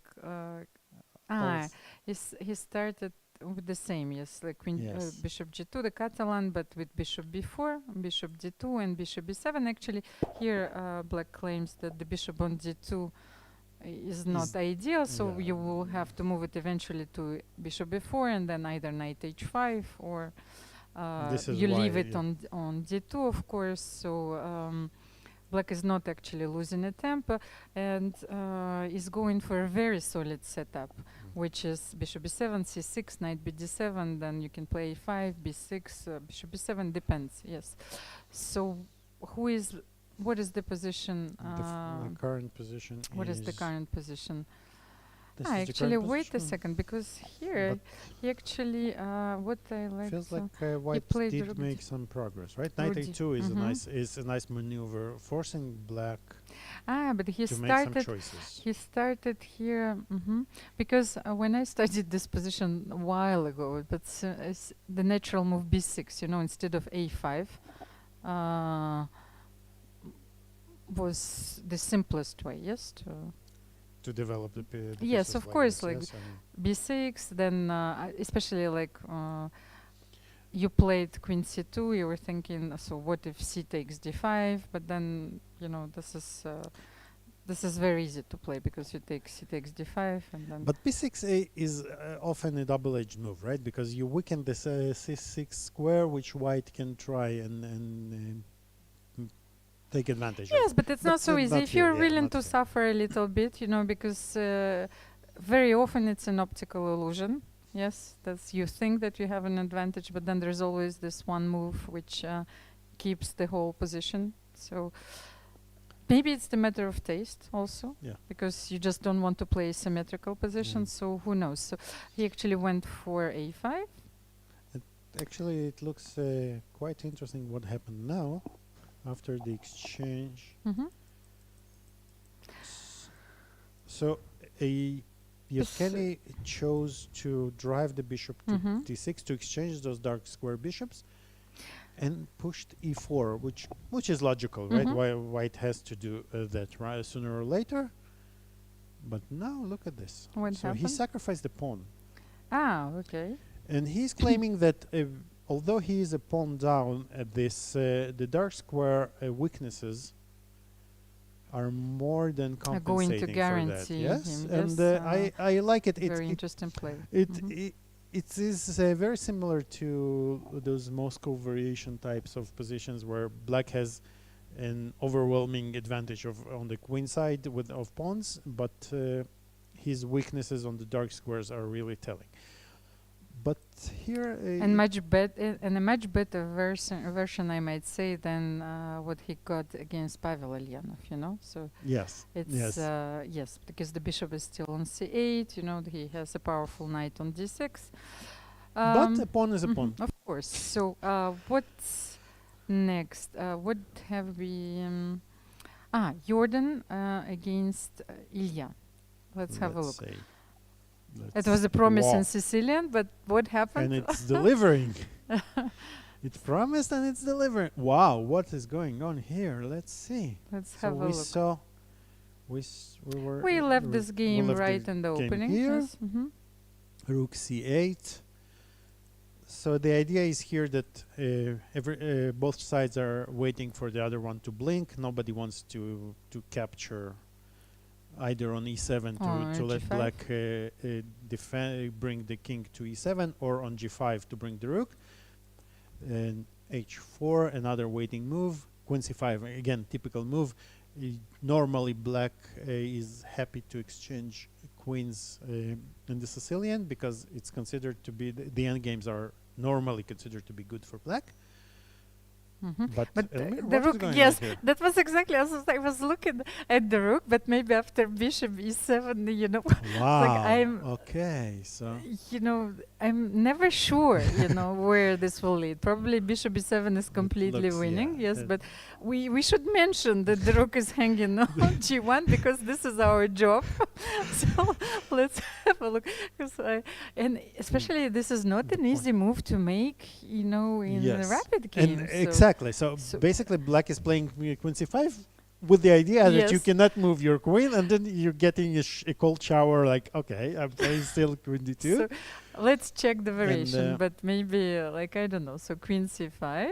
But it does look really crushing after bishop c7. We are in Yes, exchange queen down, d2, but so the yes. dark squares are so weakened, and of course, this is just you cannot go to e8. It should be mentioned. But then because this is after just made. bishop b7, queen g1, here in this position, can we go back after bishop b7? I think we have Yes. to. Yeah. I just Queen I just b6. wanted to Mhm. show, but here Then even simply bishop we d6. just take yes. you don't ever castle here. I will move my my bishop to a3. But I- what a lovely idea, Fantastic, fantastic. Queen yeah. c5, okay. Bravo. Yes, Queen let's, c5, queen d2. let's continue. But this is just the beginning, I think. g6. Mhm. Actually, oftentimes when you get when you have to deal with such a move that completely throws you off your Mhm. plans, the next move might often be a mistake. I'm not saying that g6 is a mistake, but because you're thrown off, and especially in a rapid game when you don't have a lot of time to recover, this So might be tricky. yes, so bishop b7 was played after g6. And Rook g5, okay, and now this move, bishop And queen c5, proves to be a bit problematic. Jordan But is now, in his element, but that's what I like. What happened? And This was queen this beautiful maneuver. d6. So the d6 pawn is very weak, but you think, okay, how can you bring another piece into yeah. attack? and then you find rook d5, yes. fantastic, fantastic resource, using the fact again the tactics employed by strategy. So But then, wait a second. Rook d5. rook If you, d3. no, rook c6, rook c3. Rook c3, rook d6. Yeah, we just we have to mention it. Or even No, I thought that there queen is a lot c3. of geometry here goes as well. But I thought that maybe rook c6. Rook Mhm. c6, but now Because e5. yes, e5 was the natural continuation, of course. And then what do you do here after Resign. e5? I don't know. Am I allowed to? Mm. But it looks resignable, Yes. right? It looks very. From all kinds of very I mean, promising. you are getting smashed here. Queen g5, taking d6, rook d6, whatnot. Mm. Very beautiful execution so far by Ilyas Mirin. Bishop c6 By probably. Jordan Forest. Oh, sorry. Yes. Sorry, by No, Jordan. no. With us. Yes.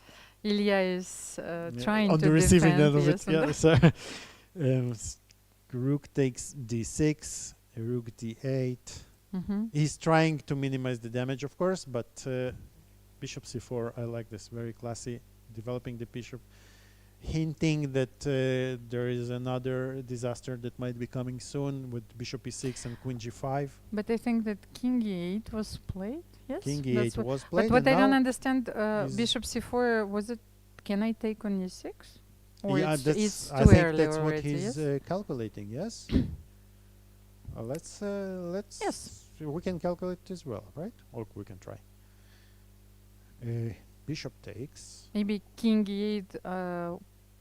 You know, King e8 provoked bishop provoked, e6. Maybe but it's not preventing winning the, this. the queen from coming with the check to Mhm. g5. So maybe how do we go on from here? And actually, you know, it's if not you're easy. if you're white, it's a very tricky spot, right? You either commit yourself to winning, or you But actually, yes, I was thinking about queen g5, which you were showing on the queen board. g5 even, yes. But because we are not winning immediately, so like bishop Okay, b6, bishop yes, queen e6, g5, queen g5. I'm threatening queen g6. Okay, that's. But then, well, King are we f7? winning?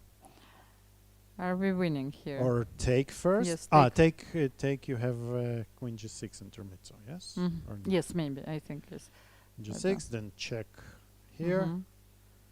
and And then then- take. but- And get Mm, not mated. Not mate. Yes. I will not pretend yet, that I yes. saw it, although I didn't. Mhm. But No, this is no. good. Okay, This this is looks good, but a bit messy though. But then, if Actually, you. we are not even down material here with white. Mhm. So But then, if you maybe you suggested queen g5, I'm not sure this is winning. I like Queen queen h6, h6 more, but again, after queen rook d6, it's the same position. And maybe I have a necessary king e7. You know, we should Where? take and king e7. No, but I'm first. I'm checking. If That's my point. I want. But maybe you can run here. And kind of run away. But then after queen g5, rook d6, we cannot take queen g6. After. Then it's the same. Yes. Maybe I can run king d8 as well. Oh. There, so Yeah, but maybe maybe it's. take on e6. Okay, then- you're still keeping me from mating you. Queen g1, queen g1. Yes, but you have this one. No, but maybe this was maybe This is a bit, this is an unnecessary. And then you start asking yourself exactly. sacrifice. This first of all, this is how you lose games with Mhm. white, and second, not necessarily this is losing, but secondly, you start calculating. You're wasting a lot Mhm. of time. Or you're down to 6 minutes. You don't see a forced win, right? This is. I've lost many games like that. And yes, have a look. Jordan is still thinking. Yes. He is maybe fighting his instincts because he would have played bishop e6 immediately. But then, okay, let's have a look. As the time passes, right? And Yes. and then you're thinking, okay, but maybe I can do it like, I don't have to commit so much to it. Mm-hmm. And but what do you play? Maybe queen g5, and he didn't. You see, and he decided not to go for it. And we see the advantage dropped actually. And if we look at the bar before rook d3, white was +4. It or was something, plus yeah. 4? And Okay. now it dropped tremendously to only +1.1. and it will be at the back of your mind through the to the end of the game, right? Especially if something goes wrong, you will kind of uh, crucify yourself for not going for the kill here. Okay. Okay, So it will be interesting to see. mhm.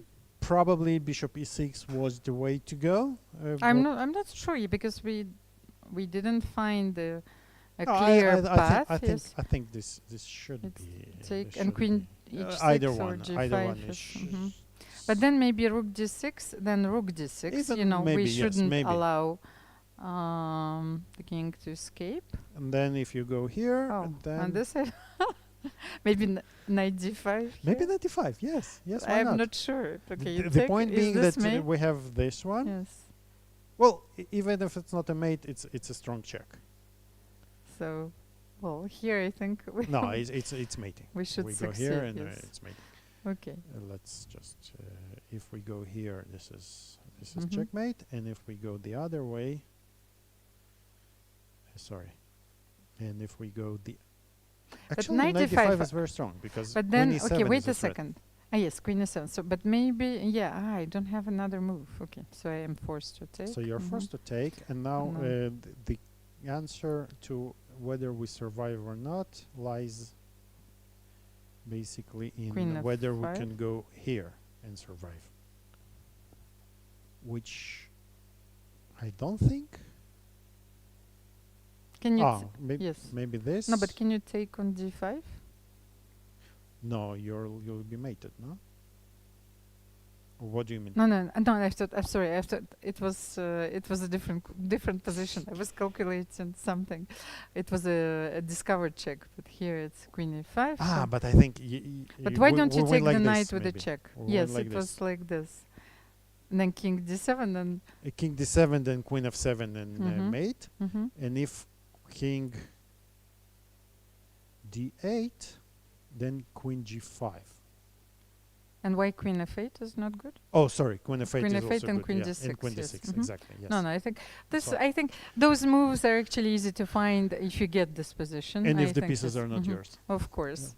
But then, okay, let's Let's have a look move at to Vasil's and Ido's game. yeah. Actually, This is it's a our, very interesting second position. co-leader, Mhm. and And as I said before, I really think that Vasil was going to pressure with black because he knows, you know, that this is the moment where he can also secure the lead in the tournament, and especially with the black pieces. So and the top players always feel the blood? vulnerable, the blood. Yeah. yes, Yeah. yes, they are sharks. So So and here we see in this position. First of Mhm. all, it has to be said that this is queen d4 doesn't work because of this. they small smell blood. nice Yes, that's what I wanted to say. Yeah. Mhm. So knight f3, of knight course, f3 is wins completely the winning. queen. But even And if we here, take here, then probably knight d3 is the move. no, but here the position. Yes, you mean immediately after knight Yeah. e5. Oh, okay. I think knight g3, and then how do you protect everything? And the point is that if you take, I have this not queen Mhm. f3, obviously. Queen f2 check. Because after knight g3, there Mhm. is absolutely nothing, yes, that you Mm. can do. Exactly. Because you need to protect the f2 and the knight on d4. So. Mhm. So what do we do here with white? Not so easy. Knight f4 maybe to Mm. prevent the knight from getting, or maybe rook a3 d3, right? Mhm. How did white get such a position so fast? Maybe Very slowly and naturally. taking on yes? d4 was a mistake, but it's not easy to give well, a good piece of advice here. Because those positions, Yeah, you know, white you're- misplayed it a little bit. you improve it a little bit, then a little bit with black, because you cannot claim that you're better. Of course, you're always worse at the beginning. But then But then suddenly square by square, yes, I think y- that after bishop d4 here, already before this, Here black black is was overtaken. fine, yes. Yeah, absolutely overtaken. And this is actually the danger. This is how you lose with white and how you win with black. You break this. You play b5. You break. Your pieces start getting out, and this concealed energy kind of bursts, and it just washes everything on its way. But I think we have a move, knight c1 there. When? Like yes, in the final- position, in the yes, because in it the was current not position. easy, yes, to But again, to make a move is here. black- Oh my God, g5. this is I love this. Yeah, this is a You very, need very to secure the knight on e5, and this is the move, this is such a show of class. You know, g5. Of course, knight e2 with the idea of playing f4. And after g5, what can you do here? You no longer can play f4, and this is I think Vasil is securing this knight on e5 for quite a while. yeah, and this what a beautiful knight on e5, and And you How cannot take on d4. again, Of course. for the same Mhm. reasons. How do we play? Is it time for some drastic measures? Mhm. Maybe f4 anyway? Well, I will take. You will take. No, the queen f4. Yeah, okay, but now I can take at least, right? Unless I'm blundering. Yes, but this is a very different Very story different. because Again, knight this g6, knight knight is- h4, you know, is because and then forever rook there. e5, rook g5. Black has very comfortable play. Absolutely. But at least I got rid of the d4 pawn. So I'm not I'm sure. not saying I'm happy. Mhm. And Maybe you Ido- can play knight b3. I don't know. Maybe that Where? was the idea. Knight c1, knight b3, and take on d4. But then you can still play knight d3. Knight d3 is a threat. Yes. Yeah, Mhm. it's Ido played actually rook a3. It's another move that I thought was possible. But again, what's your next move? Mhm. And knight c4 again. And knight c4 is always unpleasant. Unfortunately, I have no longer the control of anything anymore. So let's hope that the games are going to be transmitted, you know, in time. All right. With no delay. Let's see. Let's jump for a second to Peter's game against Mhm. Avital. And it looks like Peter also, the other co-leader, is also taking over the game. How did we... He gradually outplayed, you know, Yeah, his he opponent. He is So outplaying. he, yes, this is a So very this is what important we moment. saw, Yes, yeah? we were actually analyzing this line, and I had a thought. Maybe he's not forced to take on d4. Maybe he can play e5, and that's exactly But what actually, he did. Avital chose to take with the knight first But and it's not the with the same. pawn. But I will Is take it- knight bd4. So No, the same it's- variation. It's not the same. Why if, not? If I take like that, you cannot leave my knight. on d4. You mean here? Okay. Yeah. I was thinking, but maybe Maybe it's here maybe e5, here yes. e5. Yeah, it's just- and then it's the same. I'm not sure. No. No, Here the you knight want would be no on here. d5. Yes. Wait a second. Yes, you're right. Okay, but what is the threat? So Mhm. we want to Want- keep to keep some pressure. Mhm. And after knight e4, e6, very important move. And the point being that you cannot have you cannot play Yes. d5 Mhm. because of this small little And bishop tactic. a6. Winning with the fork. And king h8. This is what black was forced to do. Bishop takes e6, queen a4. Well, he's hoping to have some counterplay along the f file, of course, but bishop b3. Mhm. b3, and white is a pawn up and what looks like a better position. So, well, desperate F3, times, desperate again, measures. look at yes. this, yeah. Mhm. The pawn blockading, we already saw that in one of the games before it. Very impressive play by Peter Yeah. Svidler, and maybe he could have. No, he couldn't. I thought he it was a trap. I think you could have taken on e4, but then queen c1, queen C1 b2, and then yes. queen b5. Let's maybe show it. Yeah. It's just So here, very simple. If you are tempted Mhm. to take, then there is some nice geometry. And Check here. the knight winning falls. back the knight, but So Uh, just let and, me and have this a is better view this of is a bigger interesting. screen. What's interesting is that you cannot take here because of knight f7 with the back And rank rook F- mate, Great. So and therefore it's just looks cruising. Now this doesn't work because first of all you can take, and all of a sudden the queen comes to help the rook protect from the checkmate, but you also don't need to do that probably. Okay, so I Looks, don't know yeah. what are the results. So let's have a look at see the next game. Posny against Rochtain. Looks winning, completely winning for white. Yes, an exchange. Exchange up and trouble coming along the B file. Yes, the B file and this the is last rank. completely This winning. is winning. The Gorstein is still Well, he's still worse. losing. Well, losing. I don't know. He's a bit worse, of but, course. But yes, this pawn on d3 more than a bit, is I would going say. to Yes, it's going to be very difficult to stop. and the rook is going to enter the second rank. This is a weakness. I will be very surprised if Ivanchuk doesn't bring this home. And you can see on the screen, rook is coming to c2. Next, Van Forest against Smirin. I'm surprised to see an endgame in this game, but as we said, right after you go back to d3, But he's a pawn up. he's a pawn up, Yes, so and but he still has to win the game, and probably winning. Yes, I don't see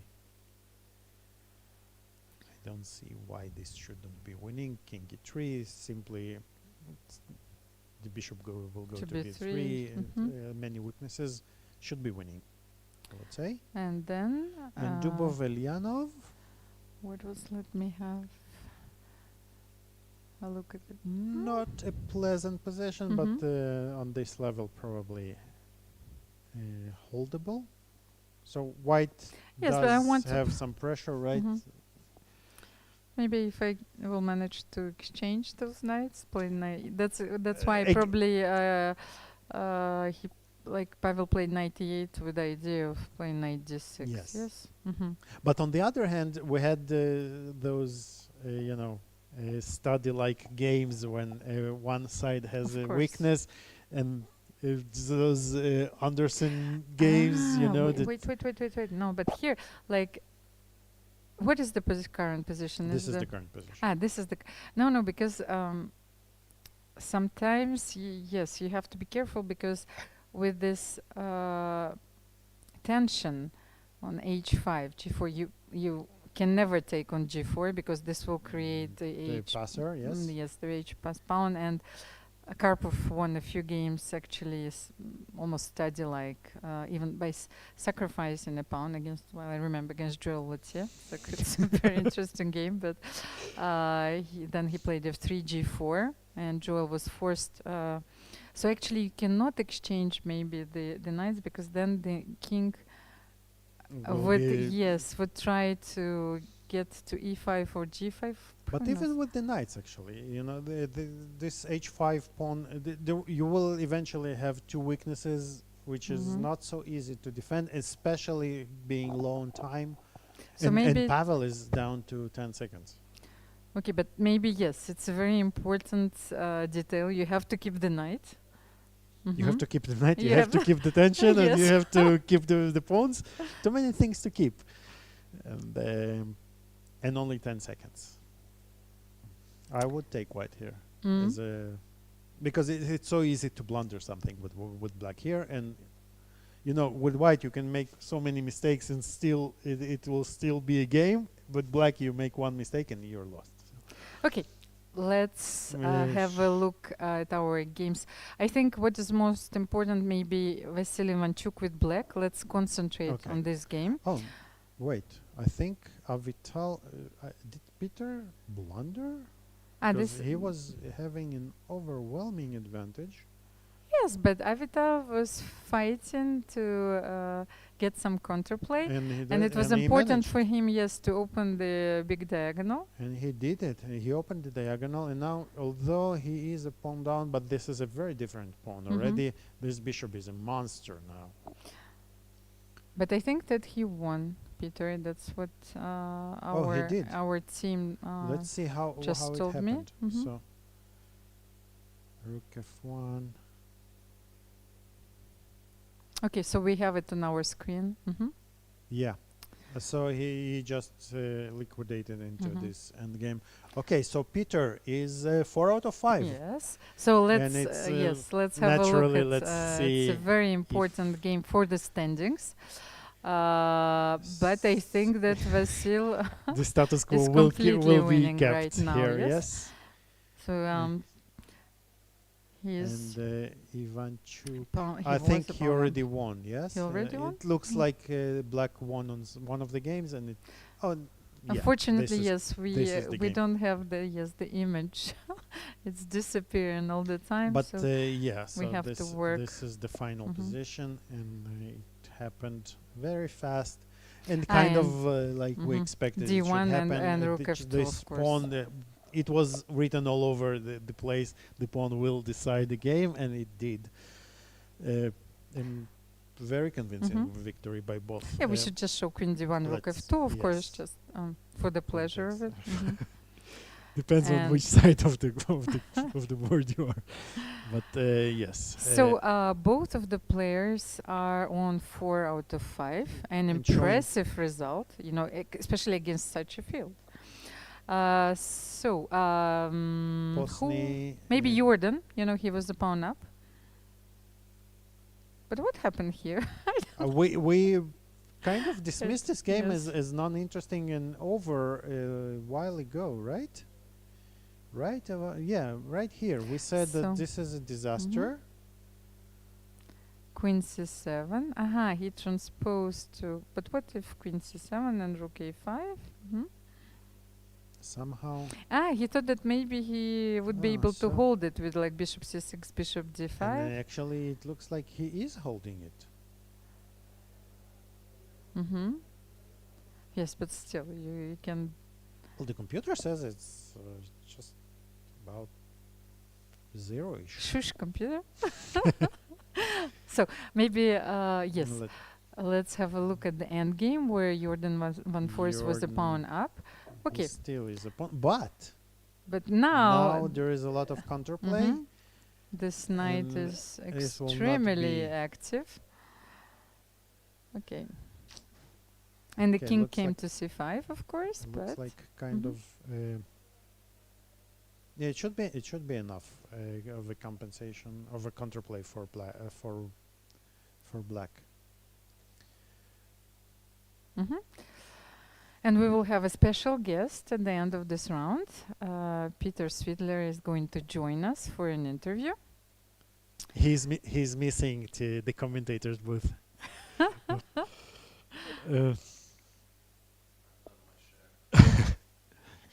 Yes. So, well, the last games are about to finish. So I think that Jordan van Forest is going to draw. And Daniil Dubov was trying to squeeze something out of Pavel Ulyanov, but I'm not sure he will manage. So, okay, perfect. Yes, I think that we are online. Peter, welcome to the studio as a guest.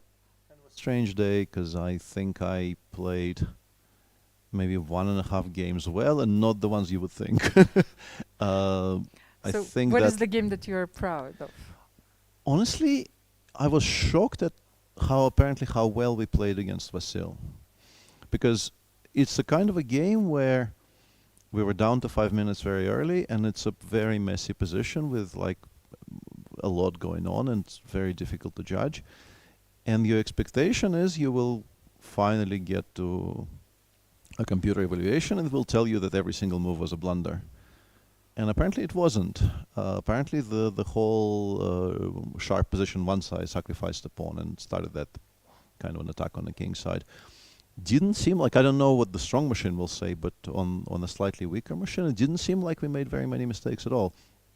And that's not easy. And Maybe Uh, that is a clear indication also why both of you are leading this event after Yeah, and for me 5 also, rounds. I haven't played against Vasil in a long time, and I've always really enjoyed playing against him because we had some uneventful games over the years, but mainly we tend to bring sort of the best out of each other, and our games tend to be very sharp. So it was kind of enjoyable to see that this continues as we become grayer and grayer, and it still kind of holds true. The games I won in rounds 1 and 3, like I was basically lost against Pavel in round 1, and then he just missed something simple, and it went from like -2 to +5. And the game against one I won against Maxim is not bad, but not great. I saw some things, but I also missed some very obvious things. And that last game, it was okay, but once again, I made a massive blunder somewhere and had to kind of win it all over again because I think I was completely winning at some point, and then I had to kind of refocus and go back to calculating. Peter, as a player, as a commentator, I have to ask you this question. It seems that the chess world is facing a philosophical dilemma for a while. So, should we play with a shorter time control? Are those tournaments more interesting to the general audience? So, I think those are two very different questions, because I think the answer to the second question is obviously yes. With the exception of maybe the candidates in the World Championship match, people don't have a lot of appetite for watching classical. There's obviously there's a hardcore group of people who just love watching high-level chess and who will always watch every single strong tournament regardless of the time control. But for the more broader audience, I think the extremely high-stakes events, the events which are part of the cycle, the events where like you can see the pressure and you can feel the history being made. We have to preserve the integrity of the game. Honestly, this sounds a bit too pompous for me. I think it's still fantastic to watch. It's not really even about the history and the preservation of the tradition for me. It's more that really strong, really high-pressure classical tournaments, in my opinion, are still absolutely fantastic to watch. I don't really think they need to be fixed because they're not really broken. But maybe it's a minority view by this point. But in general, obviously, Rapid and Blitz is going to, assume a larger and larger part of the calendar. I don't think there can be much doubt about that. And eventually, and that would be a kind of a bitter irony for all of us if we eventually end up with a World Championship match being played sort of the way Magnus wanted it to be played, but without Magnus, which I don't think is impossible. Once again, I personally am not particularly in favor of that, but I can see the argument, and we might end up there eventually, so who knows? So, do you enjoy playing? I enjoy playing occasionally, and I enjoy playing shorter time controls. So, that was my follow-up question. So, are you planning to participate in the World Blitz and Rapid It's a long way to go, and I haven't been to New York in ages and ages, and would have been lovely, but I'm still sort of on the fence, but I'm leaning no, which is going to be a huge pity, but it would require missing the New Year's and also playing jet lagged out of my skull, and it's a bit sad to be missing the one that, in terms of like the venue and the occasion, is probably the one I would want to play the most. But logistics don't quite work out, so currently I'm leaning no. I understand, Peter. So I have one last question for you because before we close this broadcast, and actually, I thought of it, and so we know each other since we're 7. Yes, we maybe 8, but no older. 7 years, no older than that. And we dedicated our lives to chess. And sometimes, when I was observing, the normal life, and I was trying to understand how do these people live, So they don't have the taste of victory, And I wanted you to explain. So what exactly it is, a taste of victory? That's not where this question ended up going. I was kind of hoping to explain that I'm very much a normal person. I love my dog, and Me my too. my dog is my life and all that. But okay. It's not easy to explain. Yeah, it's not easy, and honestly, it's not even always about victory. And to me, chess played by two people well at the same time is, to me, still incredibly exciting. It brings you a lot of intellectual pleasure. Yeah, it stimulates, it creates something which I think is kind of valuable and adjacent to art. Maybe not art exactly, but very adjacent to art. And of course, if you also end up winning, there's an additional thrill of overcoming somebody who was also playing at the top of their game. But yeah, I don't know. It's very difficult to put into words. But we're not. I suspect we're not much different from other elite sportsmen. I don't think chess is, in some way, like hugely different compared to another.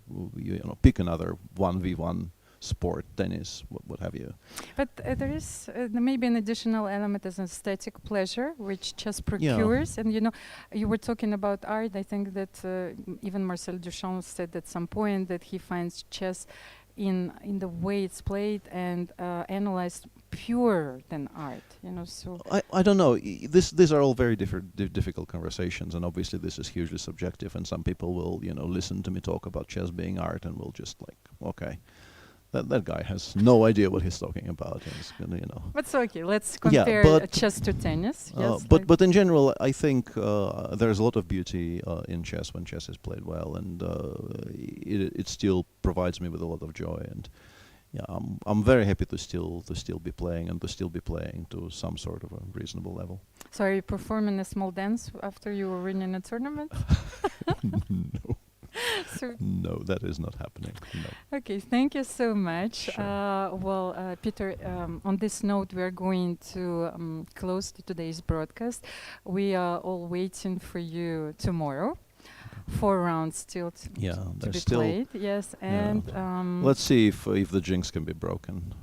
Peter Svidler is leading the tournament together with Vasil Ivanchuk with 4 out of 5. See you tomorrow. See you tomorrow.